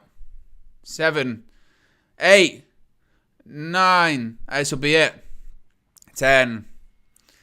Bianca Belair retains the title. I don't know how trapped Bayley was. Bayley could have got out of that. She did her best acting to try and imply that she couldn't get out. She could get out of that if she wanted to. It was a creative finish. It was an excellent match, it must be said. But at the same time, she could have got out from underneath that ladder if she wanted to. You can't tell me she couldn't have. Nevertheless, Bianca Belair wins, and she is still the Raw Women's Champion. This was nasty. Look at this. The KOD. For what? Oh, it looked like she tried to sort of hold on to the chair to guide where she was going to go. But she could have got out from under that ladder. She could have just rolled out. But it was a creative finish, a creative match. I give them both a ton of credit for putting on a fantastic last woman standing match. Bianca Belair is still the Raw Women's Champion. The pyro is, and fireworks are going off. Of course, it's the 5th of November over here in the UK. It's Guy Fawkes night, and all of the pyros going off in Saudi as well. Awesome match. Very fun. Very creative. I thought Bayley would win. Bianca gets the victory. Bayley holding her leg. It was a nasty bump on the chair. There is literally nothing that Bianca Belair can't do. She is an unbelievable worker. Unbelievable worker, unbelievable wrestler. She's going to be up there with one of the greatest female pro wrestlers of all time. I have no doubt about it in my mind. 4 likes away, by the way, guys, from 100 likes. It was a smart and clever finish. Again, I'm not sure if she could... Omos scoring penalties, by the way. And we're 2 subscribers away from 8,550. So if you haven't already, be sure to subscribe, bottom right-hand corner. Really appreciate all of the support, the new subscribers, and everyone that's clicked the like button this evening so far.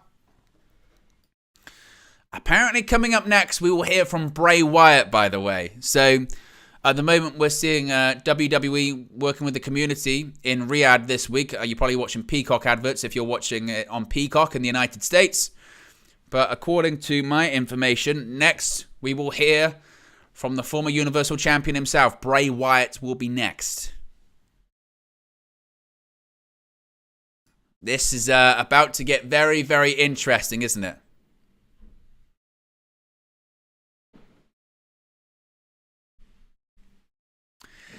Here we go. Bray Wyatt time. Let's go. What has he got planned for us? Time for Wyatt. Here we go. What's going to happen? He's got the whole world in his hands.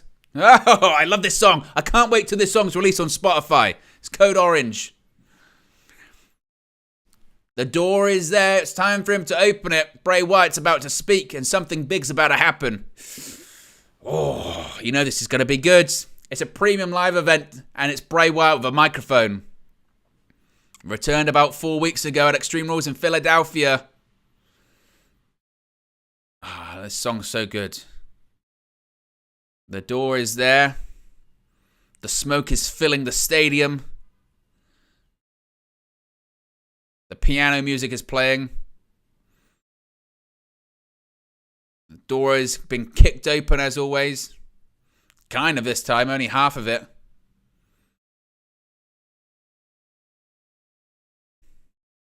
What's Bray Wyatt about to do? Look at that. The drones are showing the Wyatt 6 Moth logo.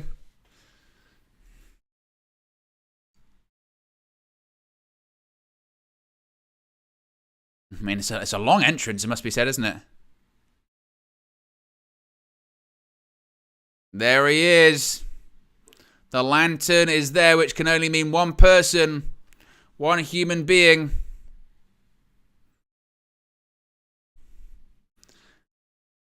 And Bray Wyatt has arrived. Look at that Moth logo. High above the stadium in Riyadh is the Wyatt 6. And Bray Wyatt is here at Crown Jewel. Those drones are so impressive, aren't they?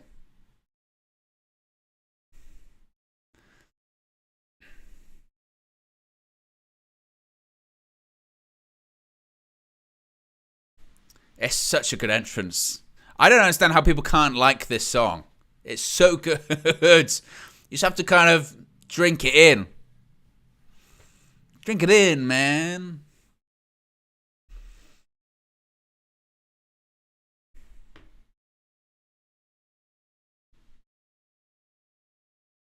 The question is, what is going to be the next stage of the what's going to be the next stage of this Wyatt saga?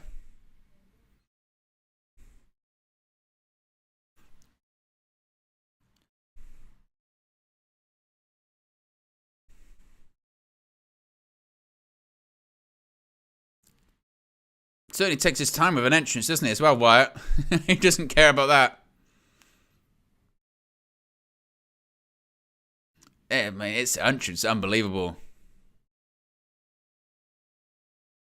Like, when you see it inside of a stadium, you realise the grand scale of it all.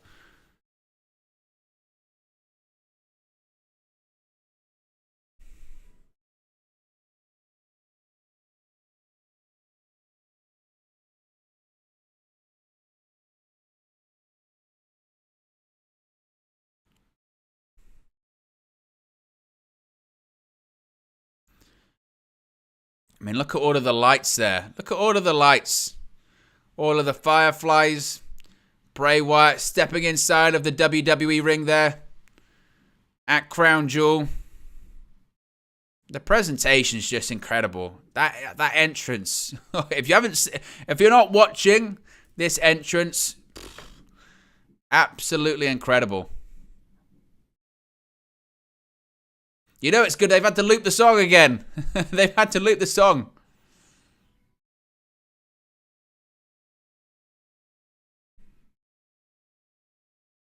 We're going to go off air, Bray.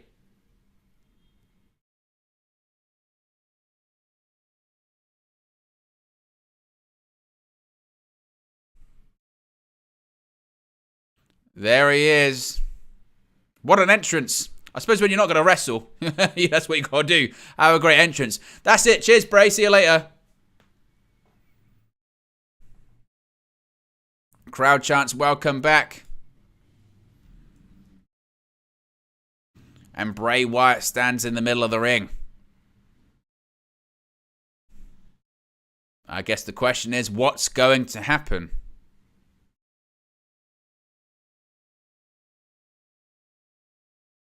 Crowd continued to chant, welcome back.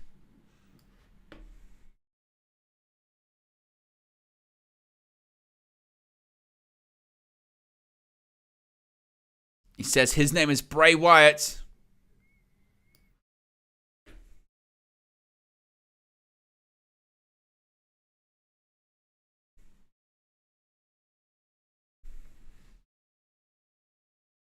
He said there was a time which he'd have done everything to ensure that everyone knew who he was. He talks about coming from a prestigious family, a wrestling family. Oh, he's referencing his past. He's referencing his father, IRS. Said they're larger than life.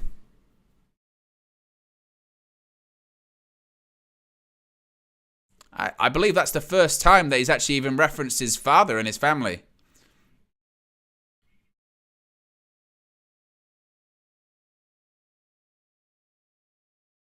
Again, I think that's the first time he's even spoken about his family.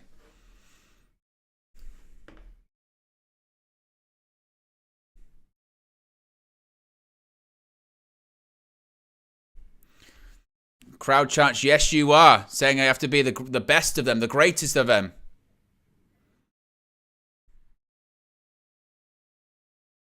He said that's the point though.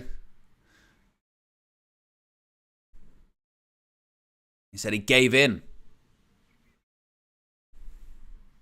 This audience loves Bray Wyatt, by the way. He said he made a monster of himself. Talking about wearing that mask with pride. I think he might be referring to The Fiend.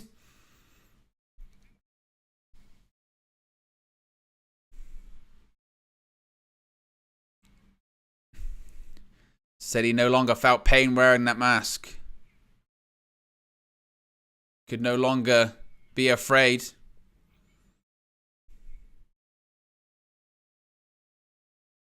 Says he was untouchable.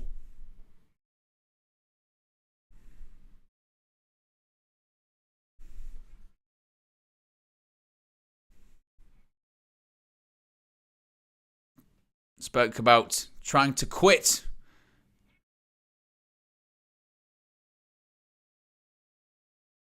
He said he found himself in a kingdom of nothingness on an island by himself.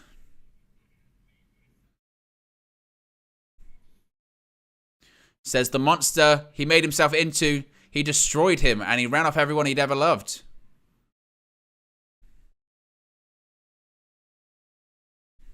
Nowhere to run. Alone. Crowd chants, we love you. This crowd loves Bray Wyatt. They really love Bray Wyatt. He says, that's the thing, no one loves me.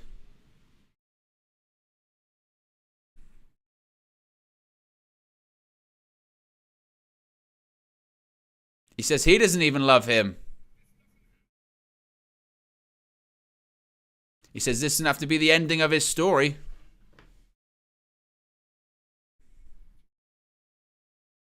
He says that's not the man he wants to be remembered as. His name is Bray Wyatt. His name is Bray Wyatt.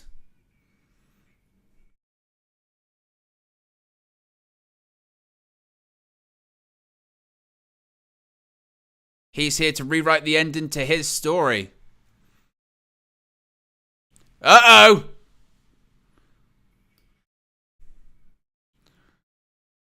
Why wear a mask? It's going to be Uncle Howdy.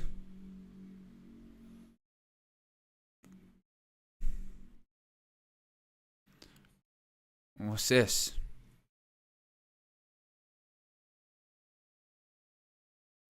You can fool them, but you can't fool me.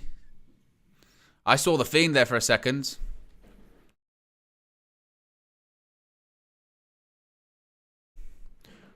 Would they love you if they knew the truth? They don't deserve you. The truth is, you're going to go too far, you're going to give in.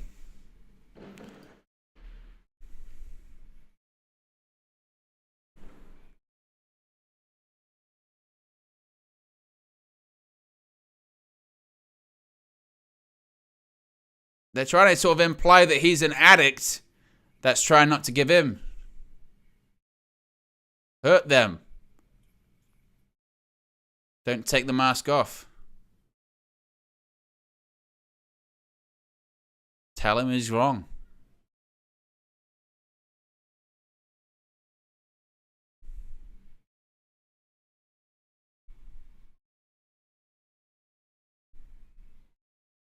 Wow. It was more of the same. Really? So basically, I think they're trying to suggest that Bray Wyatt, as he said, had turned himself into this monster. And he said it's quite hard to quit that feeling of being that monster. And I guess this Bray Wyatt is a sort of a sober version of Bray Wyatt, if you will. And he's battling this addiction of trying to not be the Fiend or not be him, sort of thing. I think, maybe. That's my perception of that. Let me know what you think. Survivor Series War Games in 3 weeks' time. Saturday, November 26th. Don't you worry, we'll be covering that one. War Games. But it's time for the main event, folks. It's the reason we're here. It's Roman Reigns, Logan Paul. They wouldn't, would they? Would they? They wouldn't, would they? One lucky punch.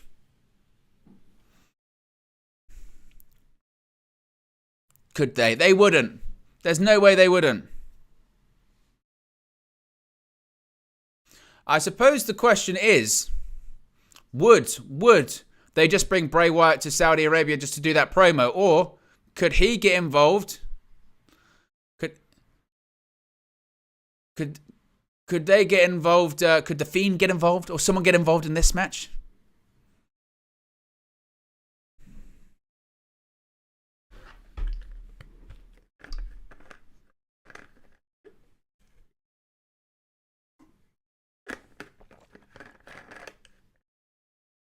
One lucky shot.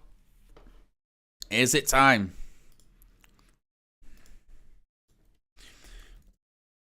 Who leaves as undisputed Universal Champion?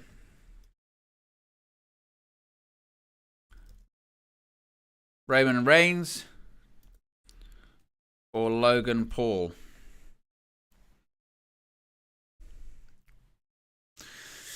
This is going to be the one. I mean, there's no way. Surely not, right? There is no way that Logan Paul leaves as the Undisputed Universal Champion. They wouldn't. Right? They wouldn't, right?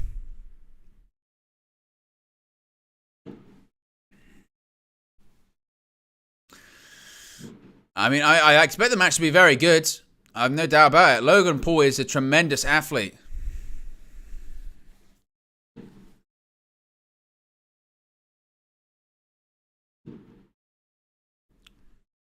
Of course, Logan Paul's been being trained by Shawn Michaels.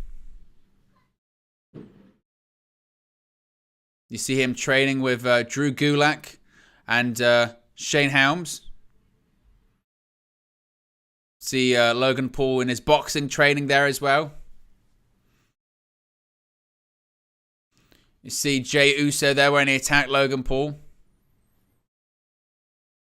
The poll is in the chat, remember. So far, 28% of people think Logan Paul actually could win. There's no way. All right? No way.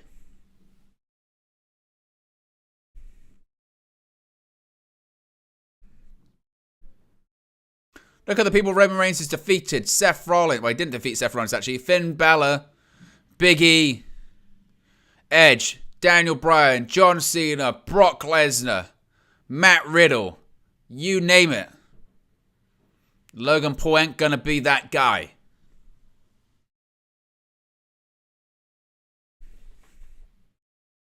Of course, Logan Paul yesterday arrived on a camel to the Crown Jewel press conference.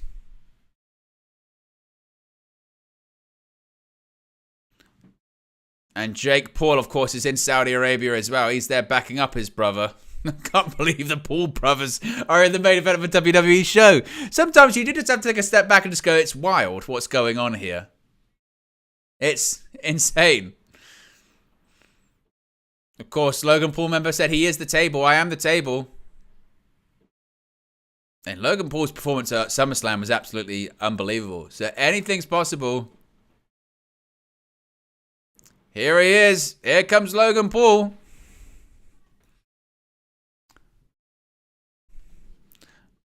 What is he on? Logan, he's vlogging.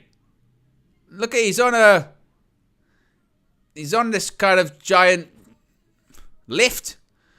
Logan Paul's up there standing in front of the entire WWE universe in Riyadh.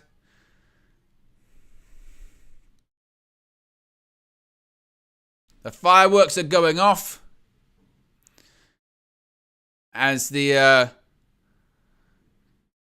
stand lowers and Logan Paul makes his way in. And of course he's carrying a bottle of Prime. This is going to be a spectacle, folks. Could he do the impossible? Logan Paul jumps off. He's ready. He's vlogging. The Maverick himself. And what you do have to give him credit for is the fact that he has been able to do all of the stuff he's been able to do. Boxing, wrestling, podcasting, his energy drink, as I mentioned. He is a proper athlete. He can talk. He can walk the walk.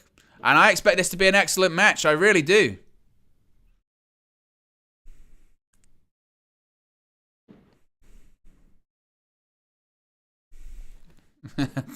Wade Barrett says he borrowed his Bad News podium for his entrance.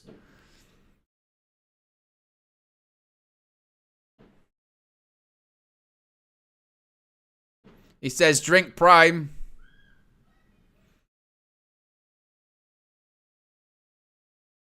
And look, people don't realize as well, Logan Paul is a big guy. Professional wrestling match number 3. Logan Paul is in the main event.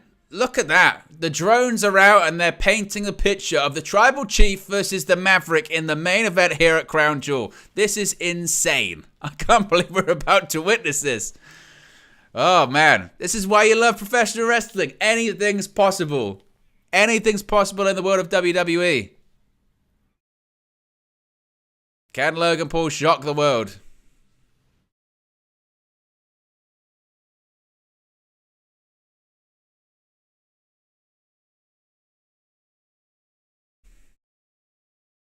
Get ready, because the Tribal Chief's about to make his entrance to the head of the table. The one, the Undisputed WWE Champion, is about to enter, and the stadium is about to go off. He has not been pinned since December 15 of 2019. And here comes Roman Reigns.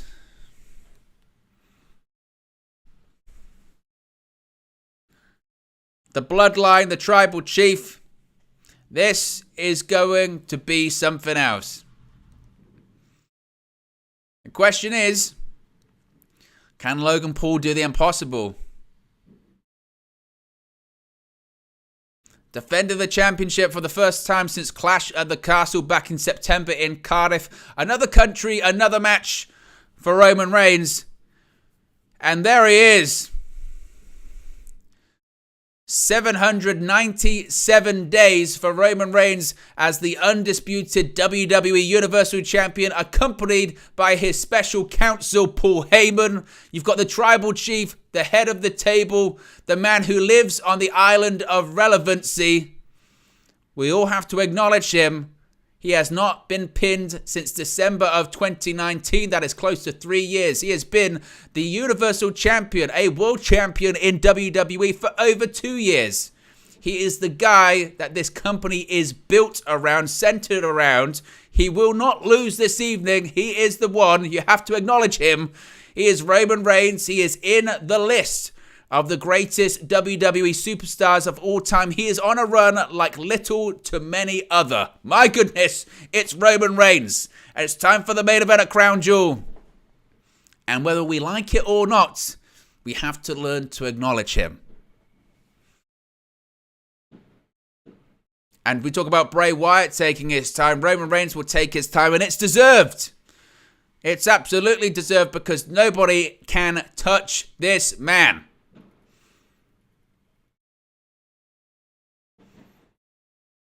The pyro explodes.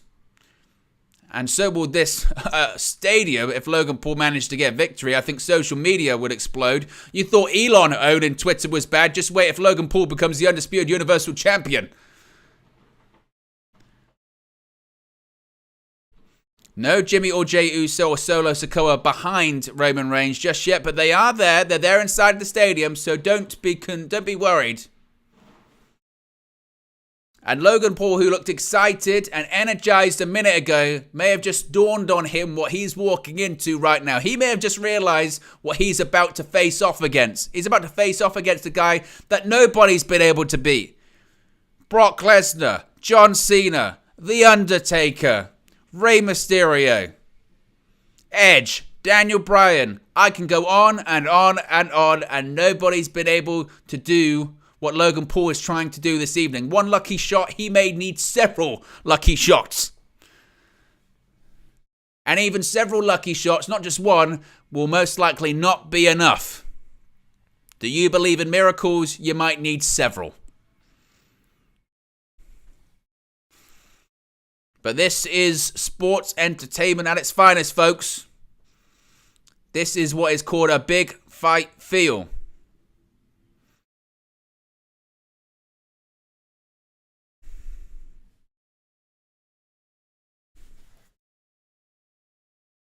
A big fight feel doesn't even cover it. Social media is holding their breath.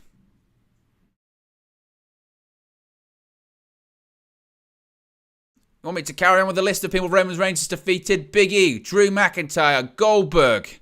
I can go on and list people over and over and over again. Roman Reigns being the one is not just a nickname. You have to acknowledge him. If Logan Paul beats Roman Reigns, I'll be the next person to face off against him.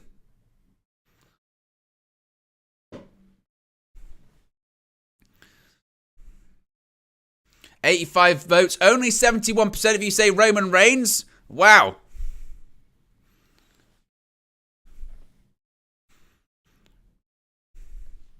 Miracle. I mean, I know we're close to Christmas, but we might need several. We might need several miracles.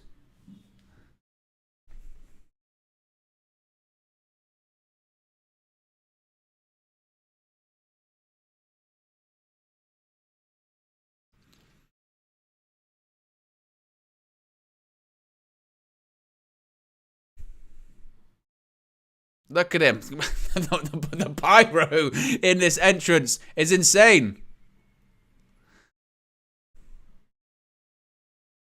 Look at that pyro. It's insane. It's only a very rarefied list that have a longer reign than Roman Reigns. Only 4 of them. Okay? Only 4 of them. Bob Backlund, Pedro Morales, Hulk Hogan, and Bruno Sammartino. That's it. That's the only people that have held the championship longer. Okay?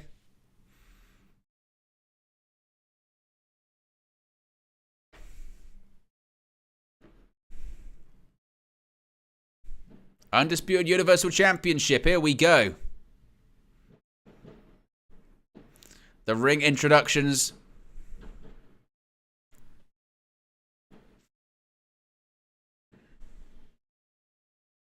Logan Paul weighing 205 pounds, fighting out of Puerto Rico, apparently. Who knew? Logan Paul, the challenger, introduced first.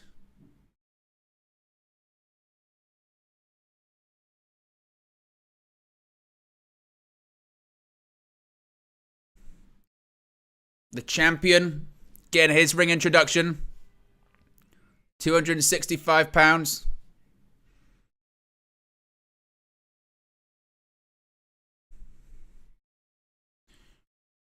Roman Reigns. Listen to that crowd.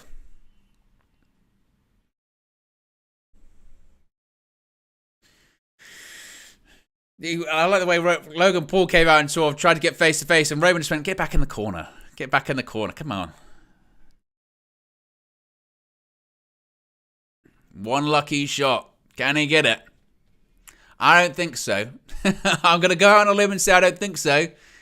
But look, anything's possible. Logan's got a smile on his face. Crowd shouting Roman. And we are underway. The bell has rang. Main event time.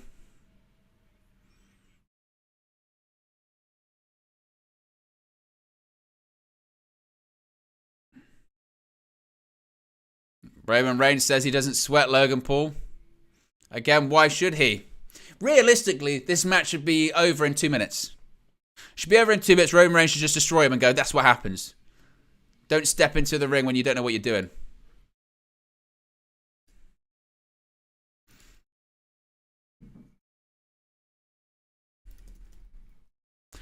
Main event time.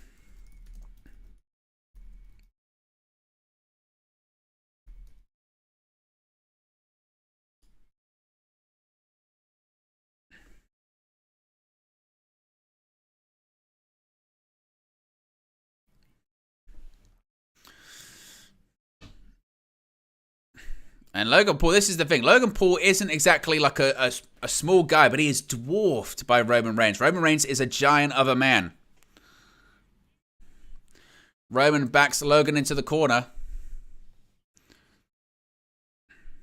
Ryan Tran, the referee. Oh, shoves Logan Paul, and Logan Paul shoves him back.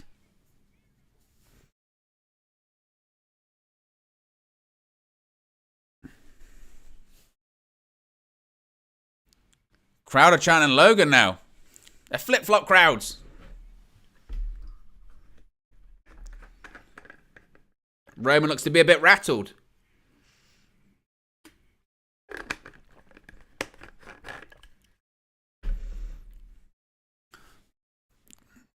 Duck under by Roman. Oh, waist like standing switch by Logan. Oh, lifts up Roman Reigns, gets him down on the floor. Amateur wrestling background, of course, by Logan Paul. Standing switch. There you go. Takedown of his own. Just overpowers Logan Paul. Again goes for another waist lock. Oh, fireman's carry by Logan Paul. Fireman's carry. Oh, right hand by Roman Reigns. That'll shut you up. Forget chain wrestling. Forget amateur wrestling. Right hand. Right to the head.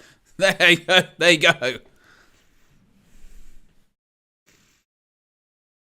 Oh, Logan Paul went for a right hand, ducked under, did Roman Reigns. Winters says, you think this whole match would have been rehearsed? I can't see Logan being able to have called it in the ring just yet. Very likely the majority, if not all of it, will be completely rehearsed. Yes, I would agree.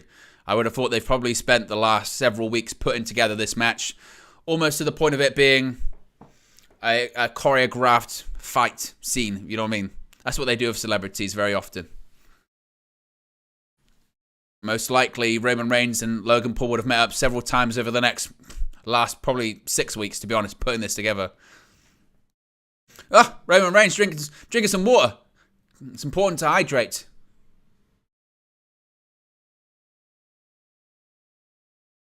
He's the undisputed Universal Champion. How's it good? How great for Wade Barrett, by the way. Look at him calling the main event of Crown Jewel. You know, huge match. Good for Wade.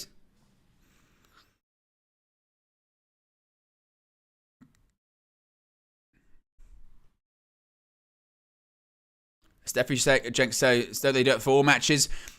Some matches are called in the ring. A lot of them, they'll just go over stuff. They don't have to literally step-by-step rehearse it like it was a dance, if it will. Sometimes they'll just say in the back, okay, we'll do this, then you do this, then you do this, and they just do it that way. But this would have been very much choreographed.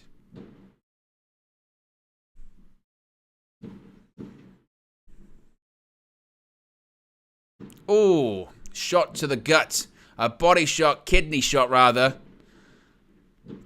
Logan Paul all into the ropes. Reverse elbow by Roman Reigns.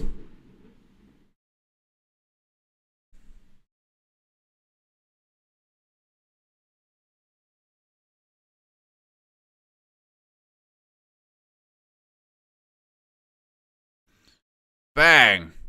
Suplex by Reigns. Goes for a cover. And Logan Paul kicks out at 1. Trying to fight back. Trying to fight out. Roman Reigns is laughing. You have to remember as well the format of Roman Reigns' main event pay-per-view matches. The format of Roman Reigns' pay-per-view matches is things go very, very slowly, then build to a crescendo. It looks like the other guy's about to win and Reigns just nips it at the end. That is the format that works.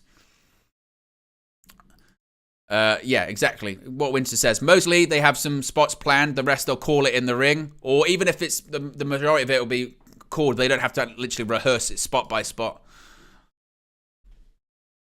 Logan Paul sends Roman Reigns into rope. Shoulder tackle. Duck under. Beautiful leapfrog by Paul. Hip toss onto Roman Reigns. Roman Reigns looks a bit shocked. The one thing you probably would say if you were Roman Reigns to Logan Paul, you would say just slow down.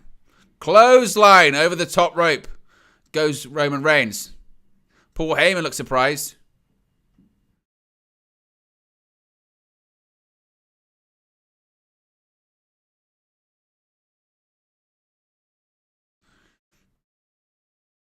Look at this leapfrog and a hip toss by Logan Paul. Again, you would probably say to Paul, just slow down, slow down. Oh, kick to the gut by Roman Reigns. Oh, and Logan Paul goes over the barricade. Now it's pointing to the top of the sky, as always, is Roman Reigns.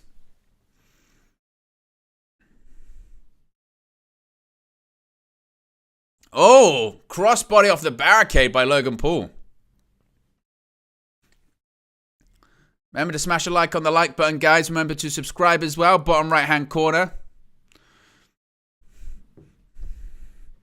We're 2 subscribers away from 8,560. So if you haven't already, oh, look at that. Buckshot Lariat. A buckshot Lariat by Logan Paul. Oh, and Roman Reigns kicks out 2.5. That was close. That was close. Paul Heyman looks nervous. Look at this. Buckshot Lariat by Logan Paul. And it was well done as well. Oh. He did something that CM Punk couldn't do. CM Punk tried to do the buckshot Lariat twice, and he fumbled it twice. Logan Paul hit it straight away. Oh.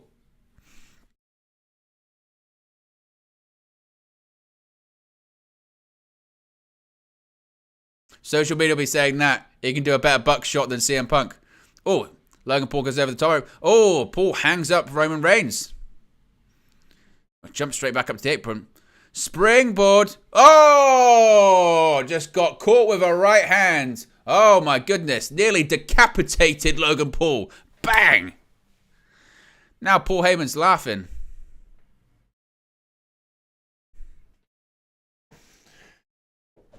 Paul Heyman saying, rise up, my tribal chief. Rise up. Saying, you're the head of the table. Rise up. Look at this. He just gets caught. Bang. Nearly got knocked straight out. Crowd clapping for Logan.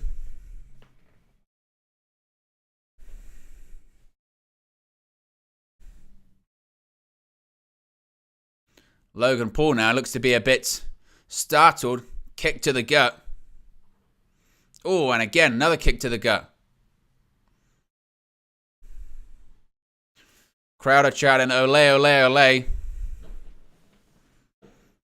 Again, it's such a difficult frame of reference as well, because you have to realize this is Logan Paul's 3rd ever match. You should not be this good. You should not be this good with 3 matches into your wrestling career. It's insane. Oh, back suplex. That was nasty. Protect your head, man.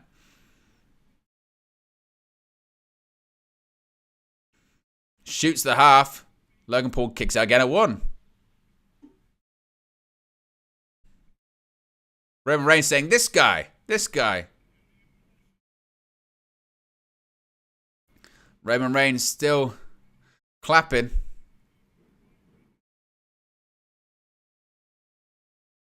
Side headlock by Roman Reigns.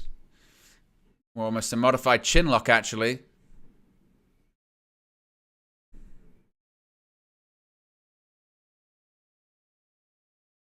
What a shot that is. I was wondering what that was. For that drone shot.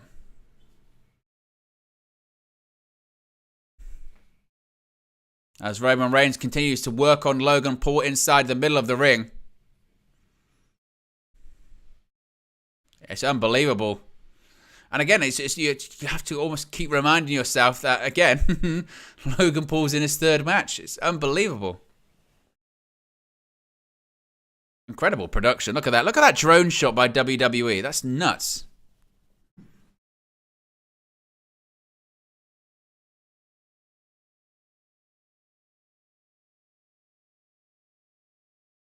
Reigns still dominating the match, as he should. We shouldn't have Logan Paul dominating this one. Oof. Elbow to the gut. And a couple of body shots by Logan Paul. Oof. Gets Logan in the corner. And now clotheslines. 4, 5, 6, 7, 8, 9, 10. Hits the ropes in a big clothesline. Cover. Oh, and keep kicking out 1. Kick out 2. Winter says, great content, mates. Have a good rest of the stream. See you tomorrow at 2 p.m. Come on, United. Yes, we will be live tomorrow at 1:30 for the 2 p.m. kickoff on United View. I will be there in UVHQ. Dan says, Bro Owen Street Fighter Wrestling we're watching on here tonight. As Steffi says, yes, glory, glory, Man United. Be sure to smash a like on the like button. Be sure to subscribe as well. Bottom right-hand corner. Let's check the poll. I'm surprised, by the way, the poll, because there's been nearly 150 votes, and the fact that it's only 67% say that Roman Reigns is going to leave as Undisputed Universal Champion is insane. Another chin lock by Roman Reigns. Again, now sort of modifying the chin lock now.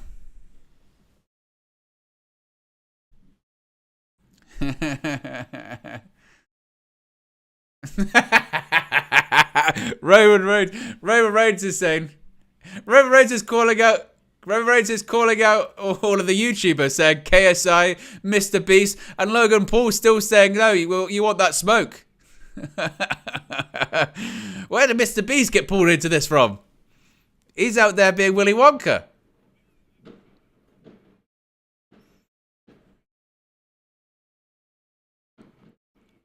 Logan thrown to the corner. What the hell is this? Oh, gut-wrench suplex by Logan Paul to Roman Reigns. That was insane.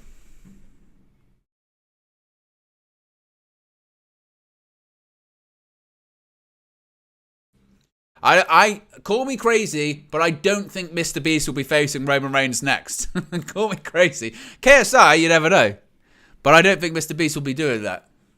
Look at this. Gut-wrench suplex. Beautiful.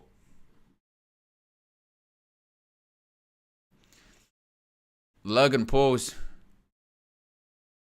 calling out, I guess, to his girlfriend. Looks pretty gassed. Paul Heyman still showing his concern at ringside.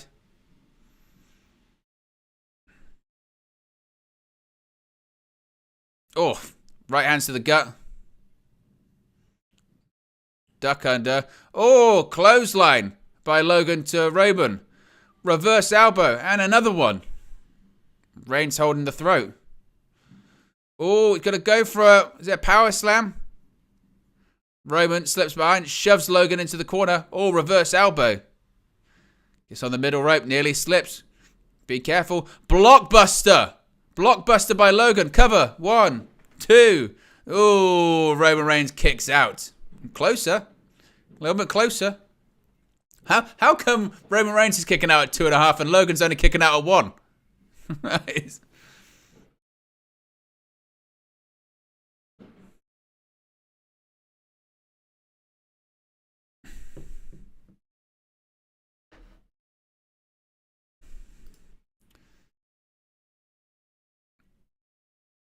Logan Paul is very excellent at selling, certainly.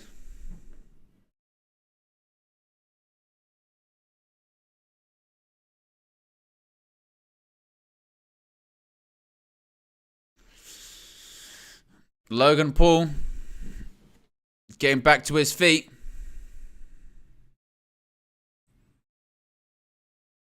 Oh, Logan Paul gets kicked in the gut by Roman Reigns and now punches to the gut by Reigns as well.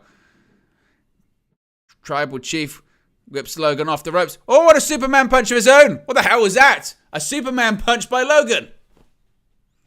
He stole his move. That's plagiarism. We need a copyright strike. That's copyright of the Tribal Chief. That's not fair. It's gimmick infringement. Oh, he just kipped up like Shawn Michaels, his trainer. There's no way. HB shizzle. Logan Paul's firing up.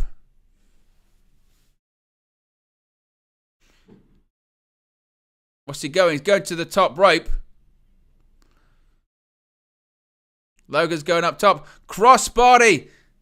What's he going for? Standing Mrsool. Standing Mrsool. Is this going to be it? 1, 2. Oh, that was close. That was quite close, actually. Oh, Roman. I thought for a half second there. Ooh.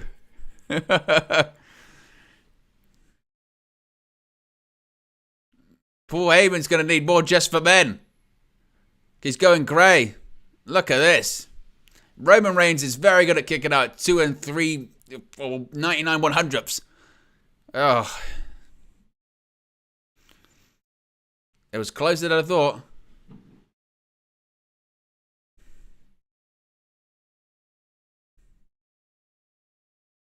He's trying to get people clapping.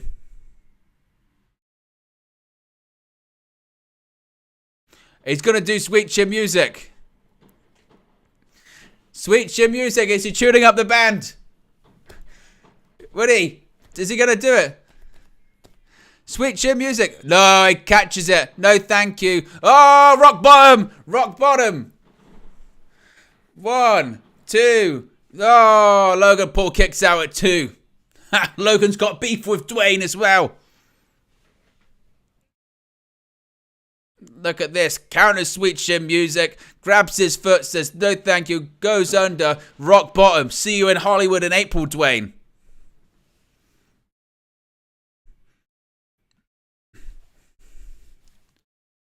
Both guys are down in the middle of the ring.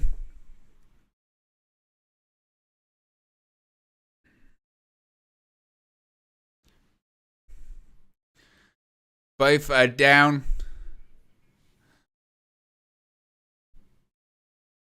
Paul Heyman's losing his mind at ringside at the moment. Is it possible? Can it happen? Surely there's no way. Surely there's no way. Roman Reigns. He's setting up for it. Superman punch. Oh, punch to the kidney. Oh, one lucky shot. One lucky punch. He's down. No way. He's down. He's shaken. He's shaky. And another. A Superman punch. There's no way. No. 1, 2. Oh, he kicked out at 2. Oh. I thought for a second. There was no way. Oh. Oh. Whoa. There was no way. I was thinking, that would be crazy if he did that. If he won. Because the problem is, whenever they do this big spot, you just think, like, they wouldn't, would they? Would they? You got to appreciate Logan Paul, though. I mean, it's unbelievable. Absolutely incredible.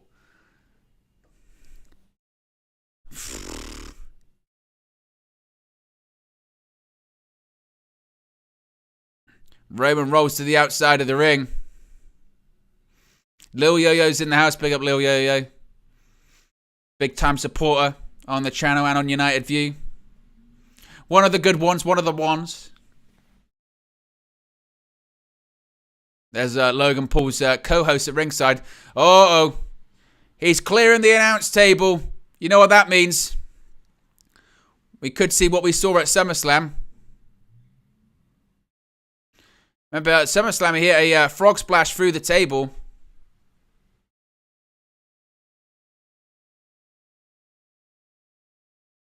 Remember he said, I am the table. I am the table.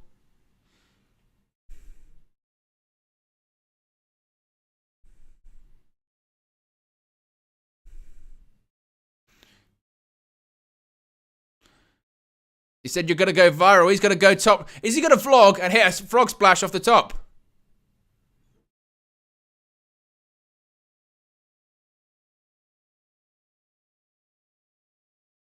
Got to be careful. Roman Reigns should move. If they had any sense, he would move now. You would say you're an idiot. You're an idiot because you should be vlogging the whole time. You shouldn't be vlogging or drinking Prime. You'll get a stitch. It's bad for you. It's too sugary. Frog splash. Oh my God, he hit it. Unbelievable. While vlogging.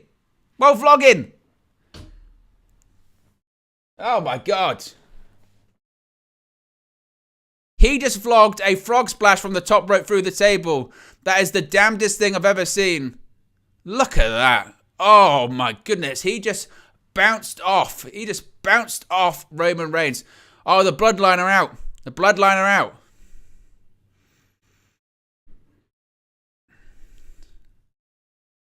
And the Bloodline are going after the co-host. There you go. Good. Good. Good. Good. They're attacking the co-host. That's what happens. That's what happens. This ain't podcasting. Oh, good. No more impulsive podcasts. Sick of it. Super kick him. Oh, super kick. To the chest.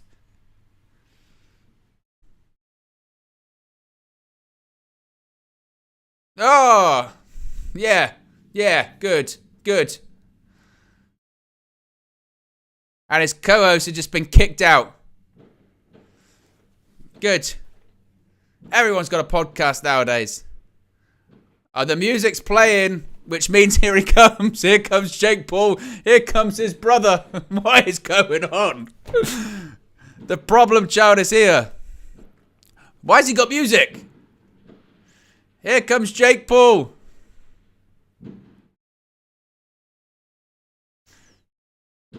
Jake Paul's in WWE now. What is going on? Oh dear.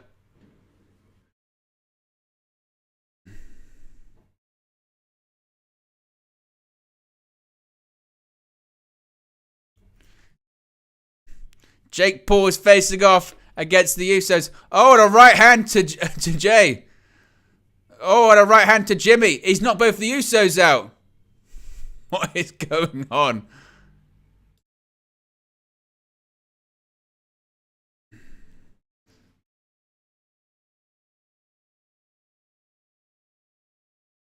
Oh, he's throwing. He's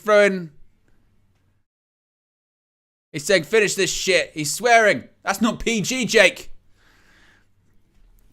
Logan Paul's going to the top rope. Oh, frog splash on Roman. That's going to be it. No. Oh, I kicked out. Oh.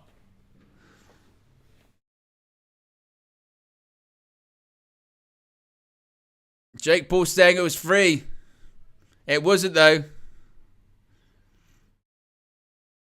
Look at this. Look at that for a frog splash. That's insane. It's a lowdown. Shades of D'Lo Brown. You're dealing with the real deal now. What's going on here? Oh, here come Solo Sikoa's on his way out. Now we got some real backup. Here comes Solo Sikoa. Look at Logan Paul's face. Yeah. Solo Sikoa's had enough of this.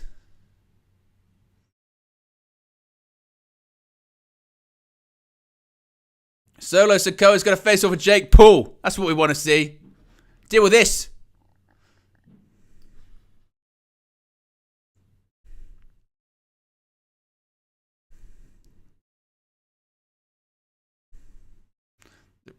The referee's trying to break things up.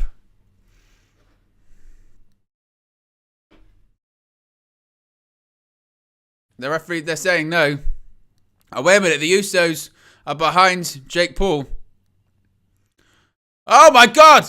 Jake Paul was about to be attacked by the Usos and Logan Paul's jumped over the top rope.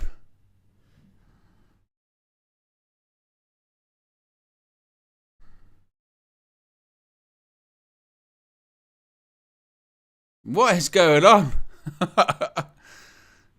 He's back in the ring. Oh, Superman punch. Superman punch to Logan. Hit him with a spear. Get him.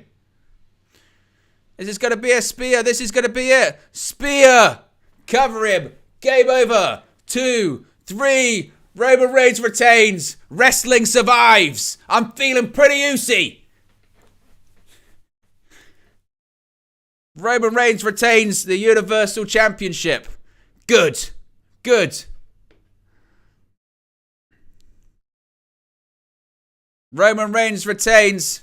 Logan Paul put up a valiant effort, but Roman Reigns is still the undisputed Universal Champion. Give credit to Logan Paul. It's an unbelievable match. What a spectacle that turned into at the end. We had run-ins, we had co-hosts, we had brothers, we had cousins, but still, Roman Reigns is the undisputed Universal Champion. My oh my. Logan Paul, take a boo, my friends. Take a boo. Look at Logan Paul fly over the top rope. Absolutely incredible. But it's really, once again, the Bloodline are the ones that provide the distraction. It allows the Superman punch to hit the spear and 1, 2, 3. That's what we're looking for. That's Logan Paul's third match again as well. Literally, third match. It's insane. You might not like them. You might not like them, but they are a different breed.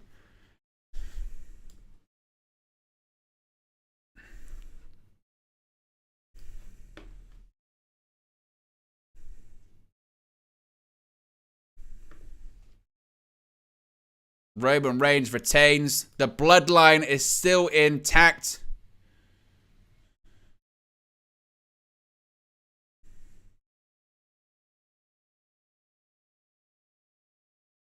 Roman Reigns is still the undisputed WWE Universal Champion. He is still the one. He's still the head of the table. Roman Reigns still has not been pinned since December of 2019. Roman Reigns has been the undisputed Universal Champion for over 2 years. And the Pauls just couldn't get it done. Wow.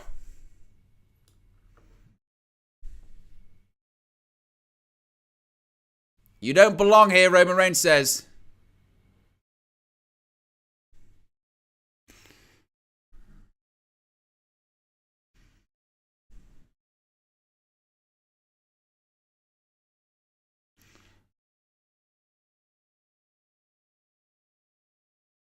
Paul Heyman says, this is your glory.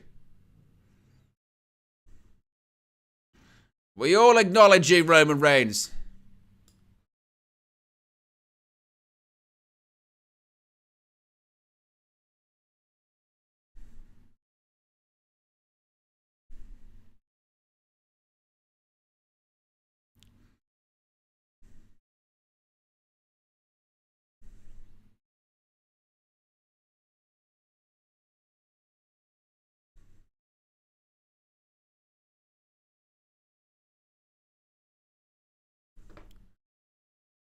Logan Paul with his brother looks disappointed at ringside.